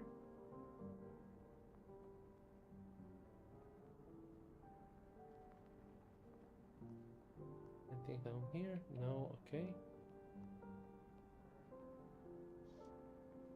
A small but carefully curated selection of wines and one bottle of good gin. Strangely distinct with the high society way, judging by the label, Silas named this brand of gin after his wife, perhaps as an attempt to make amends. If I fancied it for myself, now's the time the Cyclops is dead to the world. Take a furtive look at something. This will soothe the soul of mine or someone else's.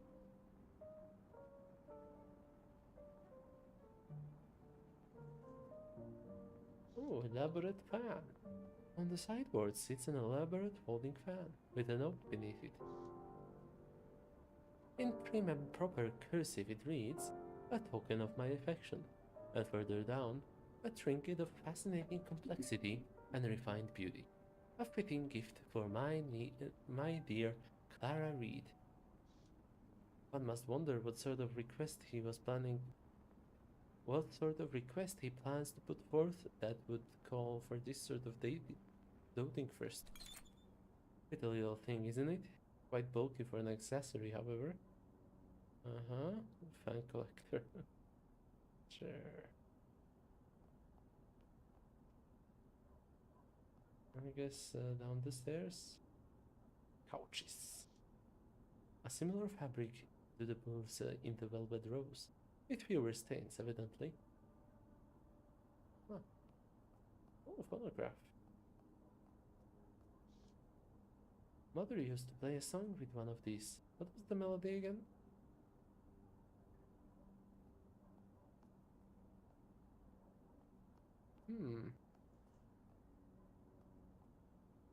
Am I in an airship? Okay, that's pretty awesome. Terracotta. Chipped amethyst. I wonder who stole the original.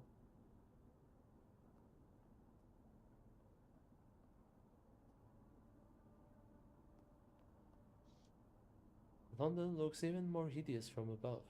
Soon I'll be free from it. This luggage set is less organized than mine back at the Royal Zoo. Like Tanner and Silas,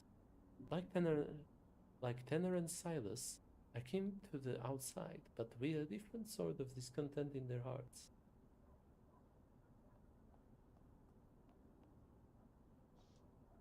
Surely crafted by a worker with meager pay, absolute precision left unnoticed by the wealthy. Oh, nice. A view from above. Silas brag. He's bragging a lot. Fancy a jaunt to St. James's for Finn and Hades? Scottish dish of salted and smoked haddock. I don't know which accent is Scottish. Fancy a John to St. James. No, that feels Irish. Fancy a John to St. James's for Finn and Haddies. Afraid not, my dove. I have a busy schedule today, and my employer at the Rose will be quite cross with me if I'm not in soon. It's early in the day. Zeus's beard, she runs a toy ship, then respectable. Is that Irish? Okay, think like Shrek. I think Shrek has a Scottish accent, right? It's early in the day. Zeus's beard, she runs a tight ship then. Respectable shops and taverns won't come unshuttered for ages yet. But the dollies are already breaking bread and scrubbing up for the day. Yeah, okay. No rest for the wicked, as they say. So it would seem.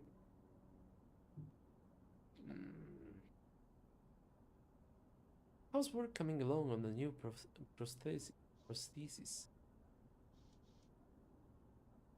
Wonderfully. Couldn't be happier with it. I can't wait for the public to see it. It will revolutionize the way work is done in our... What was that?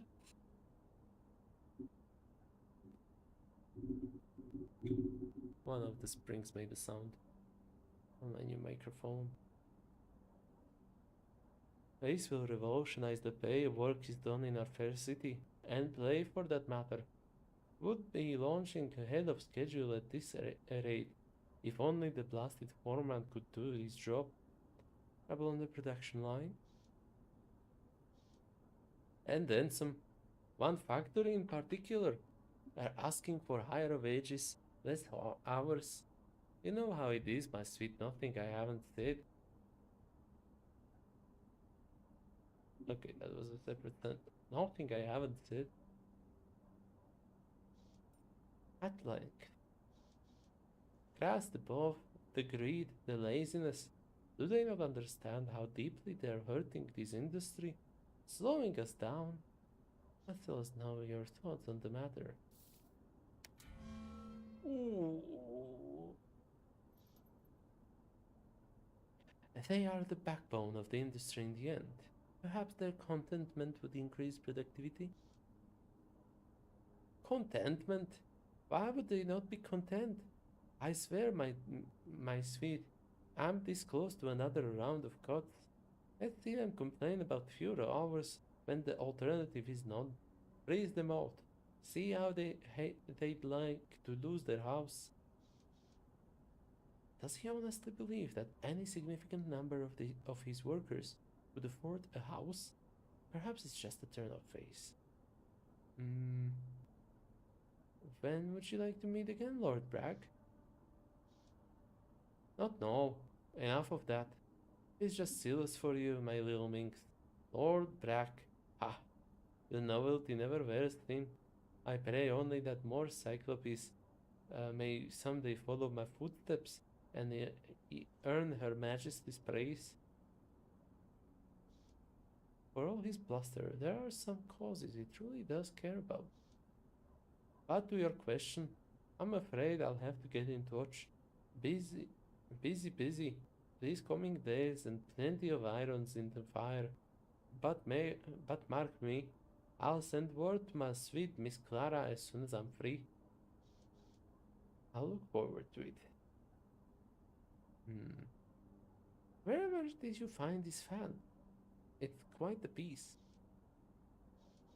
Ah, found my gift, eh? Lovely little bauble, isn't it? I know you've a bit of a collection, and I couldn't resist reading my favorite London dolly. Not too presumptuous, I hope. Not at all. I appreciate the gesture, Dove. Well, I'm sure you'll find a way to thank me the next we meet, right, my sweet? Sibelda? With you? Always. Nothing like waking up beside a lady as lovely as you in the buff. Take it? Yeah. You flatter me, your lordship. Flattery will get you everywhere. I know the look in those eyes. Best segue into something else. Regardless of how well Silas has already paid, I do have places to be. In whose eyes? His singular eye? He is a cycle. I'd best be off. It was wonderful as always. Don't be a stranger, my dove. Of course, man. Of course not, my dear. I'll be seeing you sooner rather than later, I think. Till then.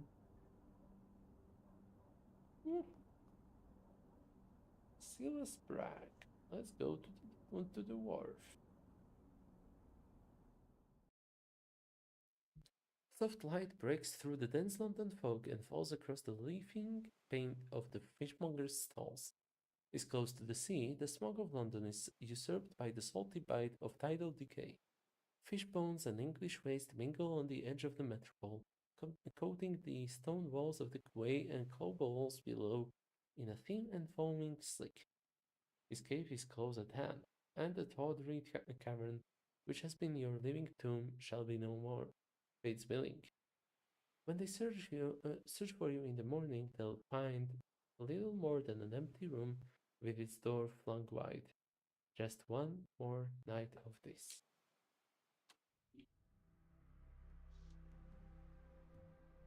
Ah, the nostalgic reek of London's ports. It's a fine day by London standards, quite nearly refreshing. Almost a pity to spend it bustling around making plans for my egress. Departure? Yeah, action of leaving a place. Um,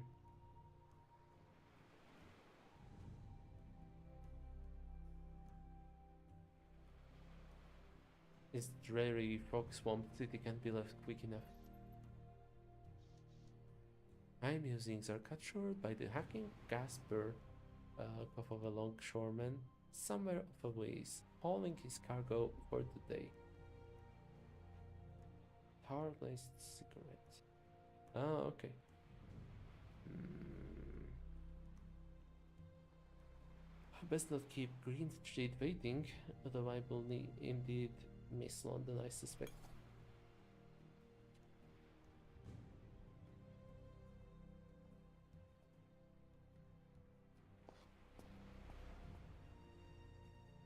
Oh, oh no. Okay, where do we start? A Raymond's nest, abandoned, no, ransacked, like by a rogue automaton pigeon while the nest's inhabitants were away. Ooh.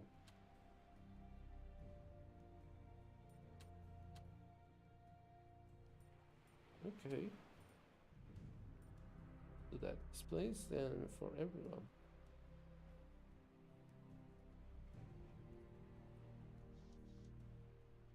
Oi there. I'll sway away from me too soon. Name's Glenn Forrester, Lieutenant in the Royal Navy. I'm gonna humor him. A Navy man? Navy man? I'm Clara Reed. It's a pleasure to be acquainted. That's right. Well, I'm retired to be precise. But the active service took me all over the Mediterranean. If you ever want a sea tale, I'm your man. But listen to your tale. I'll take a sea tale. Let's hear it then. This encounter took place upon Phrynacia, a rocky little island, barely worthy of a name, to the southwest of Sicily.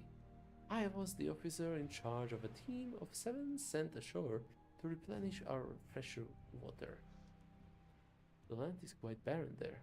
They must have been hardly pressed.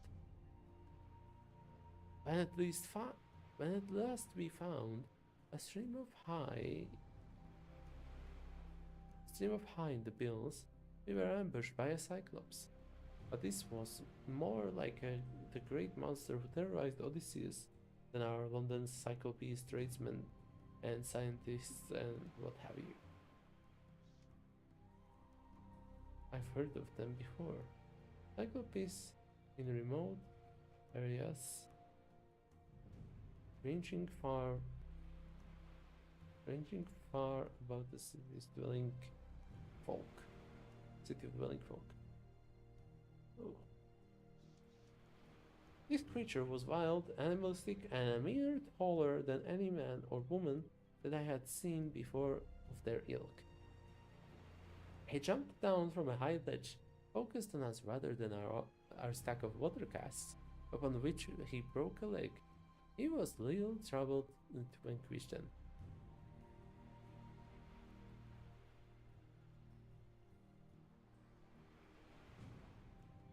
I'll keep listening. Saints above, I had feared some kind of disaster. At least you didn't lose any men. What troubles me about the ambush of Phrynacia is that from then on I've been consumed with anti-Cyclops prejudice. Bigotry runs rampant throughout London and the world. For that matter, at least he admits it. Logically, I know it is wrong to judge an entire species based on one harrowing event, so I strive to be conscious of these emotions, the better to counter them. I feel tired. This story made me tired.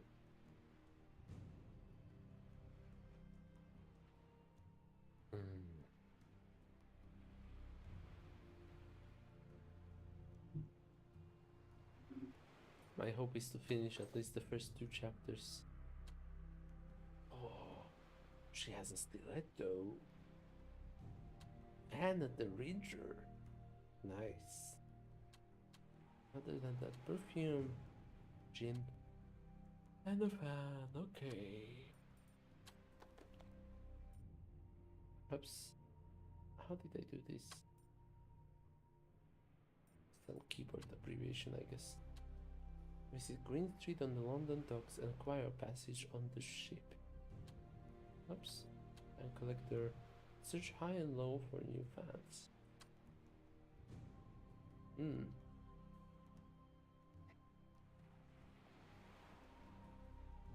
Prejudice can often get the better of us.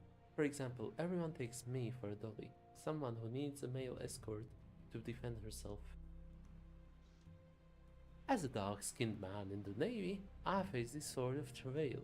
It was the work of many long years to achieve the rank of lieutenant, times in which I gave everything I had to my country. Poor fellow. His wooden leg is testament to that.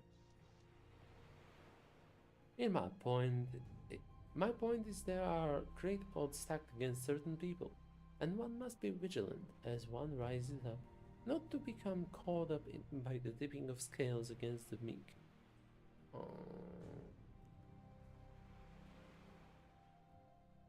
I was expecting a sea tale, and I got so much more. Thank you for this enlightening story, Glenn. Happy as I ever to share my side of things, and here's my way of saying thanks to lending me an ear. He passes me a bottle of brown liquor. A little something I picked up on the way of my seafaring adventures.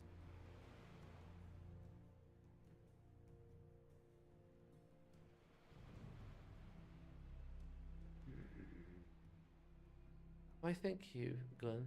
You shouldn't have. No trouble at all. I'm curious about something, Mr. Forrester. Now that you're retired, what do you fill the hours with? Well, I must admit, the pension isn't much to write home about, so I work a couple of side jobs. And what might those be? Sorry, Mrs. Reed, but I prefer my business affairs private, begging your pardon. Best not to press him. He's already grown nervous. Not to worry, Glenn. I'm not a nosy Nelly. Appreciate it, Miss Reed. Take care of yourself. Okay. Right. think I need to take a little break, at least a teeny tiny bit. And I'll be back soon. Wrong text. This is much better. Okay, I'll be back.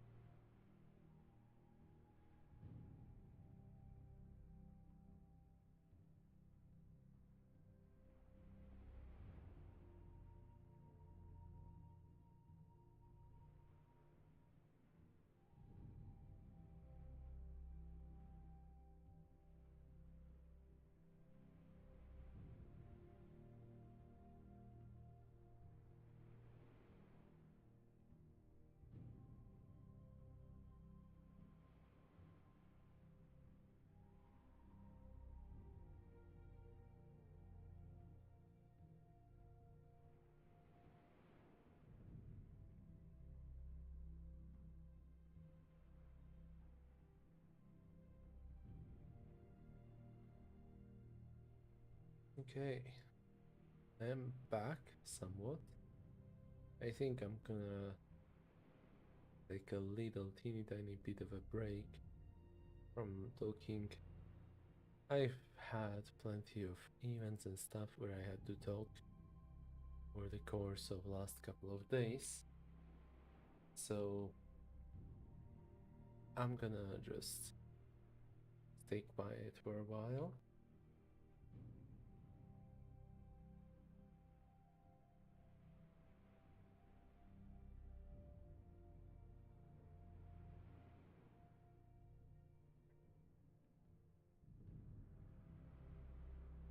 Let's try putting it here for now.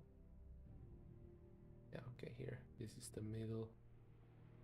Nicely aligned. Okay. If I'll feel like talking later on, I will turn on my microphone, but for now, this will be it. So I'll just play silently a little to let my vocal cords recover a little.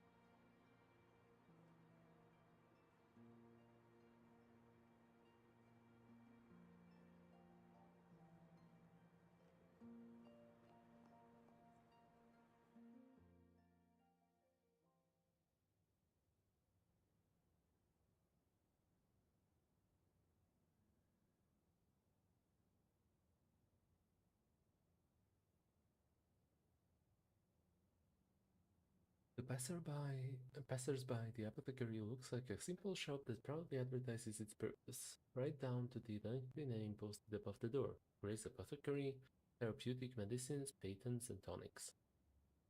But once inside, you realize the exterior facade was only a veil for an abundance of eccentric wares. Tonics, at-home medical devices, and all sorts of oddments litter the shelves. That the shop's dimly lit also strikes you as peculiar, but the Cyclops proprietor may have intended it that way, perhaps to preserve his goods for longer.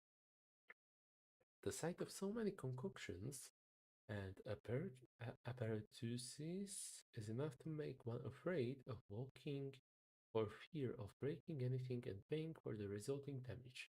Since the cave-dwelling Cyclopes evolved to see well in the dark, you'd best not hide any indiscretions from the proprietor.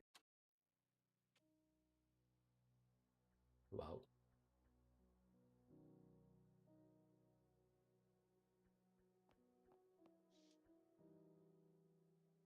More drawers than one would find in an aristocrat bedroom, vanity, or behind the hotel's front desk.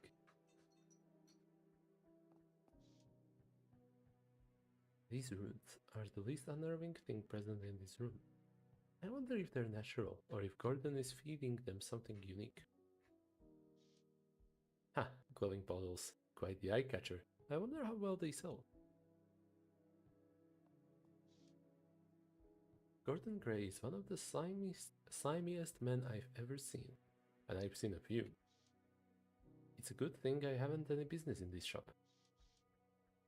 Good morning, miss. Is there anything I can get for you? Yeah, okay, that was a fitting accent. Good morning, miss. Is there anything I can get for you? I'm looking for something for a friend. Do you have a medicine that promotes growth in a person? Height, I mean? I've got this bottle of Greeley's. The label promises to make a person taller. Not one of my better sellers, so I'll let you have it for 3 pence. I'm gonna buy it. Thank you. Happy to be of service. Anything else? Not at the moment, but thank you.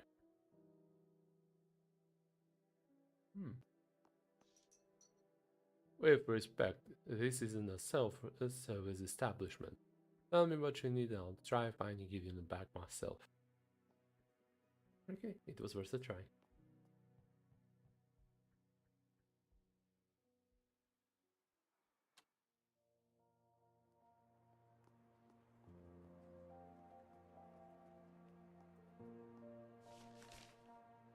Do I actually want to subject myself to reading such a downer? It's not.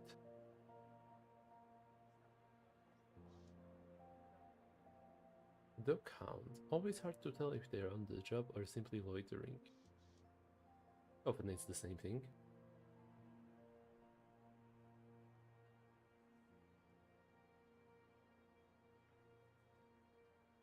Look at that, a dog hound in the wild. They're sisters of a sort, you know. I'm Clara. I used to run with the bullfrogs.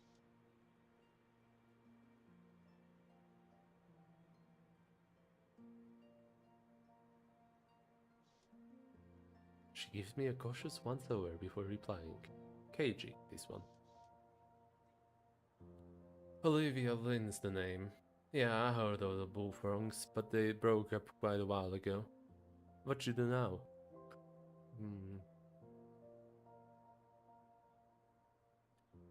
I'm trying to raise enough dosh to get out of London for good. That sounds rather appealing to me. Are you still in the business? Tell her what you're about.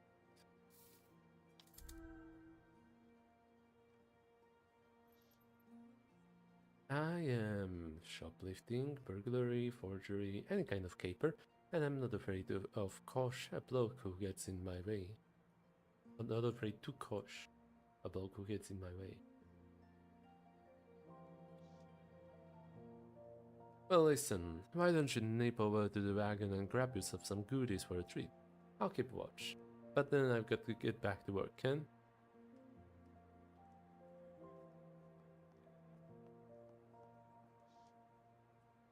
Quite the bounty of wives.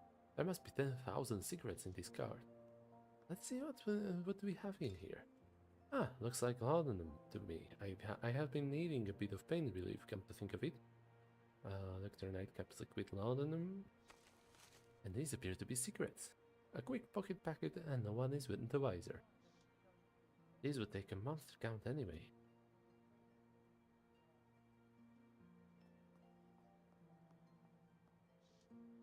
Oliver remains focused on the street as though I weren't even here.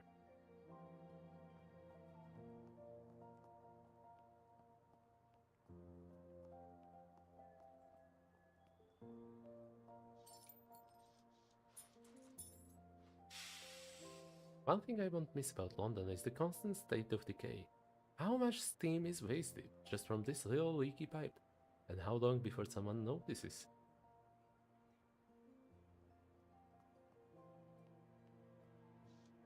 To settle down or to live a vagabond's life post-crossing?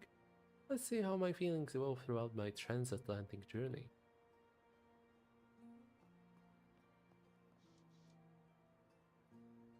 I believe this path will take me to the fashion district, like I desperately need to spruce my appearance up.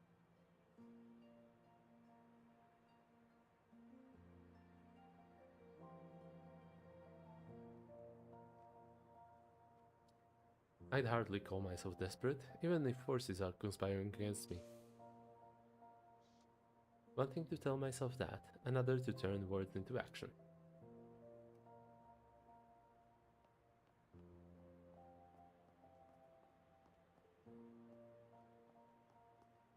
Oliver Johnson. Oh yeah, that's the food guy. I guess I could afford some fruit. Let's see if I can eat it. Even crispier than expected. I love apples in autumn.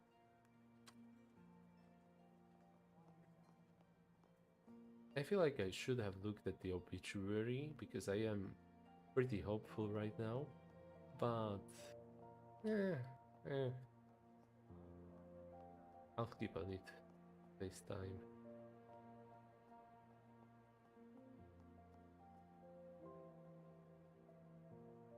I am rather generous with my money, it turns out.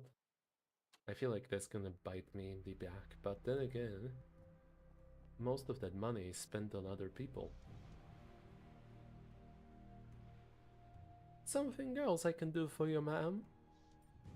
Actually, there's something I'd like for you, Rob.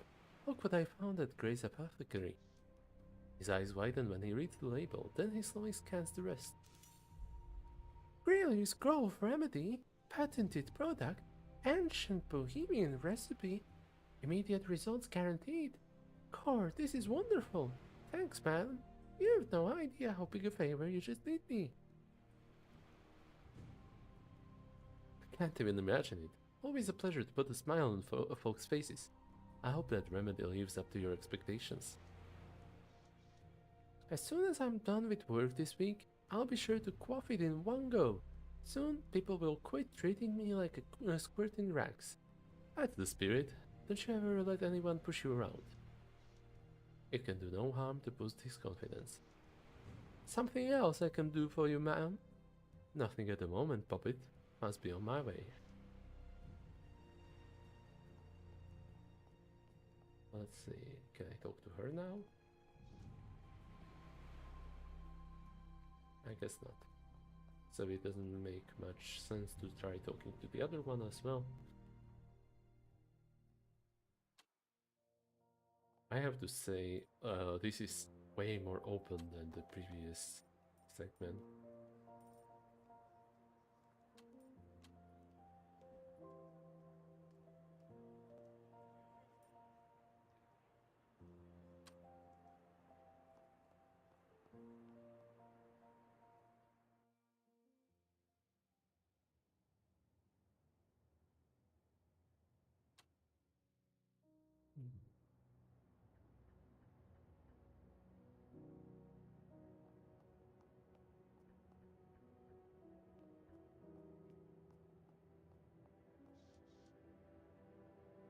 Good eye.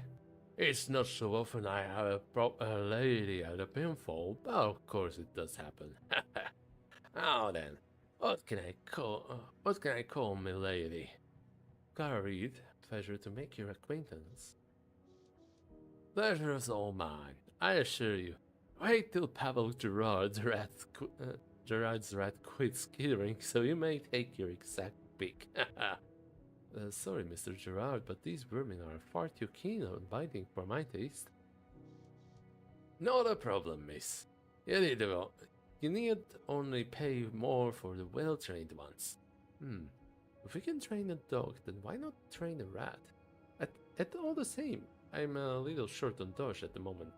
Good day, Mr. Gerard.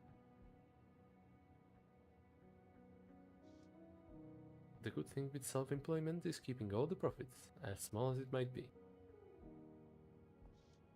I should hope there's enough food for all of them, otherwise they'll start eating each other.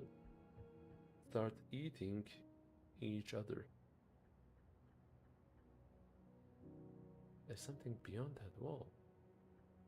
Interesting. The Velvet Rose has its issues, but working as a rat catcher in the sewers, I can't imagine.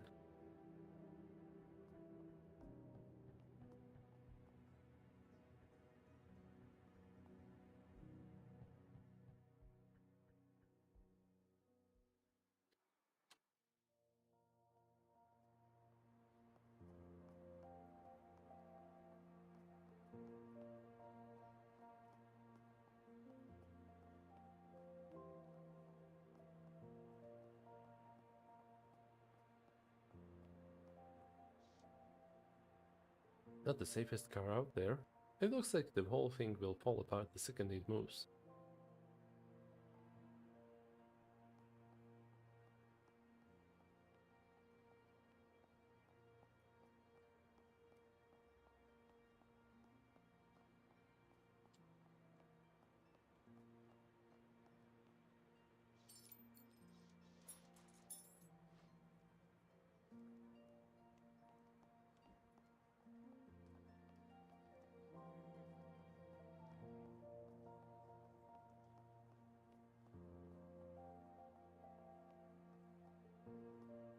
Oh wow, okay.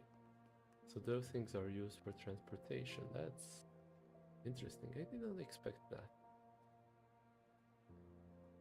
I mean, I should have expected it, but eh.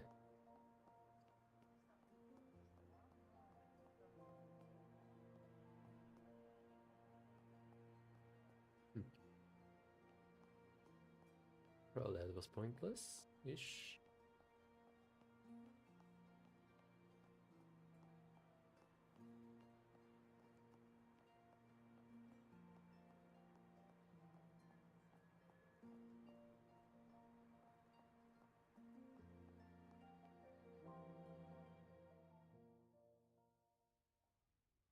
On the outside, the Bell Jar Hotel looks like the rest of grimy Sorry Square, but once you step inside, you might not believe the splendor. The interiors boast red-carpeted hallways and spiraling stairs with gilded banisters, and bellhops are dressed to the nines, with white silk shirts and swallowtail suit coats by Poole and Co. Nobody knows for sure who owns the building, but the rumors point to royal blood. In contrast to the East End's sooty streets, the Bell Jar's accommodations are noticeably upscale.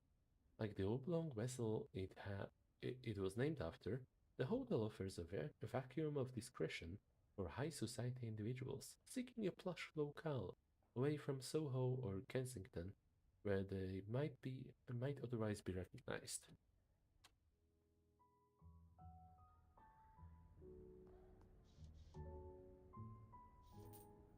Okay, let's grab some loose change.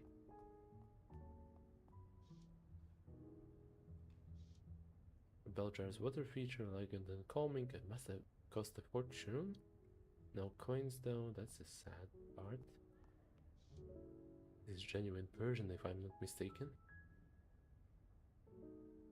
And I cannot walk that way. But it was worth a try. Flower pot. Oh, look at these poor dried out things. Not enough sun here either.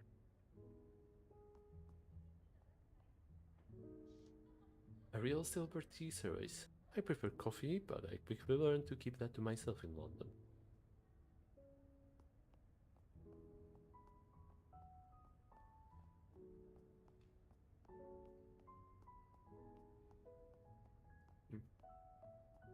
Okay, nothing this way.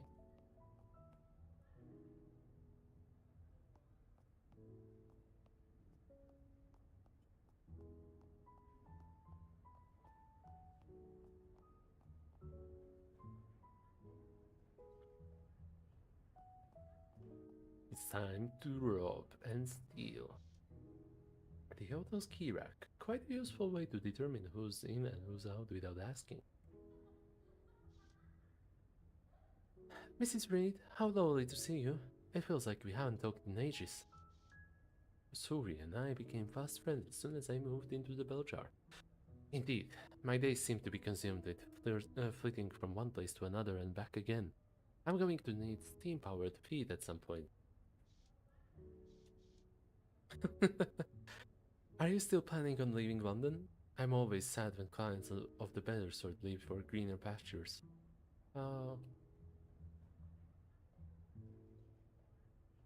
at some point, yes, but I haven't decided exactly where I would like to land.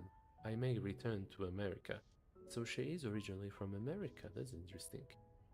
Oh, I would love to cross the Atlantic myself, but money is always a problem. Are the men still clamoring for wives over there? They seem to be clamoring, as you say, everywhere. The problem is sorting through all the chaff. I've had a few prospects in London, but nothing that's taken as of yet. Oh, I almost forgot. I have something for you. Suri fumbles around in a drawer for a moment before producing some kind of feather duster. It's a gift from that Mr. Cunningham. He asked me to pass it along. It's from Texas too.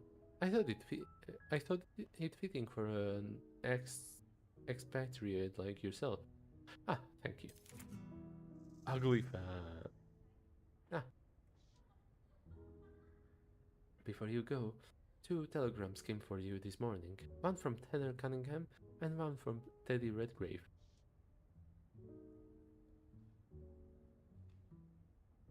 God, Steve, what a bother.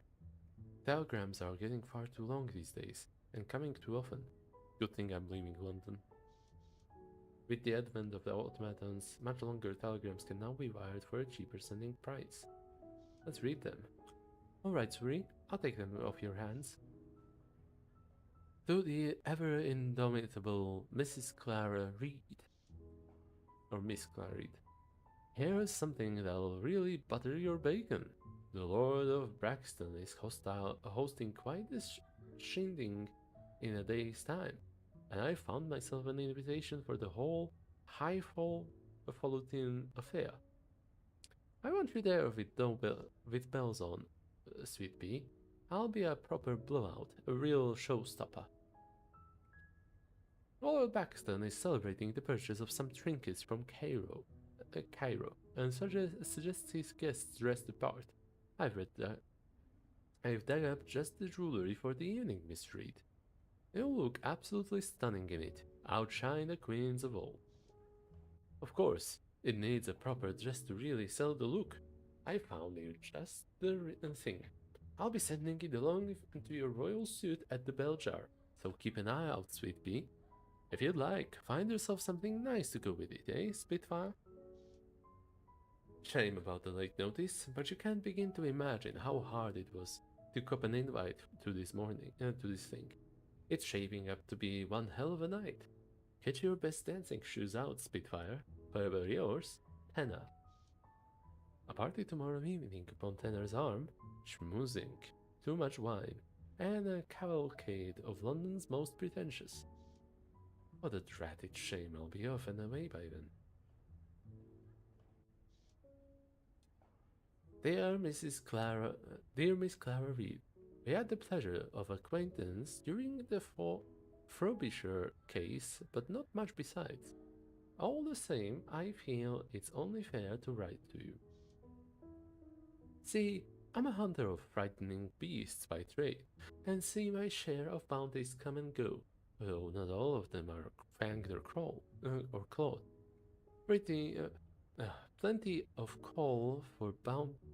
plenty of coal for bounties put out after regular or not so regular folk who cross the wrong cove or whatnot.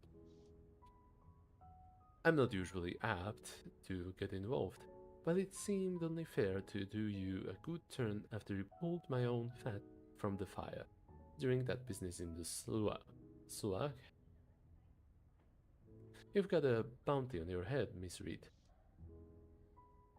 A pretty price for some high-flown family or another. Something about an unfortunate turn in America and the untimely death of one Gilbert Lancaster. As I said, it only seems fair to give you a running start from whatever ails you, if little more. Really, least I could do, I figure. Best of luck. Theodore Redgrave. P.S. Otto says hello. To family Lancaster. Can't say I'm altogether surprised. Yet another reason to leave London behind. Thanks, Suri. I'd better be on my way now. Shall we have a chat later? Oh, yes, I should return to my duties as well, but let me know before you leave town so I can properly wish you well. Alright. I could have looked at the guest book, but I think I will be going out the same way, so.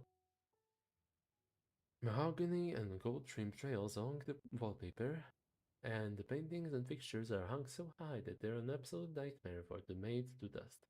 The electric lamps are at the forefront of technical design, retrofitted to the oil lamp sockets of old, and the high ceilings make for an airy ambience where style is favored over substance. Your telescope and other homespun necessities clash with the ornate decorations of the suit. With your clientele, including Tanner Cunningham, of seemingly bottomless pockets, you can well afford the monthly rate. The suit is as temporary a residence as any you've ever had since you left America, allowing for an escape from the chaos of London while at the same time never feeling exactly like home.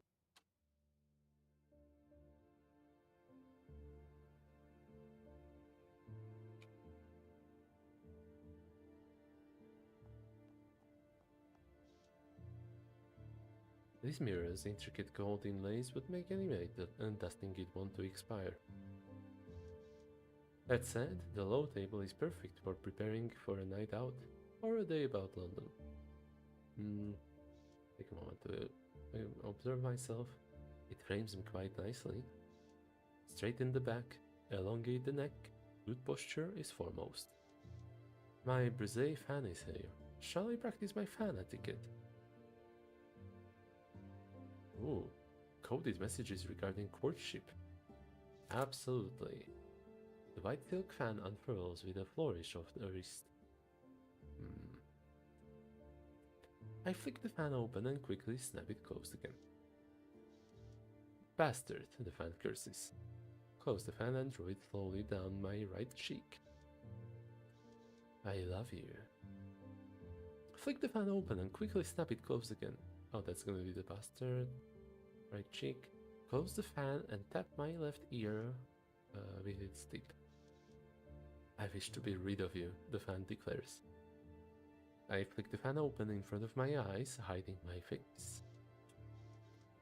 We are being watched. I carry the fan in my left hand while daintily fanning my face. I desire to make your acquaintance, the fan says. Yeah, all finished. I close the fan and tap my left ear with its tip. Which one was that?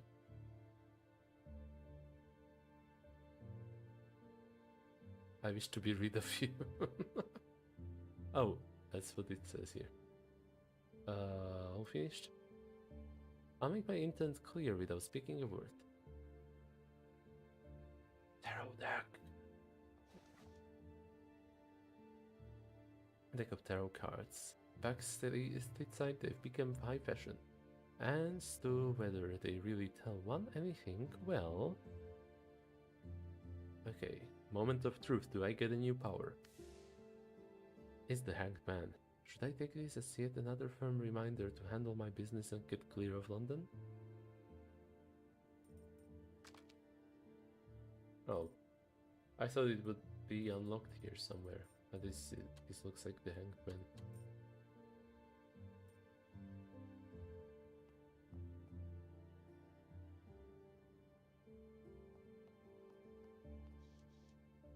A porcelain tea set. A tea set atop a dinette table whose marble is so polished I can see my own reflection. Perhaps I have time to make myself a cup. Yes, when in Rome, as they say, but I have yet to find a tea that keeps my nose from wrinkling. How much should I bribe the concierge to provide me with some coffee beans? A payment equivalent to the royal coffers. I almost regret Lord Beresford introducing me to that wicked ambrosia per his last appointment. The tea's gone cold now, not that it was better when it was hot. Tanner left me these, roses of several colors, dethroned and arranged to near perfection. The attempts to win me over are flattering, but if I escaped London on his dime, then I'd be obliged to join him in the Republic of Texas, at least for a time.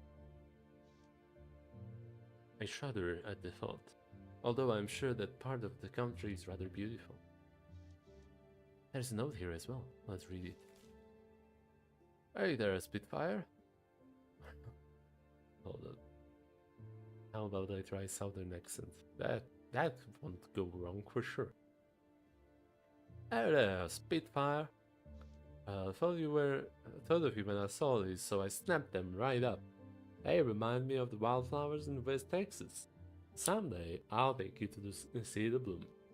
But these are roses. Spitfire. I don't know why he insists on using that nettlesome pet name.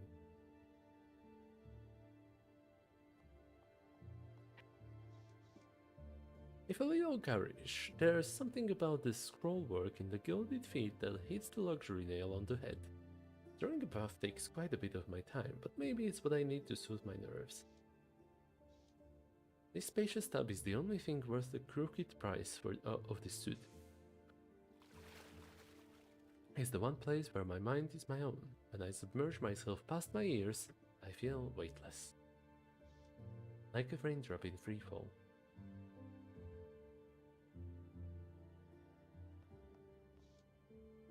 All packed up and ready to go. If I ever manage to leave, maybe I could just hide in the biggest trunk and no one would find me. Ah yes, it's a bit small for a coffin, but I've seen smaller. The most comfortable and expensive place I've ever slept. Worth every penny.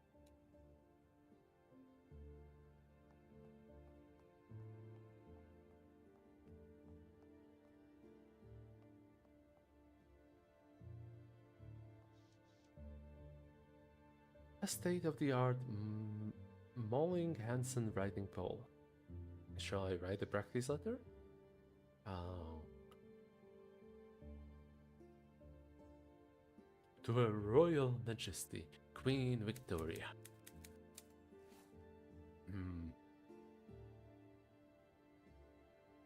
The quality of food on passenger locomotives is of very low quality and should be prosecuted to the fullest extent of the law, and I believe that you may be responsible.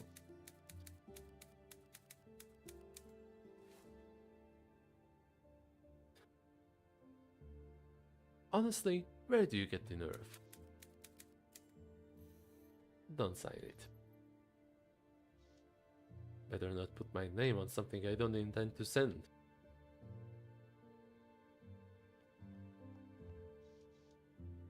A well-loved telescope aims a glossy lens to the heavens. Astronomy suits you as your humble hobby. Look through the eyepiece. Perhaps turn the scope to the buildings below. What knowledge could I learn from those who think no one is watching? Though tempting, it's ultimately futile. Do I expect a murderer to parade his crime in front of an open window?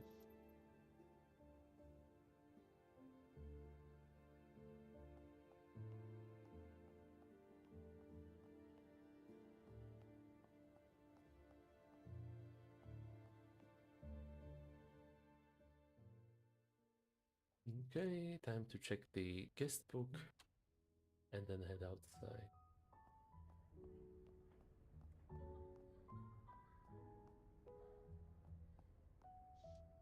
The names in the guest book are undeniable proof of a hotel's preeminence.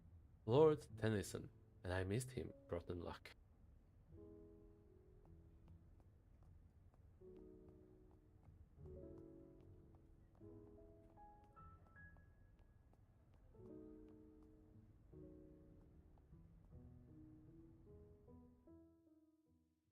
Okay, I guess it's time to leave the square and go to that other place.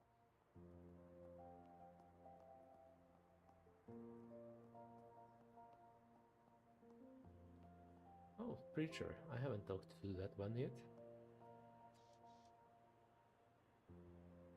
Blessings upon you, dear soul. I'm Eli McBride, here to heed the Lord's word. I would have thought you'd have better things to do than preach to someone of my stature, Father. Nonsense, my child. As Jesus taught us to forgive the sinful woman who anointed his feet, the one to whom little is forgiven loves little. He calls not the righteous, but the sinners to repentance. So he's calling me, is that what you're saying? I have no regret. I regret nothing this preacher would blame me for, at least. Of course not. Again, Jesus tells us, let the one who is without sin cast the first stone. It is not my place to pronounce judgment upon you.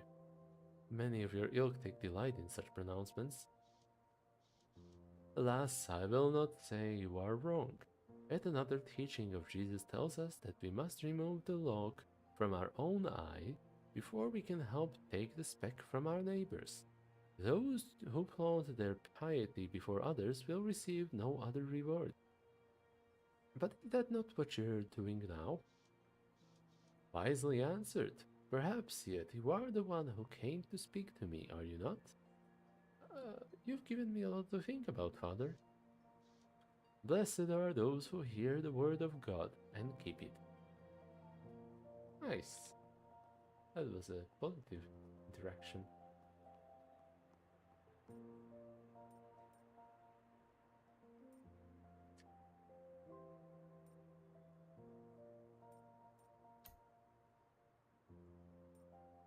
Okay, let's go to the Red Lantern Lane. I don't know if I feel like visiting absolutely everything here, so let's just do this. A cozy street where scarlet lanterns hide the horrors of poverty and sin. So named for the color of the paper lanterns above the street, like a carnival, the thinnest veneer of gaudy spectacle conceals a grimy reality. Ornate facades, raucous shouts, and a thousand different smells all compete for one's attention. It pays to keep a weather eye out for danger in this neighborhood. What are those hunched shadows in the alleyways? Vagrants in need of a warm fire, or a gang of thugs waiting for a mark? Possibly something more sinister and twisted. But in the daytime, at least, you needn't worry about being clubbed from behind or getting snatched by some organ trader's lackeys. A pair of pickpockets working in tandem is the worst you'll encounter as long as the sun is up, and you're far too clever to be duped by such as they.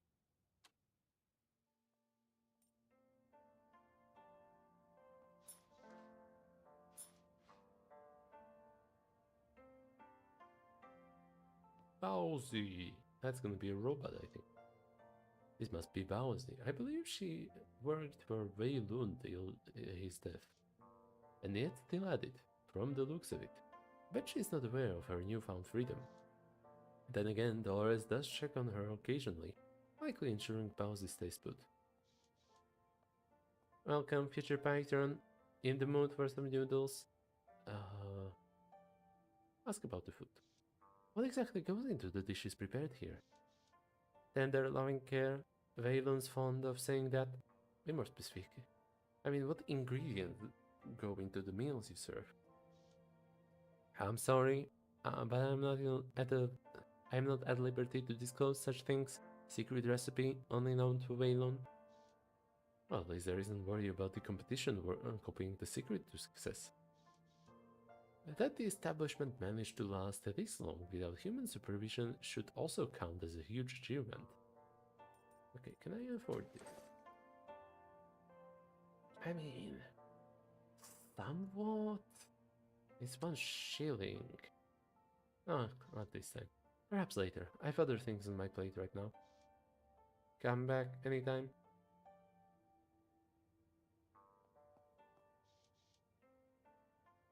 I do believe this is the home of Teddy Redgrave. Got me out of a bind during the Frobisher case. No response. He must be out.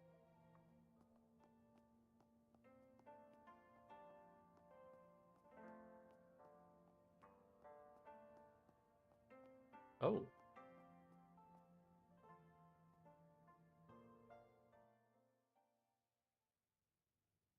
Machine laundry. Maybe I'll find spare change there?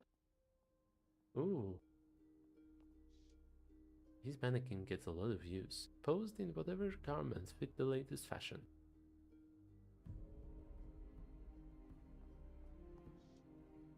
Some of these dresses look a bit like Ariana's. The indomitable Dolores Chen.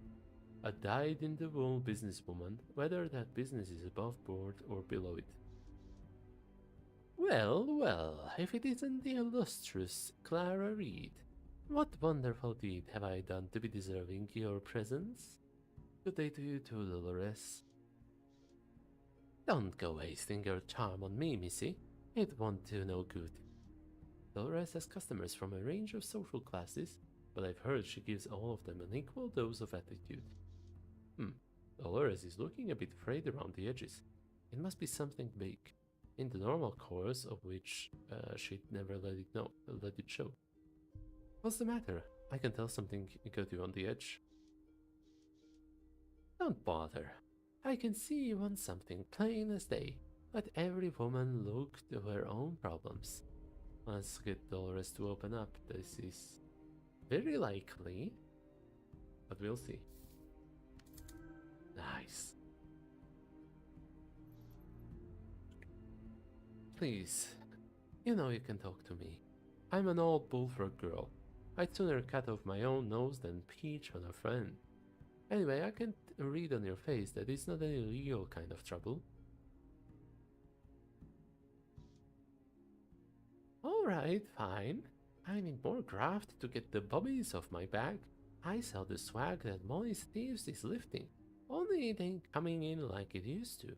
These days and now every night, I've got a constable at the door, crying wicked threats. Okay, so she needs graft, hush money, influence peddling bribes to get the bobbies off her back. Members of London Metropolitan Police. Okay. Swag, stolen goods, Molly's Thieves lifting. Yeah, that's the Dog Hounds, most powerful criminal gang. Okay.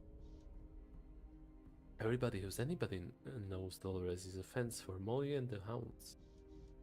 She sews hidden pockets in the Dog Hounds uniforms so they can hit the stores in Kensington. The bobbies turn a blind eye because they get the hush money. Until now, it seems. So you need me to find out why deliveries have dried up? Got it in one.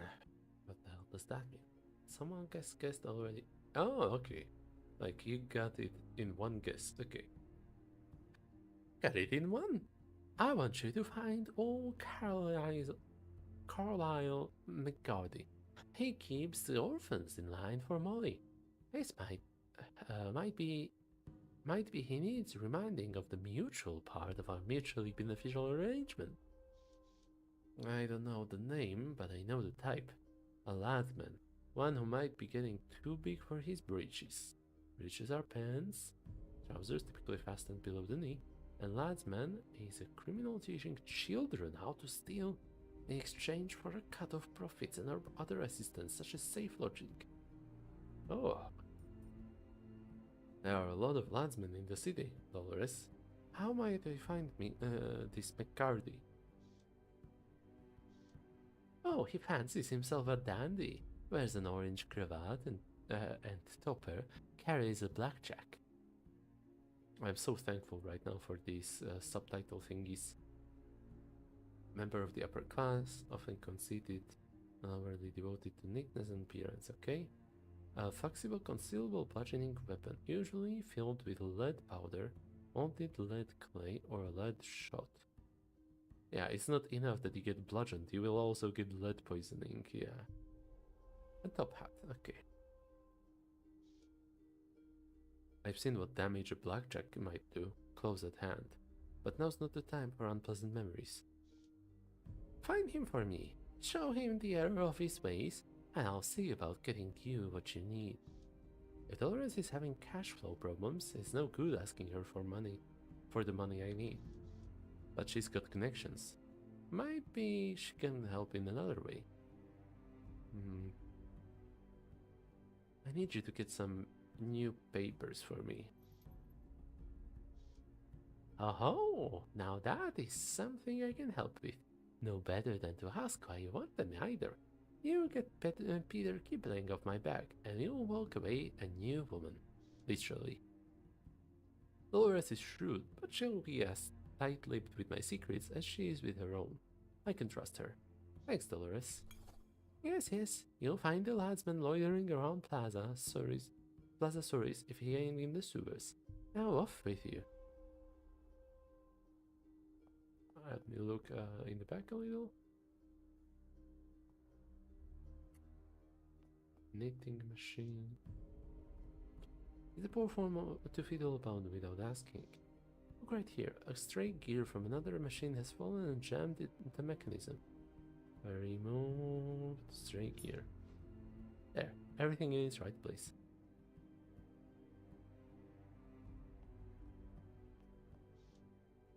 Great wooden wash basins. I should hope Dolores never falls in by accident. Punk sheets. Dolores can make even the filthy stain disappear. I wonder if she does the same with secrets.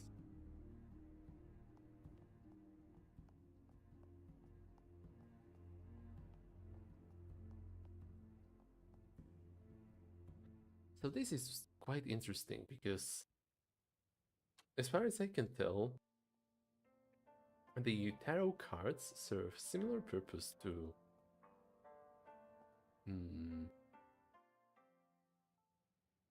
the personality traits in Rue Valley. But I also have stats here that works different. Look at all that glitter in the cubbies. How can people be so careless with their money? Hey kid, you're coming with me. Now let's see, how much do I have?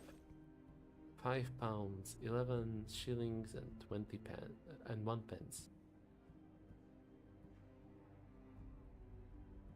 Yeah, okay, I got it right. And I'll have plenty more once I sell these gears. Yay.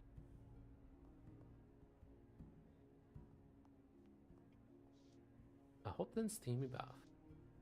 It'll be lovely to wipe away the grit of the city streets and relax for a bit. Let's take a bath. It feels as though I've washed away my cares along with the grime, at least for the moment. Plus 10 hope. I am full on hope. Oh, 95. Wow. I wonder what will happen if I get too hopeful. Hopefully nothing too bad. Also, this place looks familiar. Slow down a tick there, miss. My name is Miss Reed, sir. Right, yeah. Sorry, Miss Reed, but females ain't allowed in the dreaming area. Is there some secret and invisible force that draws fools to me, or vice versa? Dreaming area? I'm trying to be polite. But you know what I mean. I can tell you're a sharp one, but still, I can't let you in. And why, pray tell, are women forbidden to enter Nopian then? It can't be concerned for our health. Actually, in a manner of speaking, it is. Most of the customers is men, and we don't want them taking advantage of you when you're dreaming. Ah, so much for hospitality. Boss's orders, sorry. Fair enough.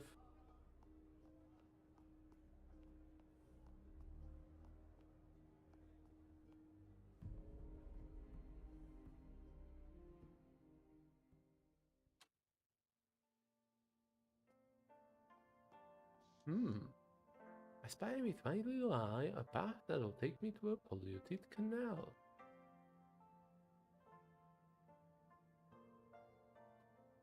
I once went to that part of town. Folks there were surprisingly welcoming. Wager they treasure any visitor they can get seeing as they're overlooked by most Londoners.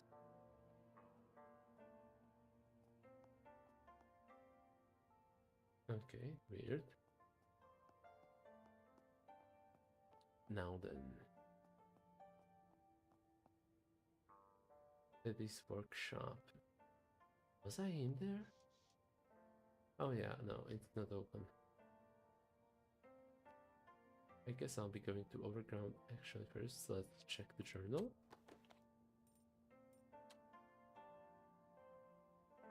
Ladsman in Story Square, so I will be going back for sure. Further investigation into Felipe's romance. Not sure where she will be. Madame Zora, Velvet Rose upstairs at the Palladium.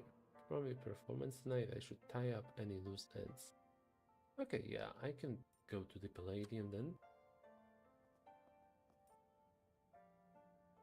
Where is Palladium? Sacred Heart Orphanage? That sounds familiar. Palladium, there it is. Beggar's Lane. And Velvet Rose also, and Containment Zone. Not even sunlight can lift the pall of despair on Beggar's Lane, where so many have wagered their pay at the Palladium, only to be thrown out of on the cobbles, penniless. The buildings cast long shadows on the reeking streets, full of gritty waste and newspapers flapping in the gutters.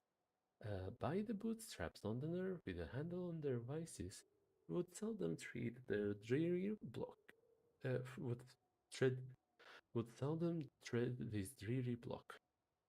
But the regulators circle back like a spinning jenny. They scrape together what they can, feeding their habits by losing only a little each week.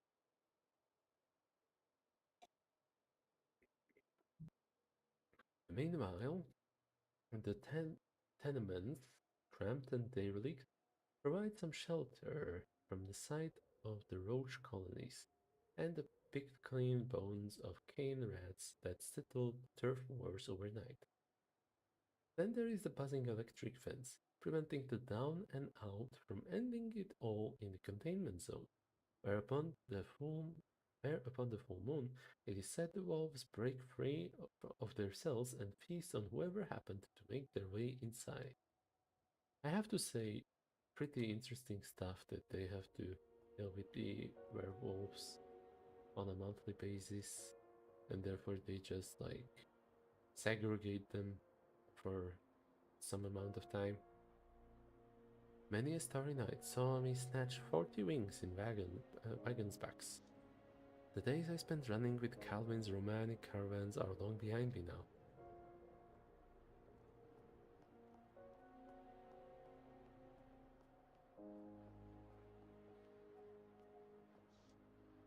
Blech. The smell alone is enough for me to avoid the underground.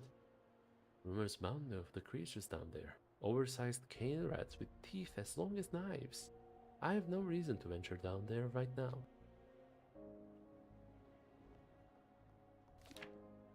Julian Bertram O'Brien, orphans missing from Sacred Heart Orphanage.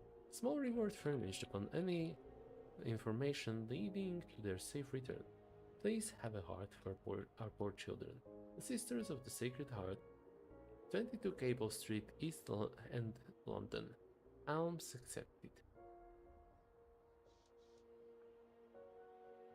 As with money, innocence seems to exist here, so it may be robbed when no one's looking. Oh, what a lie.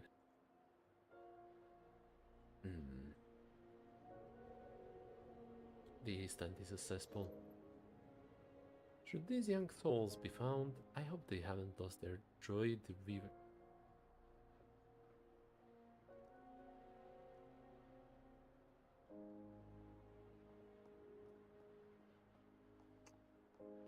Oh yeah, this is definitely the place where I was as that werewolf.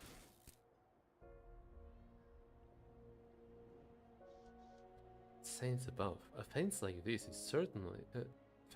certainly stirs up resentment in the public eye.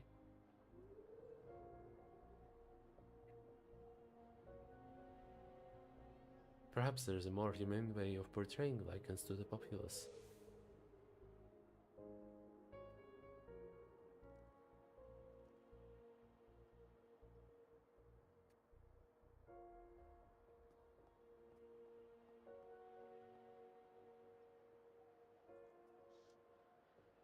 This woman loiters around the entrance like she's making up her mind to go inside, but she's far too keen-eyed to be a customer. You there, hello.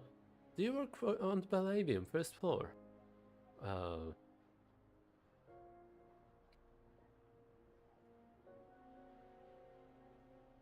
Discreet leisure club with a bar and a lounge on the ground floor and a brothel upstairs. Before I answer, I must say I have a sneaking suspicion it isn't the lovely toffees who have you interested in the velvet rose.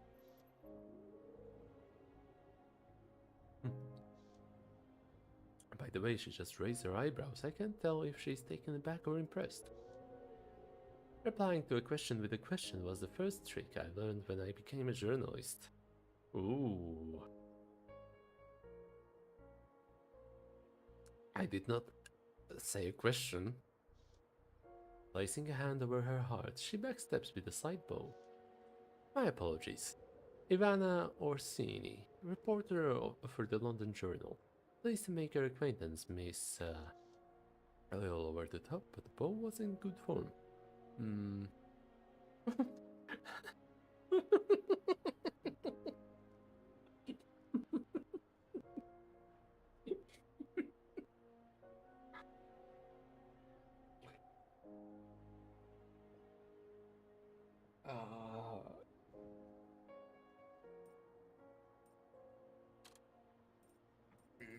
I don't know.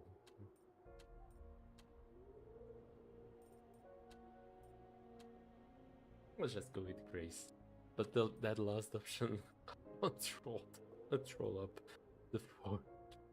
That's not the velvet rose. Claire Reed, Dolly for the velvet rose. Now that we've exchanged pleasantries, I'll tell you why I need to get inside the velvet rose. I'm here for an interview with Dr. Clancy Wainwright. This story will flip London on its head, but you keep that between us. Recall Dr. Wainwright. Yay! Dr. Clancy Wainwright is an on-again, off-again client of the Rose, as well as the general director of Bethnal House.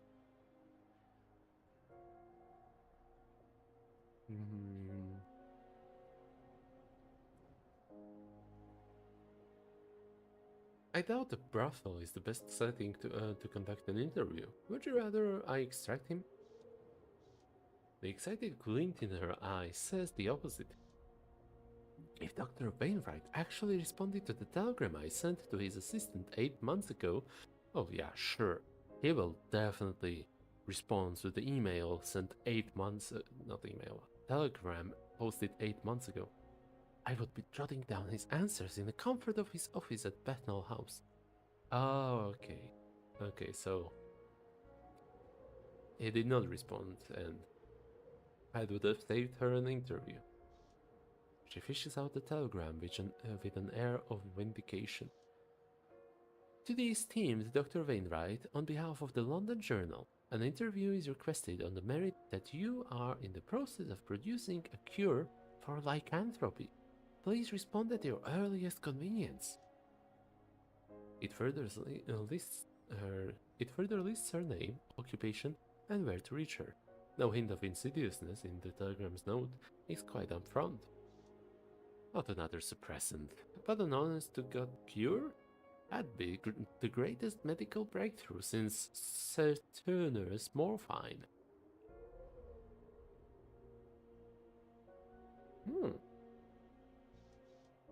So, why isn't he shouting out his achievement from the rooftops? You suspect he's hiding something? You didn't hear it from me. However, there's a reasonable excuse that can be made. If someone on the board at Bethnal House is forcing Wainwright to hold his tongue to keep their hospital from gaining notoriety and royal funding, unlikely. I couldn't agree more. There's also the possibility that Wainwright is worried the drug club would retaliate. Slang for the London Wholesale Drug and Chemical Protection Society. Oh, offer her my theory. Okay, that should work.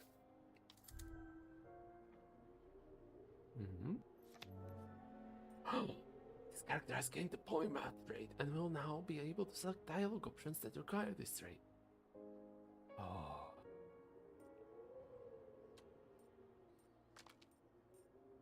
Okay. So I don't even need to pick and choose. That's cool. But if I was a member of the medicine monopoly, I would welcome him with open arms. Oh really? Do tell. Discount the prices of moon cream while selling his cure at an exorbitant price, then offer him a cut of generous enough to sign his soul for. It's not as if he can refuse. Despite what his conscience might wish of him.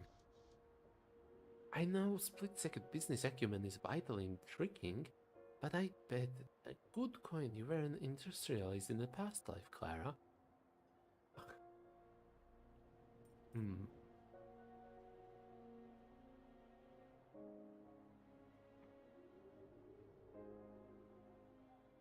Had I been born a man or wealthy, for that matter, I think perhaps my life would have gone quite differently. I feel like both of these will take away my hope, but screw it. Oh, never mind. Any road, you're a smart cookie, so how's about helping me get inside the velvet rose? Just mark the window of Dr. Wainwright's room with this chalk, then flick the snip so I can shimmy it open from the window ledge. A bolt or fastening, okay. If she confronts Dr. Wainwright in the room where he is to be entertained, he'll have a hard time reasoning out of the interview. Does she mean to scale the building? She does have the lithe body for it. Or lithe body for it. Let's agree to help her. Why not? I enjoy a spot of tomfoolery now and again. Oh, Clara, you're the most dashing lady of the night I've ever met. And believe you me, I've met more than my fair share. I sure hope you will pay me for this tomfoolery. She tucks a stick of chalk into my front pocket, then with a wink she turns away, pretending as if we were once again strangers on the street.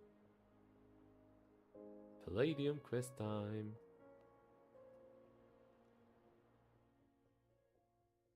Home of one of London's most discreet clubs of leisure, as well as an estimably infamous gambling hall. The Palladium is no stranger to the odd successful bunco man or famous face caught with their hand in the cookie jar, who finds themselves in need of an abrupt and expeditious flight from London Fair. You find yourself among the complement of genteel folk who keep the roads running, and as ever you are deeply grateful that your co-workers extend their discretionary skills to you. It wouldn't do to have a sometimes paramour or an errant debtor catchword of your departure.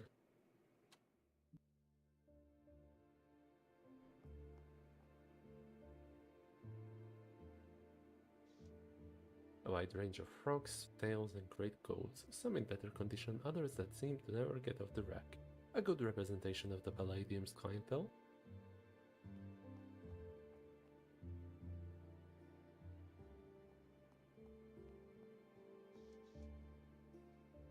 The in... eh, what the hell is that word? The inimitable Lefty Brown. Gambler, thief, and somehow a class act, all at the same time. How have you been? I haven't seen your name in the papers lately. I think no news is good news, as they say. Aye, so it is. And it's quite the trick to keep it like that. Oh? Every time some bloody fishwife loses her bridal ring, it gets blamed on me, London's premier jewel thief. Which is great for catching drinks on a Saturday night, but not so great when you're dealing with the law. Catching.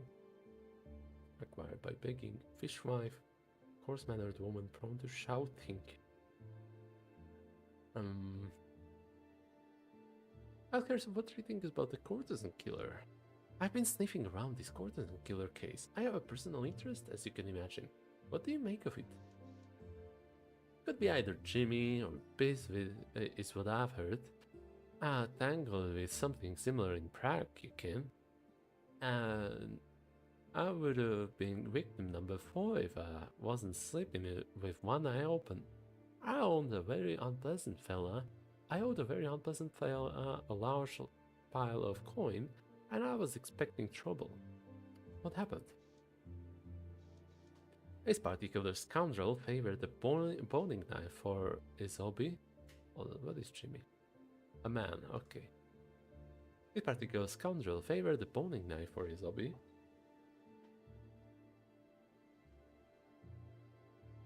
I twigged his shadow passing in the lamp I'd left gathering and rolled off the kip before he could slash me open.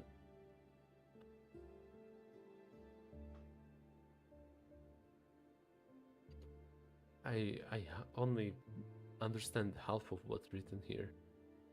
She saw his shadow passing the lamp and left gathering. Oh, she left burning, okay. And rolled off the sleep before he could slash her open, okay. And he got away. Oh, hi.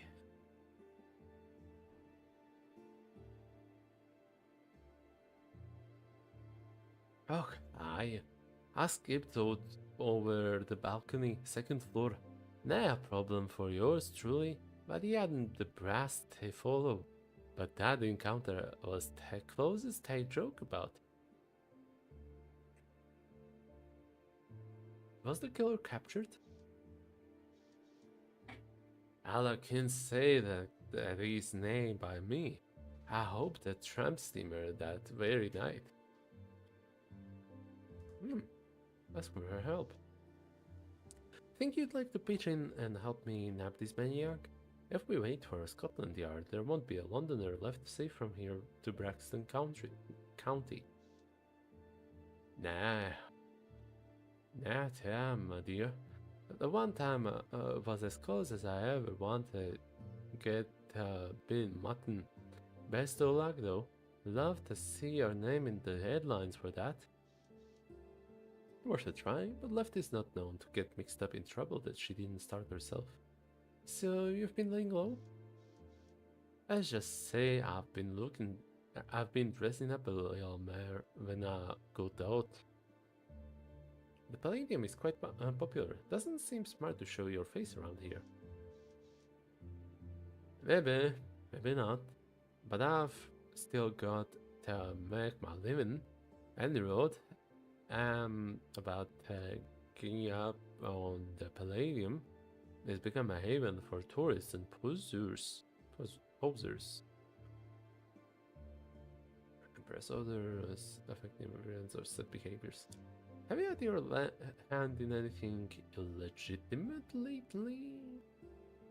Let's give it a shot. Ah.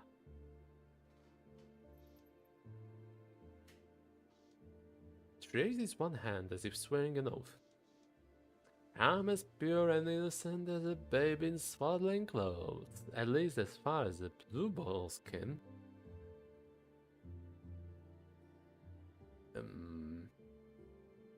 And they don't can much. Oh wait, not this one. And not this one.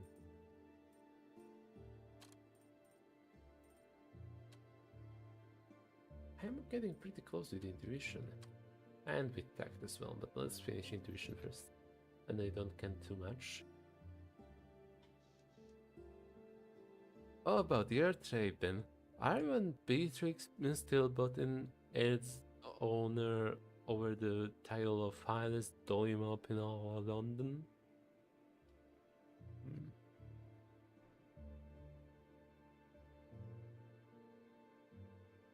Oh, Beatrix. Okay, so that's the name of another lady. I'd hardly call it a contest, least of which when poor Bea's fallen so far behind.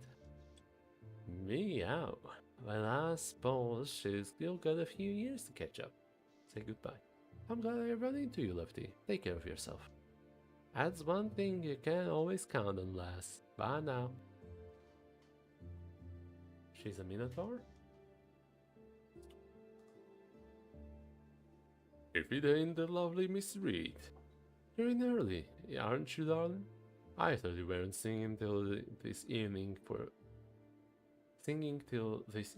in for a dram? Whiskey.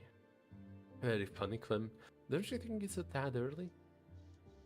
Well, la-di-da, I'm's better than day drinking. Time was,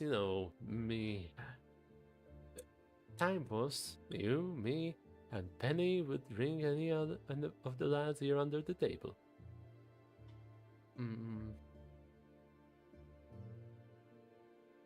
I wanted to tell someone about leaving, about tying up loose ends. But who was it? A journalist scoop?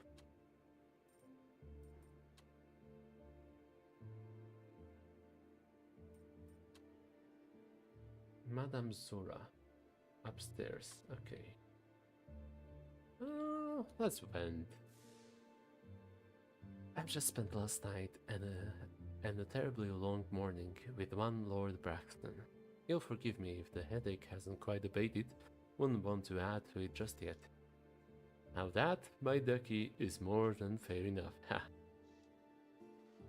The trick to drinking one's opponent under the table often comes down to a pair of clever hands and no small amount of misdirection. Even without the tricks, I'm rather proud of my constitution. It's quite formidable for a human. Speaking of clients and of headaches, you have a telegram from the Texan here, and one from Theodore Redgrave, sent along to your place of business, though I expect they'll have been sent to the bell jar as well. I swear my eyes are falling with the amount of long-winded messages I received. Thanks, Clem, but you can bin those. I already read them at the bell jar. Sounds fine. I don't mind tossing something out, especially when it's a misbehaving gin bibber.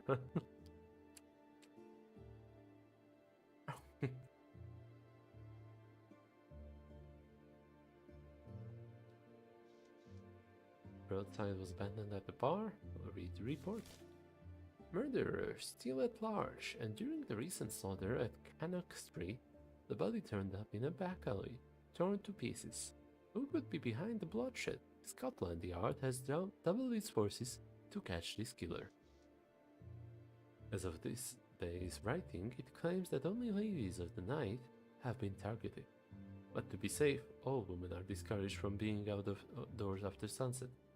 Troubling times. I just hope there's something I can do.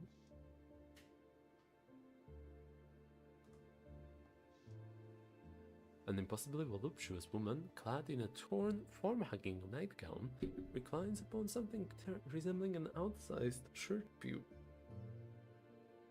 From inside her painted mouth, the tips of her canine feet and teeth suggest a lurking danger.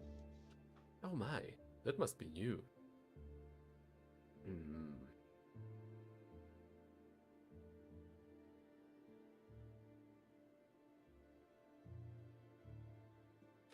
A prurient carving meant to stimulate the baser desires. Well, this is certainly the place for it, at least.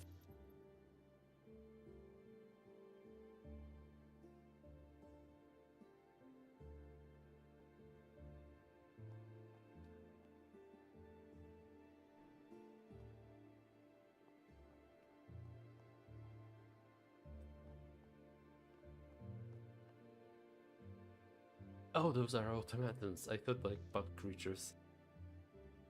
The Palladium was rather glad to acquire these machines. Far less deception and trickery, although it still happens, of course. This here is Whist, a trick-taking card game with 4 players split into 2 pairs.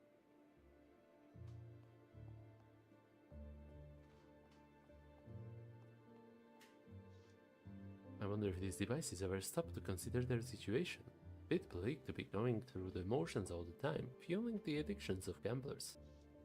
Baccarat is played between player and banker.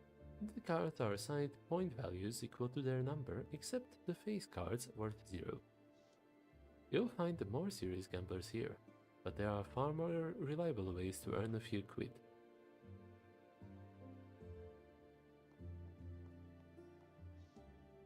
Impartiality towards players is the dealer's foremost virtue, something bias-free automatons excel at.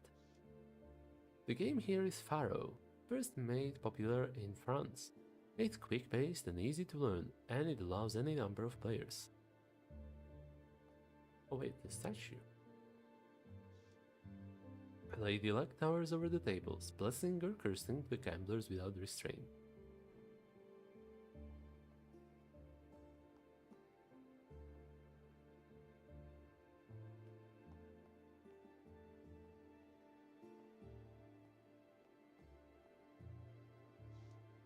One of my favorite inventions of the modern age. Standing upon the stage, I can communicate the most intimate emotions to 100, even 200 people at a time. Mode delightable. I'd better take care of everything else I need before I head in to see Zora. Oh. Okay, that sounds like a warning to be done with everything. So let's instead check my quests first. Okay, this is about getting papers, right? I can do that first. This is Courtesan Killer. I don't know if I can do much about this other than just ask people around randomly. What order is this released in? Okay. Detective friend, recent murders. Okay. Fan collecting, search high and low for new fans, of course. To discover more about Felipe's romance. I think this will be done here. Journalist scoop. Yeah, that's gonna be done here. Last of London here. So let's just head to Sorry Square and maybe talk to people in the meantime whenever possible to ask about this stuff. Oh yeah, I didn't head to warehouse back then. Now I get a chance. Ooh. Here's that rag again. Although I haven't much time at this fair city, I'll keep looking into this mystery while I can.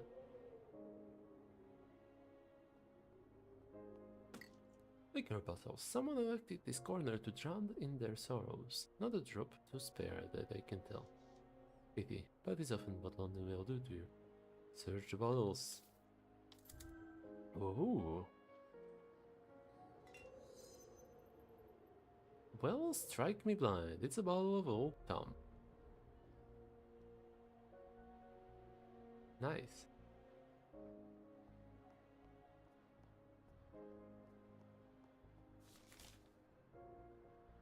A leaflet from the Christian mission. And they tried providing fresh sustenance across East London before insufficient funding sank their scheme. I should hope they helped out the folks living in the tenements nearby. At least they're trying. Every act of kindness, however small, helps. Can even inspire other benefactors to follow and iterate upon the army's example.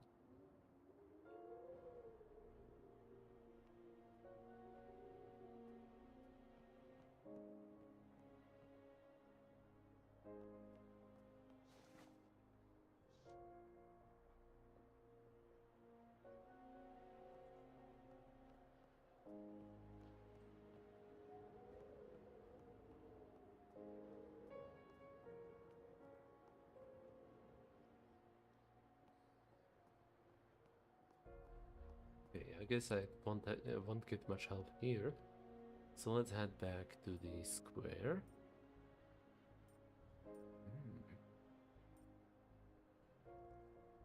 Crimson Herring Tavern. That sure sounds like a red herring to me.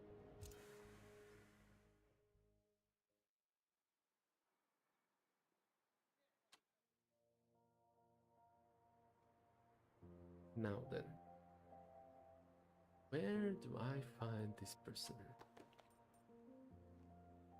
Seems I need to have a word with Carlisle McGardy. Okay. That's not gonna tell me much about where they are or who they are. For all I know, they could be in one of the stores. I have the hope maxed out, so let's just take a look at the obituary. It's a short read, unlikely it'll make it less hard-hitting, however. Golly, another child labor accident. Phoebe and Ethan Hall is suffocated while sweeping chimneys, with their sister Theodora committing suicide out of grief. Curse you, London. Holy shit. Okay.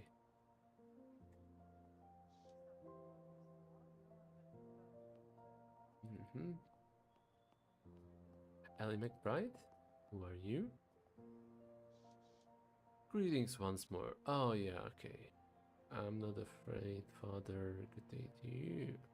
Oh, I just wish to say hello. Send my greetings to your Lord, Father. So it's not Eli, McWife. Nandy's shop.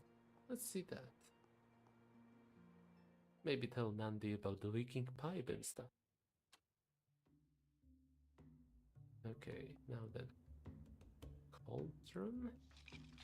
Bleached white bones of various lengths and densities fill the cauldron. Surely it ought to add a few tones around the rim to assist the aesthetic. Book collection?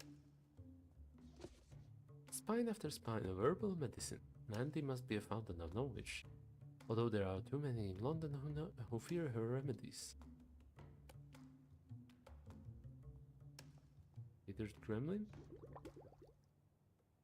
Here's the pests who tried to invade Nandy's basement, preserved forever as a warning against any and all of her enemies. Jeez. Hello, Nandy. Hello, Mario. It's always a treat to visit Nandy Mamba. Nandy. It's always a treat to visit Nandy Mabaso in her shop, and I often learn something new for my troubles. Sao Bonaclara, something you need in my humble shop. Zulu, ask about the tree. This tree, it has more benefits than only being captivating, doesn't it? Very perceptive of you. It has some beneficial properties indeed. Its strong roots produce a toxin utilized in many of my recipes, and so do its leaves. Besides, it saves me many an expedition to the forest. Time is money, as a person in your line of work would know. Say goodbye. It was good to see you, Nandi. Salak ale Fazi Clara. Skull collection. Assorted skulls of several shapes and sizes, yet not a single creature is easily recognizable. I haven't got much use for animal skeletal structures. The steps are intertwined with the twisting form of the trunk. Must lead to her private quarters.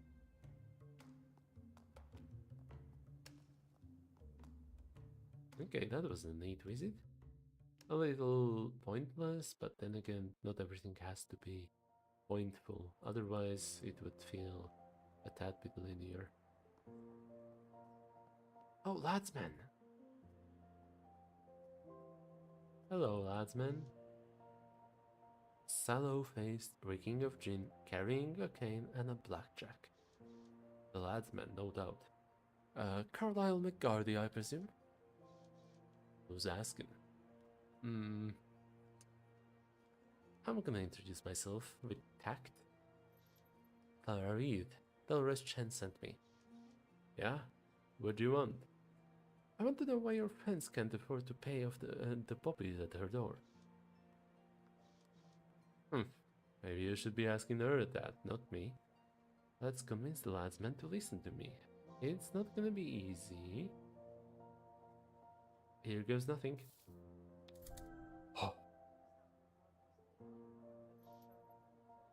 But I am asking you. It ain't my fault, alright? It's these good-for-nothing urchins. Slightest hint of trouble and they run for cover. Let's mention the missing orphans. You've heard about the missing orphans, haven't you? What about it? The hounds aren't the only gang in London. If the children think you can't protect them, they'll find someone else who will. I suppose there's some truth in what you say. It seems I've gotten through to him.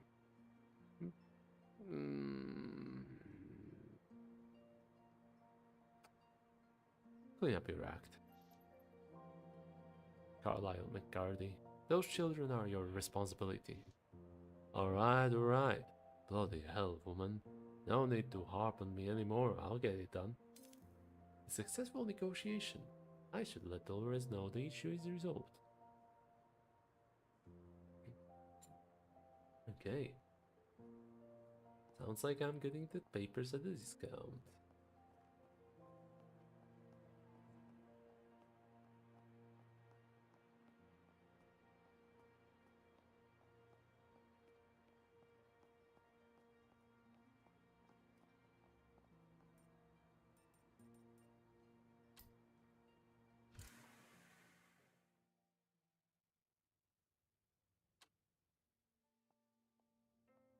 Bloody hell, woman.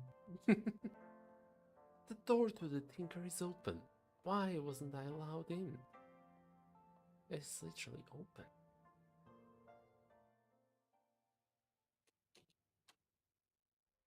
Hello, Dolores Chen. Lovely to see you, Clara. Have you taken care of the thorn in my side? Carlisle McGardy sees the error of his ways. Oh, indeed? Well, color me impressed. I suppose it's time for me to hold up my end of the bargain. I had those papers done up like you asked. Thanks, Dolores. And here they are. All the documents and identification I need to start fresh in a new life. Oh, I thought that she was saying that. Identification documents added to inventory. Now all I need is the tin to make the voyage. And before you go, here's another item I believe may be of interest. A Brisée fan? It's gorgeous, and impossible to find even in London.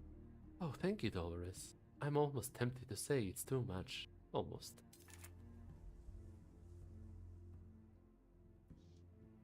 You really helped me out a bind. You really helped me out of a bind here, Clara. I won't forget it. Having the gratitude of Dolores Chen is no small thing. Anything for you, Dolores. Yeah, don't rub it in. Ah, that's more like it.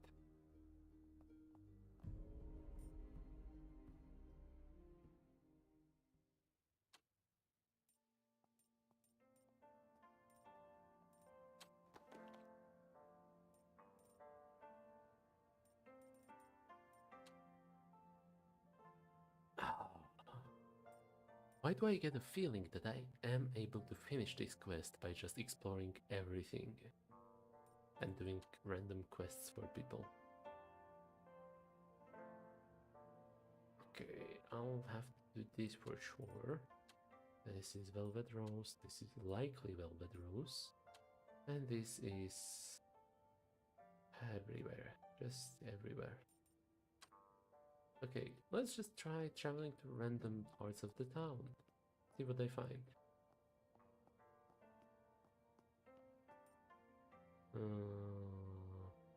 Cable Street.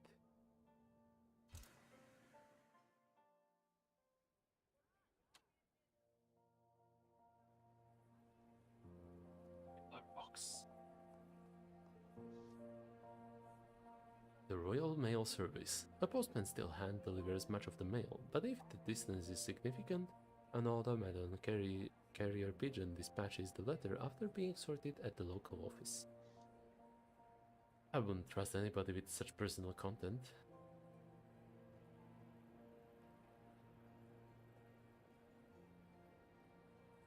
Gears and cogs.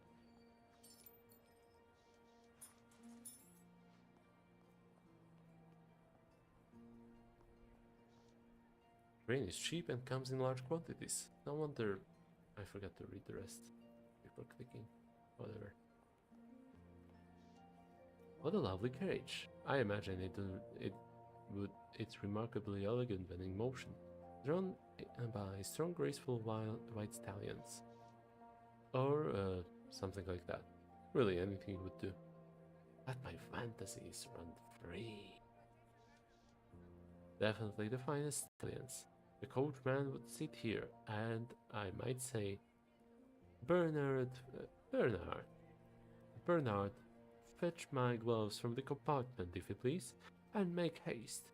We must make it to the bank by sundown, so I may withdraw £1,000,000. Check the glove compartment with an air of aristocracy. These boxes are just starting to become all the rage. It must have been an aftermarket edition, despite the rest of the carriage being in an older design. As well they should. One must have a place for drying gloves. Ah, there's something in here. Stains in the... If the owners truly wanted it, they should have done a better job locking it up. 3 shillings and a bottle of perfume. Not bad at all.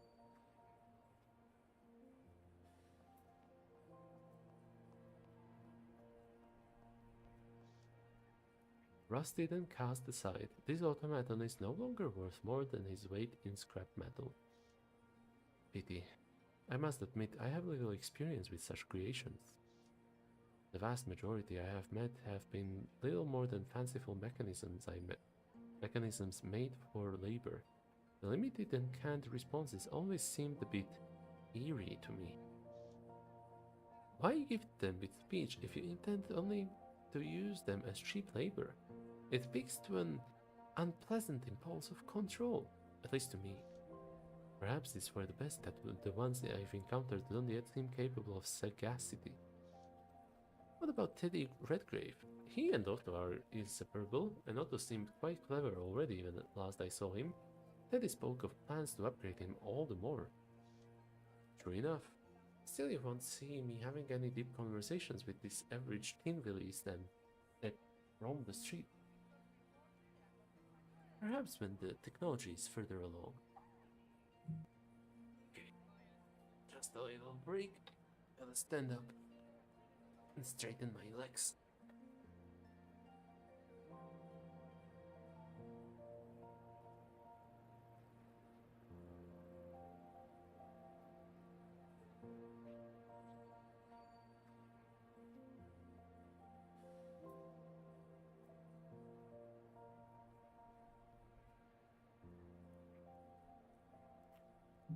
Okay. Let's see if I will be able to find out anything about the killer here. Orphanage where those lost children went missing. A dreary place, best to avoid it. Ah.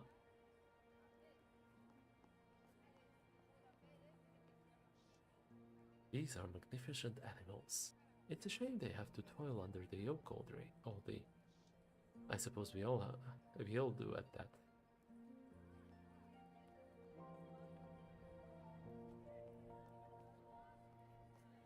Rooms for rent. They've taken rooms like these all across Europe. I shudder to think of those naffy decorations and the rickety chairs ready to snap at any moment. Of course, the royal suit is far more comfortable.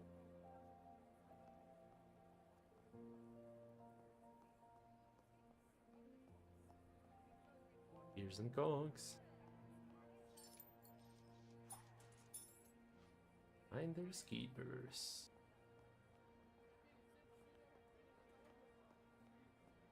Anything else of note here?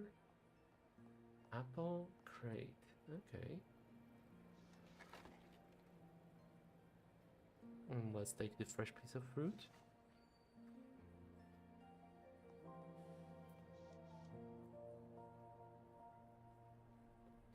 This path leads straight into London's industrial sector. Nothing but factories and workhouses. At least all the soot and smoke are confined to a single place, and the mechanisms in such buildings are something to behold. Perhaps these new automatons will take the sting out of the workhouse life, allowing its denizens an easier path to stability. I feel like I'm 100% hopeful. Yeah, I am. Okay. It's taking me a while, but I think I'm catching on. I think being hopeful in this game is sort of like hit points that you will lose if you experience something depressing, and you will gain through just positive actions, positive interactions. This beggar's line, St. Catherine Docks. Yeah, let's go sell the gears.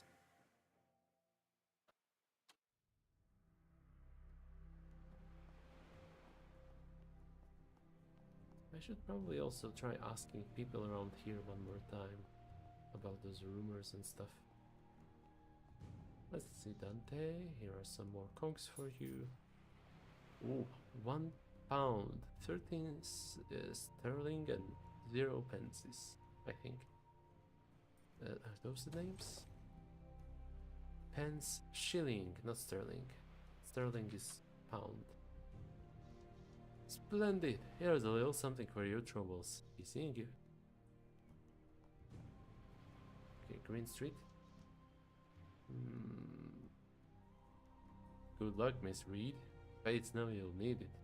Perhaps you should cut your losses. Clever as I am, I can't do the impossible.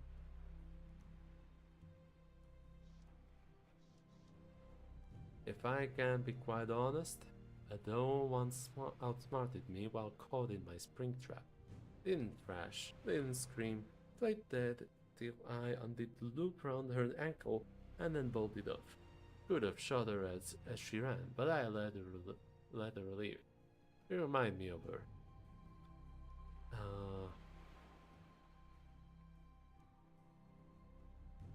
She was probably in shock, so scared to death that it apparently fooled you. Well, you look like a woman who doesn't scare easily. It's good. Nothing you have that quick wit of yours. Now. Can I go to your ship? Nope. Well, it was worth a try. And can I talk to him about anything else other than cogs? Nothing. Let's try the captain one more time. Or like the one-legged man. Is the thing open? No.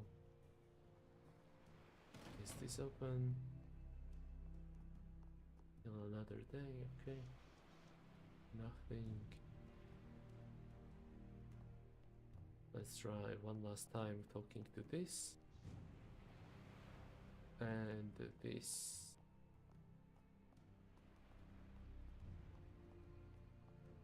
Oh, these two. Ooh. Hello again, Miss Reed. I haven't forgotten the fact that you tried to call me stupid, but I'm not one to harbor a grudge. Isn't worth the effort. Ask about Helena. I had a chat with Helena. What do you think of her? Oh, it could be worse. I've heard of Doghound with a steel jaw implanted. At least Helena's never started trouble with me directly. Any road, so close to the tavern, we must abide the hounds. How are things at the wharf? As they always are. Fog, smoke, and work. A lot of every Londoner asks for a cigarette. I'll admit, Timothy, but could I borrow a cigarette? Ah, I don't see why not. Good for the constitution, you know. Ask for a cigarette. I'm running low, but if you need it, I suppose I could spare another. Do I try a third cigarette? Nah.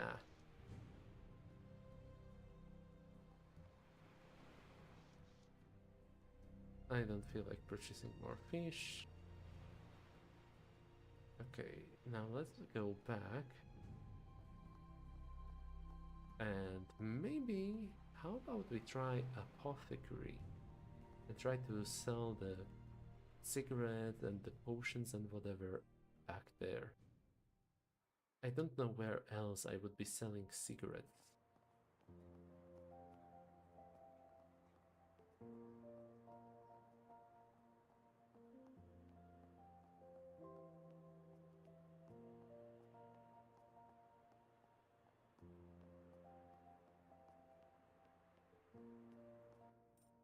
Okay.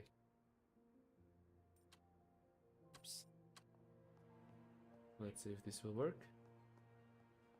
Nope, my key binding doesn't work, so I cannot mute my mic with the keybind. That's unfortunate.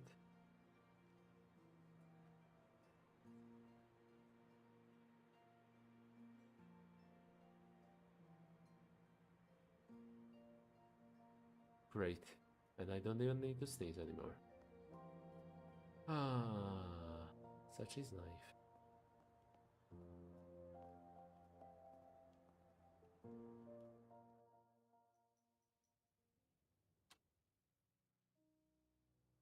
Oh, Gordon. Okay, nothing. Bummer. Okay, who else? Who else do I approach about this? About my problems. Because I have multiple problems. Let's go to the station and travel to another district, I guess.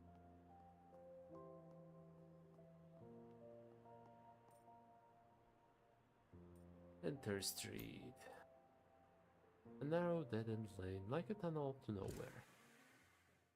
Think of a condemned side alley in a poor part of London where the public services are infrequent and children play in the filthy streets unwashed by their parents working all day at the factories. Cheap wooden shutters hang from the shattered walls of looted tenements like so many black eyes after a night of bar fight. Old rags stretch along the clothesline, and rats make a home in the rubbish. Aside from the curio shop, there isn't much worth visiting here, leaving you to tread the mucky road with your collar to the wind, looking just about as hopeless as the residents themselves. Okay, rotten fruit. Brits easily have a remarkable diversity when it comes to produce. I suppose I can thank colonialism for that. And much like colonialism, fruit selling seems to result in a whole lot of destruction. While they do look recent, I imagine if I carefully sifted through the fallen fruitage, I'd find something edible. Aha! There's a decent apple here in the pile of rotten ones. Take the fruit. Yum! Thanks, British Empire. You really were a force of good today. Burned building, holy shit. I can see broken porcelain in the rubble. Perhaps this was a laundry or a beauty parlor. Or else someone forgot to pay Molly her protection money. She's been known to extract fiery revenge in the past. Gears and cogs.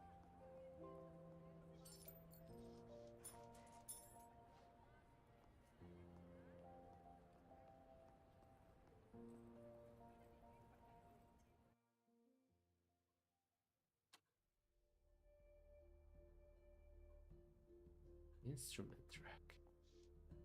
Instruments. I'm certain I could learn to play something, but I've more a knack for singing.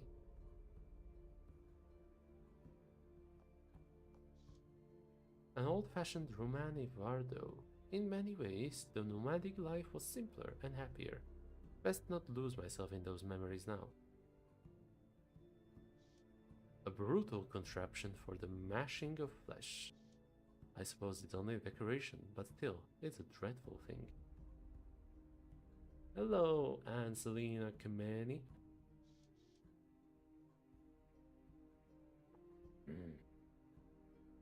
Anselina has a well-kept shop, despite being packed full of gewgaws, knickknacks, and bagatelles. Okay, what is bagatelle? Item of little value or significance. Trifles. Gewgaws? Trinkets or cheap toys? Miss Kamani, hello, how is business? Always better when you come around, dear.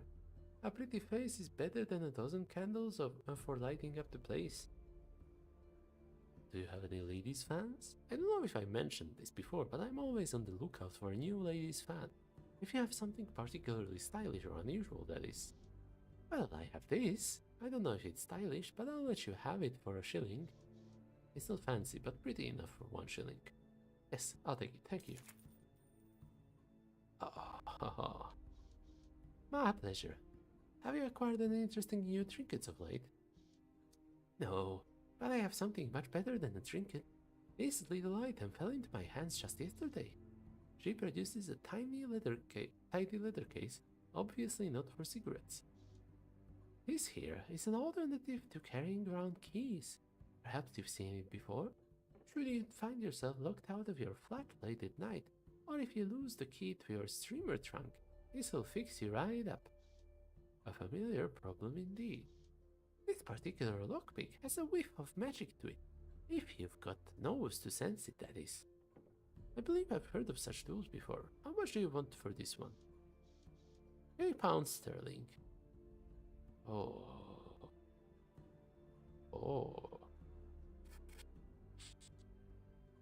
Ooh. That's a tough choice. I don't have that much money yet. I can definitely afford it, but I also really need to sell stuff. Oh wait, maybe I don't. Holy shit. Which one is Black Pile? I could probably level up with this stuff. Intellect. Well, I can certainly use more intellect.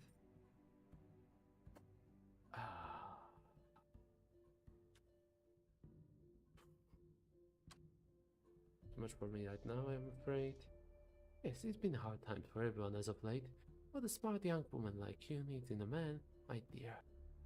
I had to see someone as nice as you traipsing around London alone. It seems that in addition to curios, Miss Kamani has a side business in matchmaking for the lovelorn. I'm doing quite well on my own, thank you. Of course. It was nice meeting you, Miss Kamani. I'll be on my way. You're welcome back anytime. It's lovely having you stop by. Let's save the game. You save. About to buy lockpicks. You know, just in case I would run out of money for sure. I know I could have made that choice earlier. On second thought, let's have that lockpick. I can only hope that it serves you well. It was nice seeing you.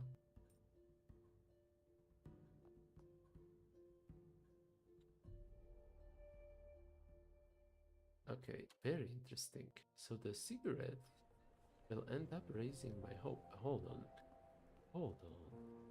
What is this? Watch vendor? Buy a watch, sir or madam. How dull must someone be to always need to know the time?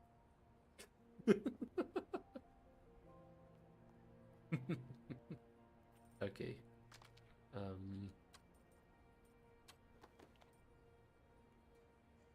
Oh, still don't have enough fans.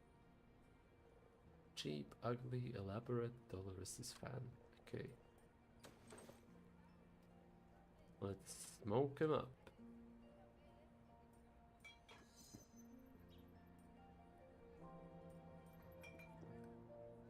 And just consume everything, absolutely everything.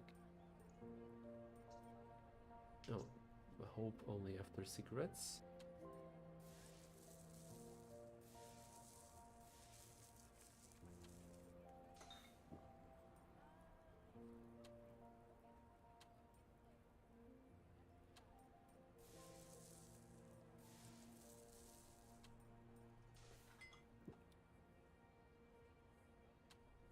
Now then, what else? Magic lockpick.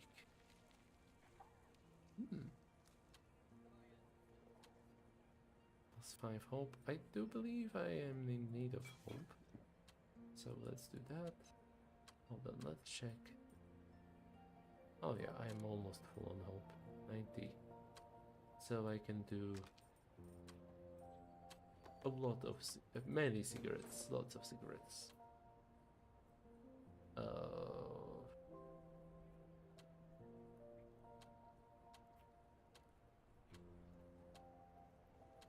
Okay. Yeah, I can definitely do all of them. Back pile. Fruits.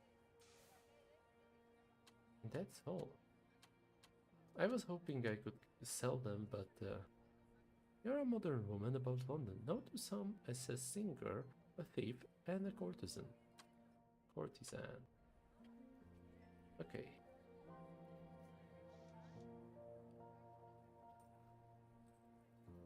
Now then, where did I encounter a locked door that I would like to open? Sorry Square? Royal Suit, Beljar Hotel. Havel Pinfold. Nandy's shop. What was in the bathhouse? Oh yeah, the center that did not want to let me through. Crimson Herring Tavern. Okay, so Sorry's Square, I think. And let's just fool around the cages, I guess.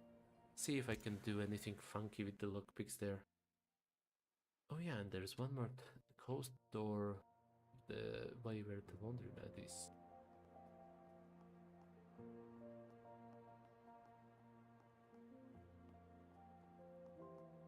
Wait, where was the guy with the animals?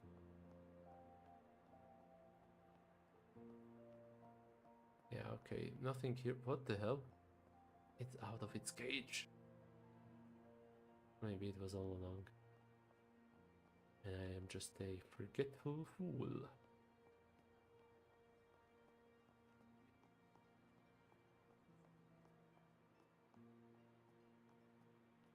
Gavin Dawson. Let's just talk to him. See if he he knows anything about the killer. I guess not. Okay, let's talk to the Rat Man. Man of Wrath. The Rat Worshipper. A little rascal who owns all the rats in the city. Legends say that he who owns the rats owns the world. And those legends are false because I just made them up. Okay, make tracks for now. Okay, bye. I cannot enter here. No, that's a shame. Goodbye, Pavel. Okay, so this was a pointless detour. Maybe I can just sell the gears. That's at least something that might be useful to me.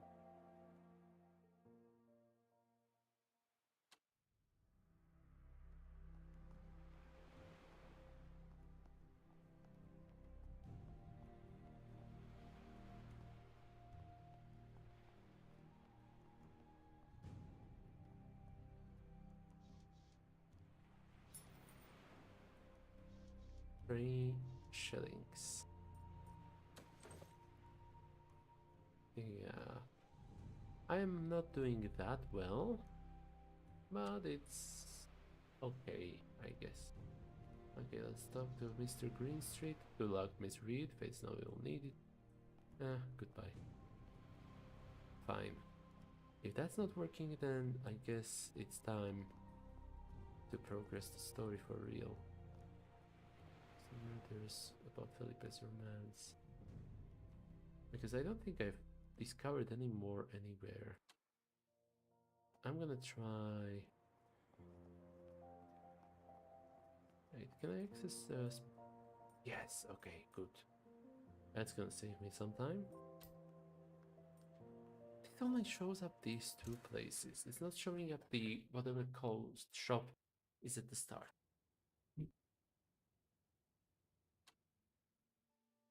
But hey, might as well try. Better than nothing. That is workshop, let's see. Ah, okay.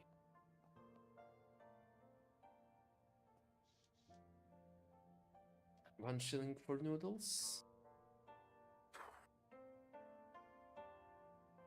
You know what? It's her last day here. She just smoked 12 cigarettes in a day. She deserves a little hope. By the saints, I suppose I was famished. No harm in treating myself. Pleased to hear it. Here is one order of Waylon's finest.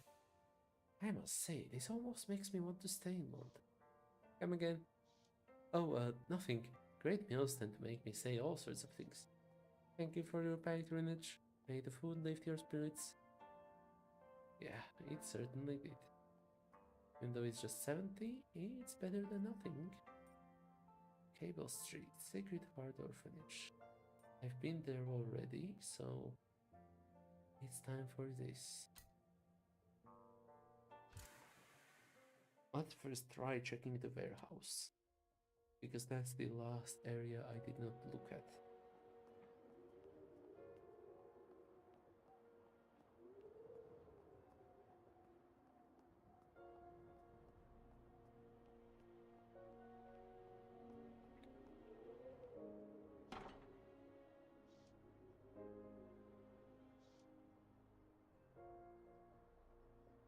Doesn't matter. Fine, let's go to Palladium and do all the quests. Chances are I will find a fan in there anyway. And not just the...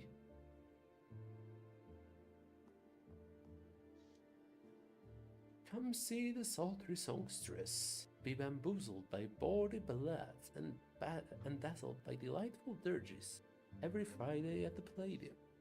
It's a good thing I'm leaving. I'm getting too well known in the East End for my tastes.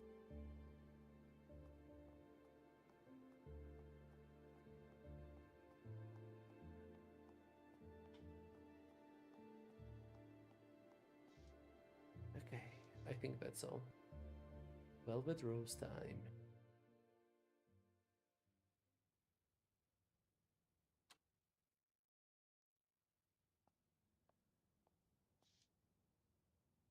Sykes. I wouldn't believe this. Mr. Sykes. No, wait. More dominant or something, I don't know. More confident.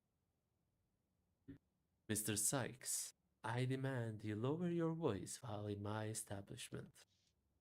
What did be what did B even say to you? A warning, that's fair play, but this? Beatrix is none of your concerns. You violated house rules with her. Let me talk to B. Mr. Sykes, you are hereby banned from services at the Velvet Rose for a period of 1 month. You may return after the expiration of said ban, and you can receive your partial reimbursement at the front desk. I don't care about money. This is your last warning, Sykes. You have 10 seconds to leave before I call in my reinforcements. Christ alive. Alright, fine. I'm moving, but this is horseshit. You mark me.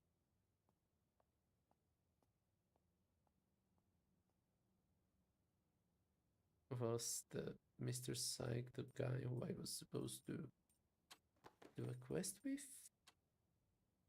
No, that's Dr. Wainwright. Spittoon. I tucked under the born settee in a pail full of tobacco juice, close to spilling over. Notice. Yeah, I did notice. No cats, dogs, or other equally excitable animals allowed inside. It might as well be a footnote given the notice's sheer length. Let it never be said that Madame Zora doesn't run a tight ship. Alright, landscapes. So this is what Asia looks like. Since from distant lands, I often dreamed of other places while working at the Rose, but to be reminded of them like this never sat right with me. Artemis. The Virgin Goddess Artemis, twin sister of Apollo, here in repose. I know Artemis quite well. Hera forbade Artemis's mother Leto from giving birth on the mainland of an island, since she was angry with Zeus for impregnating Leto. But Leto found Secure on Delmos, where she bore the twins. Tooth powder. Yum yum. Streaks of fragrant tooth powder cling to the faucet handles. Perhaps left by a client, but more likely a worker. If only the Jones kept up their rituals like we do. Shit, I forgot to check who's Jones.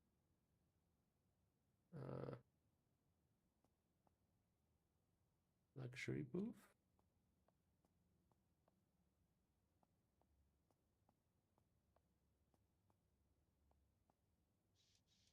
Someone discarded a few loose coins here. Waste not, want not.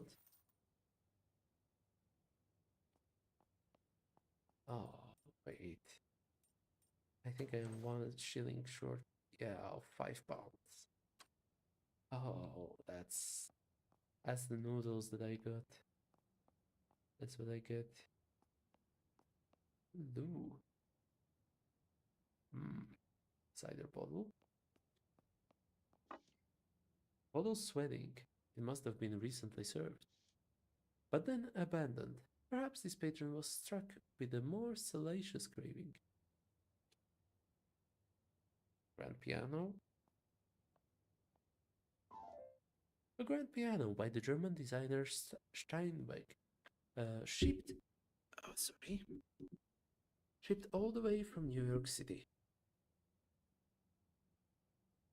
Hey, Lou. At Lou. Looks like she's sloshed, which is, unfortunately, a not infrequent state for her. All up at this time of day, Lou? Dare I inquire as to the occasion?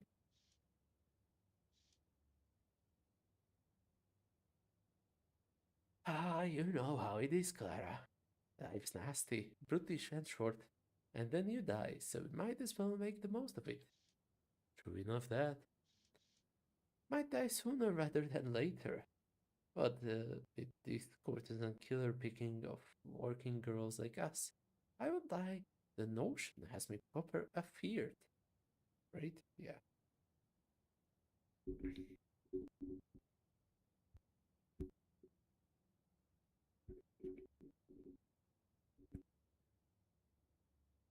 We look after our own, Zora. Uh, we look after our own. Zora won't let anything happen to us. Oh, aye. She'll do what she can when she isn't being a controlling stick in the mud.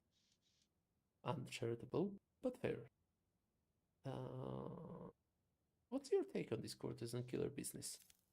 I knew one of the girls, I did. Hannah Lind, her name was. She used to work here, but she moved on ages ago. A recent victim, okay. That's right, I remember her. A nice enough sort. Before she was killed, she was still working as a dolly as far as I know, which is more than I can say for all of the victims. A working girl like us, even to the bitter end. You know how them bobbies are. Anyone sleeping rough or up to her eyeballs in gin was probably up all else too. It's all the same to them. Any plans for this evening? Nothing special. I am looking forward to your performance tonight, Miss Reed. Oh, stop it. Nothing I haven't done before. I wouldn't be so sure about that. You got a look around about you. Let's play it off. I I've no idea what you mean. You can dissemble all you like, dearie. I still said what I said. Best be on my way. Till tonight, Lou. Till tonight, Clara. Zora was looking for you. She's in her office upstairs. Ooh, that's a neat way to show it. I have to say, seeing this camera moving around, panning around, is quite something. I am used to the isometric perspective being static, with the only exception where it was not completely static being off the top of my head, Don't Starve, where you could spin the camera around as you wished, zoom in and zoom out. Here, I can zoom in and zoom out, but I cannot spin the camera on my own. It's like on a fixed point or fixed railing or something, adjusting so that you can see as much as you can, regardless of where you are. Anyway, a rendition of Athena, one of Zeus's many daughters and goddess of wisdom, poetry, and strategy. Okay.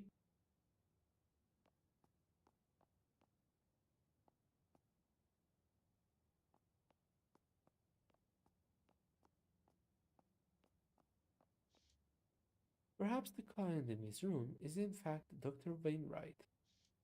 Aside from that blindfold, he looks to be dressed like a physician. But I can't confirm without speaking to him directly. That mightn't be worth the risk. I'd better just mark the window before he catches me in here.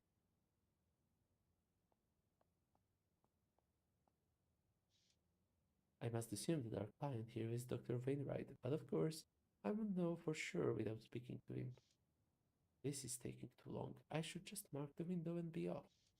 Don't forget to leave it cracked so Ivan can climb Ivana can climb inside. Mark the window. Temperance. Secretive trait. And I'll now be able to select dialogue options that require this trait. Nice. Patience and moderation when and where it is necessary. That'll do nicely.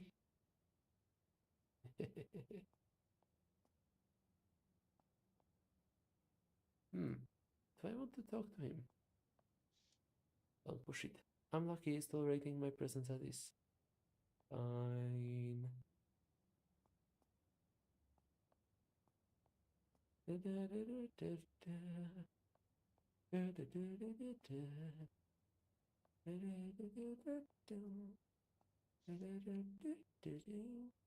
A fetching first impression is important. This screen is good for a bit of privacy in a pinch. Scratches dot the desktop. Sometimes we need to reflect after a night's work. Or write a letter home. Here's where all the dollies leave each other notes about the Johns. Here it says, Felipe is a Spaniard and a chatterbox who works as a fishmonger at the wharf. He unfortunately comes straight here after work. Oh. Lou describes Mr. Sykes as strong but gentle. There's a caution about some character calling himself Sucker Jones. He gets a bit rough at times, and Zora even had him thrown out but he flashes enough thin around that she let him back in. Sounds like bollocks to me. More about Sykes. Never fusses about payment. Treats you more like a sister than a tree. Except for casual transaction, of course. Except for actual transaction, of course. Sykes wins for popularity. It's a wonder the girls don't brawl over who gets him for the night. I wonder what else the girls have been saying lately. Read an entry. Let's see. Dr. Wainwright, fussy and specific client. Good time when you get it right. Read an entry. Avoid Mr. Daly when he's in his cups. Sykes' misplaced watch. Reward to the dolly that finds it. Ooh. Let's see. I haven't seen Suri in some time. Perhaps she's seeing someone. Suri. Who the hell was that? Maybe the bell? The hotel? If that Frenchman sneaks you brandy or wine or sobranis tonight, of luxury cigarettes. Lou, I want a cut. Else I'll complain to Madame Zura. Philippe, go fetch Ariana if she isn't already tending to him. Ariana, that's gonna be the name. Riley Jones, polite, kind, pays well. Highly recommended. As juicy as the gossip is, I have more important things to attend to. Okay, I have to remember Ariana.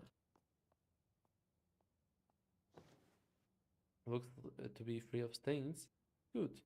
Madame Zora hates it when one of us dozes off with our makeup on. Clean, functional furniture. Zora may not splurge on pieces for the back of house, but she at least recognizes that keeping her girls happy is good for business.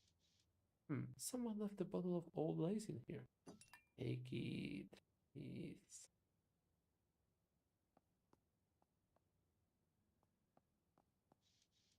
We always keep a flask of laudanum on hands for dollies who have trouble sleeping.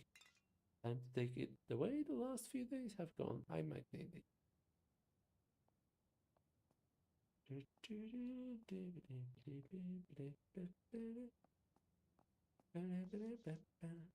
This was always the best place for a dolly to get a good look at herself before meeting the customers. Content or better, I look good. I've still got it, and sayings help anyone who says otherwise. Okay, let's see. Temper, secretive, okay.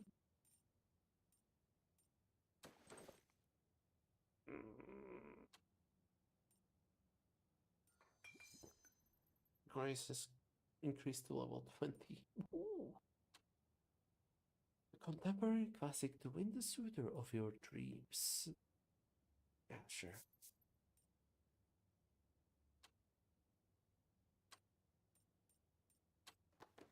Okay, any more here? I guess I can mark all four at the same time now. Because I resolved something recently. News to Dolores, fit the cat, fit the dog. Journalist quest, yeah, that's the one. Of London. Okay, time to talk to Zora. After examining everything in her room, it's gone cold. Madame Zora didn't finish her morning cup of Earl Grey.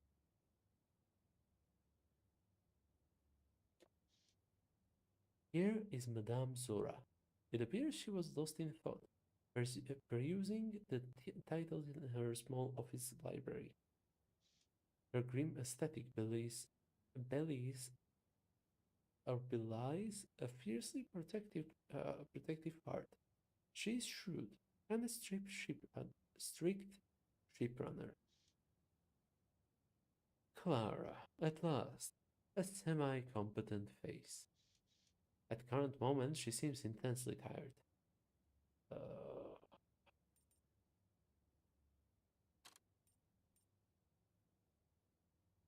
Intuition is close. Intellect is close. Tact is even closer.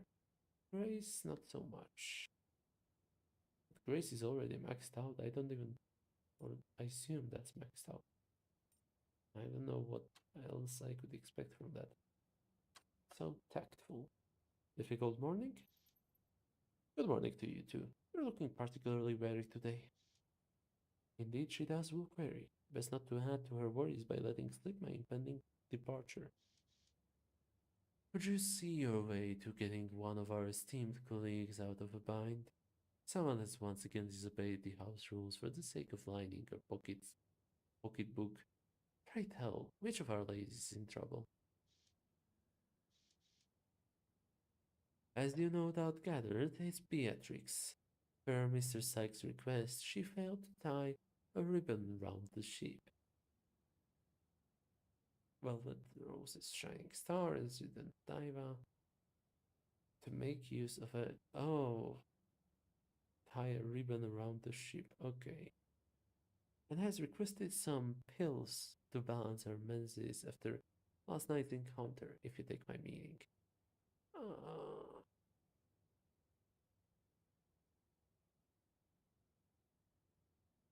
Alright, I assume the usual place will suffice. Gray's apothecary should have what Beatrix wants. Indeed. Here's the chemist's note. And if you're feeling particularly generous, she's also requested the delivery of Nandy's peanut candy. Uh, and what would such generosity get me? Her eternal gratitude, I'm sure.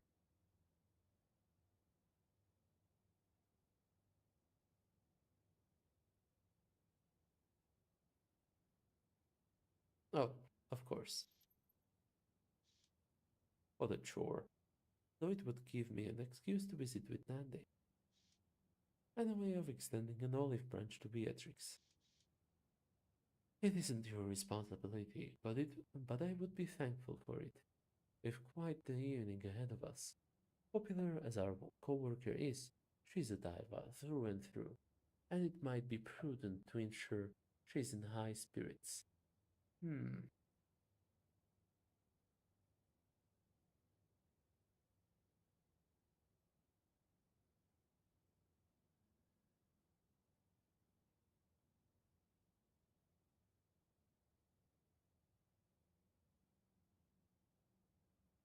If I'll keep her content for the evening, then perhaps it is worth the detour. Indeed, whatever you choose is fine with me. Oh, and be a dear and pick me up a box of sweets from Pavel Gerard. He'll be at this pinfold in Plaza Souris. What can this mean? Oh, the French ones. I don't remember the name. I acquired quite the sweet tooth when I lived across the channel. Uh-huh. Pavel knows what I want, and don't worry about money. I'll pay him when I do my shopping. Uh, what thought Laura about my time in France? I lived in Paris for a time. The French have such a lad. Whatever the task or chore they're always smoking a cigarette, and for them everything seems effortless. Did you live in Paris? No, they have, and many other shops on there from Bruslavia.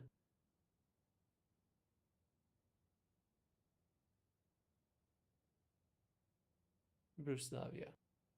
I was a bit of a wanderer when I was younger, but the Havre was where I fell in love with the seashore. Despite spending much of my life on the road, there's always more to see. Very well, I'll fetch your candies too if I have time. Now then, you look like you have something on your mind. Anything else you wanted to talk about? Best not make mention of my travel plans. This evening will run smoother if I keep myself in her good graces, and I read haven't yet read on what her reaction might be. Let's ask about the courtesan killer. What do you think about this courtesan killer business? You have a sharp mind, and you've been in the trade longer than I. Wild business, that, though hardly unprecedented. Devana knows there are plenty of animals in this city that try to prey on us now and again. Uh,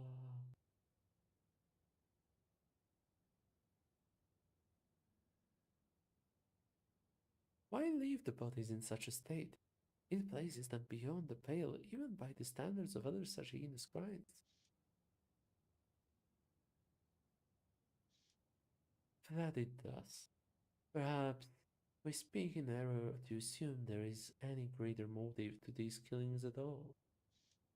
Her expression speaks of pain, of anger, of fear for the safety of her girls and the rest of London's underside as well. I can certainly understand. Miss Reed, may I speak to you in confidence? In confidence? It was close.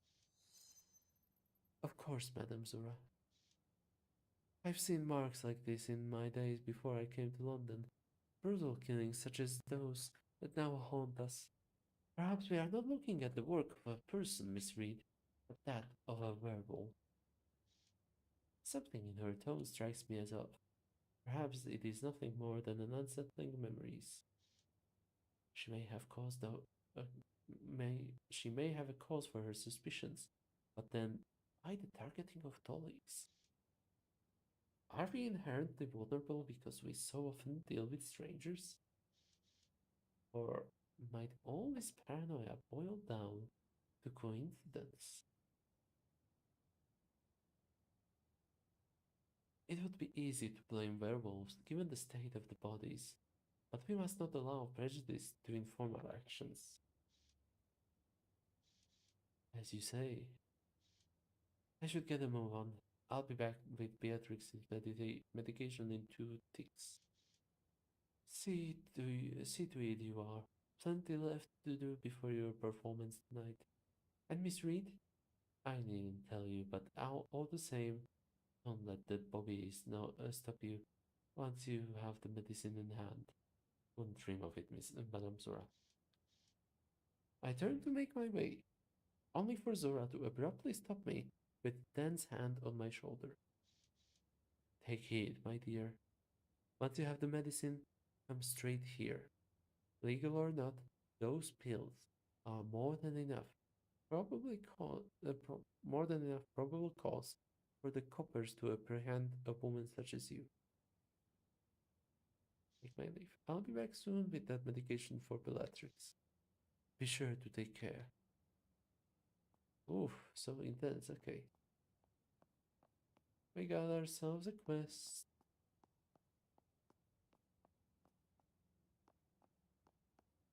Beatrix.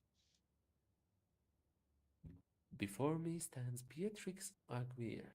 Madame Zura tracks her most profitable girl each month, and Beatrix and I are often neck and neck. I've never been one to puff my feathers over how many Juns I top a month, but there's nothing wrong with some friendly competition.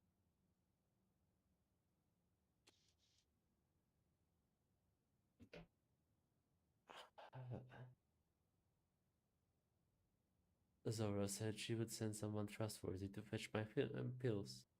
Going off that sour look of it on your face, I assume she picked you. Indeed, someone good and reliable around here, I suppose. Right then, fetch away. But did you need a moment of my time? Mm. Sykes' outburst? I know Sykes has a bit of a temper, but you were the last person I expected him to take it out on. She rolled her eyes while waving her hand with nonchalance. His favoritism doesn't exclude me from his tantrums. Besides, he'll be back tomorrow. Madame Zora has banned him, I'm afraid. Her eyes flutter with sudden realization. Do I detect a hint of remorse? Still, she's composed again in an instant. She gives me a petty glare for witnessing a chink in her armor.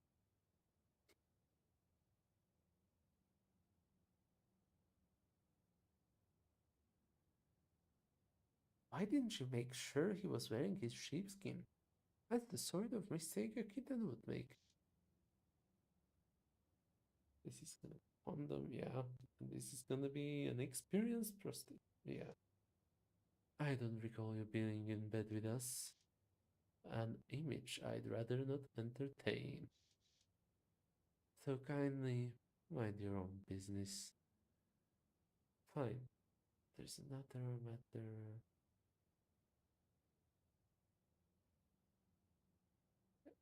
Yeah, another matter. Rumor about her shoes. Would you like to hear the latest rumors surrounding you and your shoes? I am a wretched woman for reveling in her furious yet conflicted glare. I haven't heard any rumors. Well, I have. Well, most of us are used to your quirks by now, but it would seem that Prudence isn't. She claims that she witnessed you using the communal bathtub in the usual way, save for still wearing your boots. Prudence is a half blind, half wit, and I'm lady enough to know it's quite rude to indulge in rumors. But it appears the same cannot be said for you.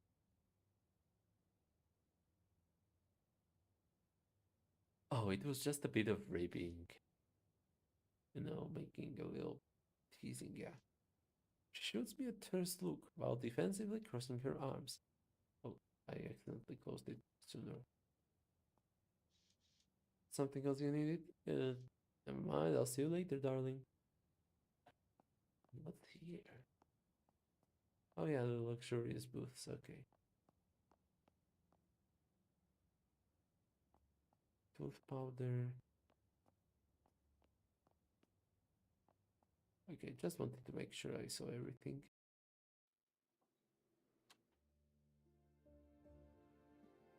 Anything of note here?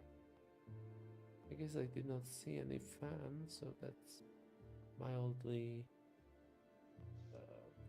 worrisome. Epictetus the philosopher, banished from Rome for teaching Stoicism. Doubt he'd fare much better in London. Stage door. This leads to the green room. Nothing I need here until my performance tonight. Okay. French candies. Fan collecting is not as much of a priority. It's just something that will happen sooner or later. Okay.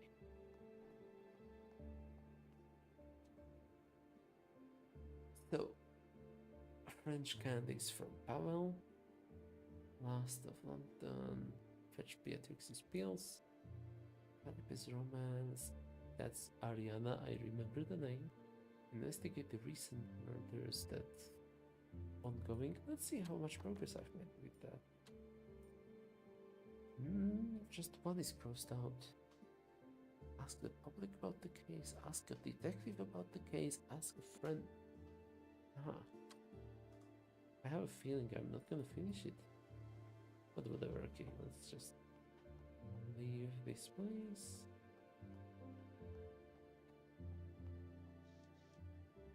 Shall I see what the wide world of London has to offer? Hi, darlings, the wasting, and I need to fetch those pills for Beatrix. Success is science. If you have the conditions, you get the result. Thanks, Oscar Wilde. Teddy Redgrave. Oh, that's the dwarf with one arm, one leg. Beat back the terrors of East London as Teddy Redgrave, monster hunter extraordinaire, deciding for yourself what makes a monster in the first place. Oh, okay. I am excited, even though I have to end the stream after this, but oh man. Okay. Whether it's a fiendish critter or an idea for a mechanical contraption, Teddy can't help but chase his quarry. But is he truly chasing what lies ahead or fleeing from his past? Impulse, ingenuity, analysis, empathy. Oh,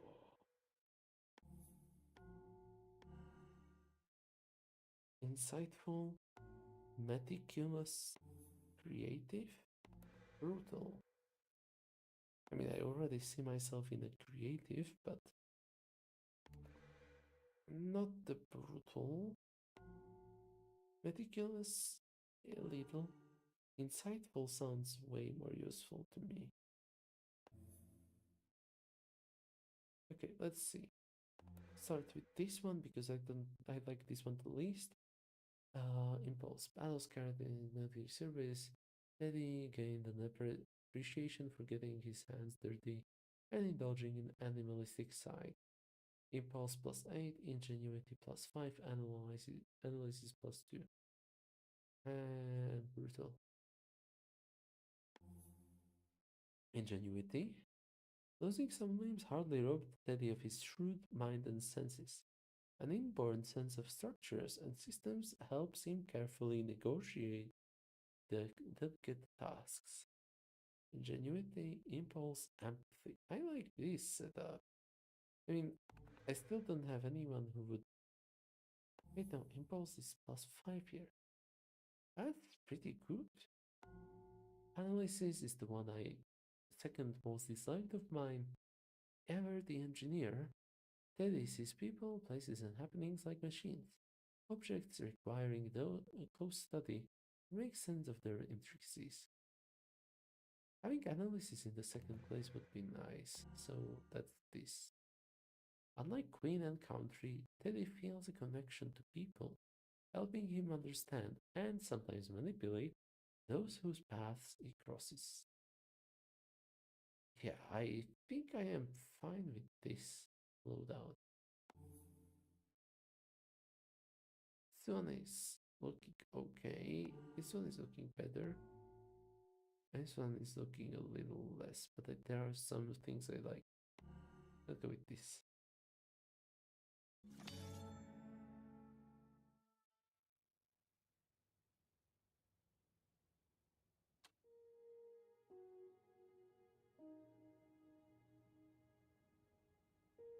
Wow. Okay, let's have a look. Nothing internally yet. In the inventory I have Monster Hunting Kit, Blunderbuss, and Cigarette. 5 of them, I think. Yeah. Okay. But that's it for tonight. I had a lovely time. I had a lovely time, but sooner or later I have to end this. And I want to end it before it gets more exciting than it is. I was already excited to figure out a third character build. I really like how they have the inner voices, sure, but each main character has different set of inner voices. Like they map to different aspects of personality, I guess. In different humors. Impulse is usually an impulse. Yellow bile is the choleric aspect. So animal instinct for the Atticus. For Teddy, it's impulse, and for this, how the hell did I already forget the name? For the lady, I guess it was. I forget the stat as well. Whatever. Let's just skip it for now. This one, Black Bile, was something about intelligence for her. Here it is analysis. And with Atticus, I don't remember exactly either. But it was something smarts related as well. Wit, I think. Probably wit, yeah. Empathy is phlegm, so that's being a phlegmatic. For Atticus, it was something about calmness, like self-control, something like that. And for the lady, 5.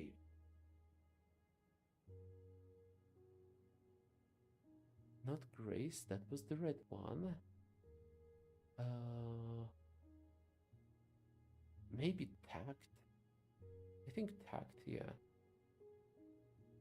And this one was Grace, and for Atticus, I forgot. But the point is just, it's so cool that each one gets 4 stats unique to them. They all fill the same roles, but each of them communicates a little differently what matters to the character the most. And there's also this thing. Super ego is the glue holding your psyche together. Reflect on the hard times, ensure that your good deeds are coming from the heart, and keep above water by indulging your desires now and again.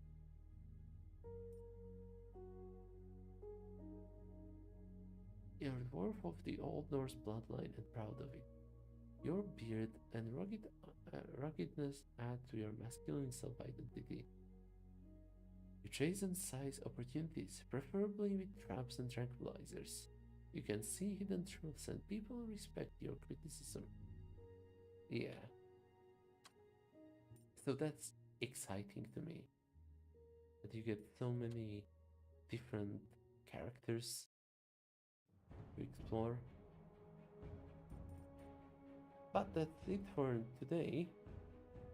I am thankful for your presence here, and I hope you will have a great rest of the day or great sleep, depending on whichever you're about to enjoy. See you around.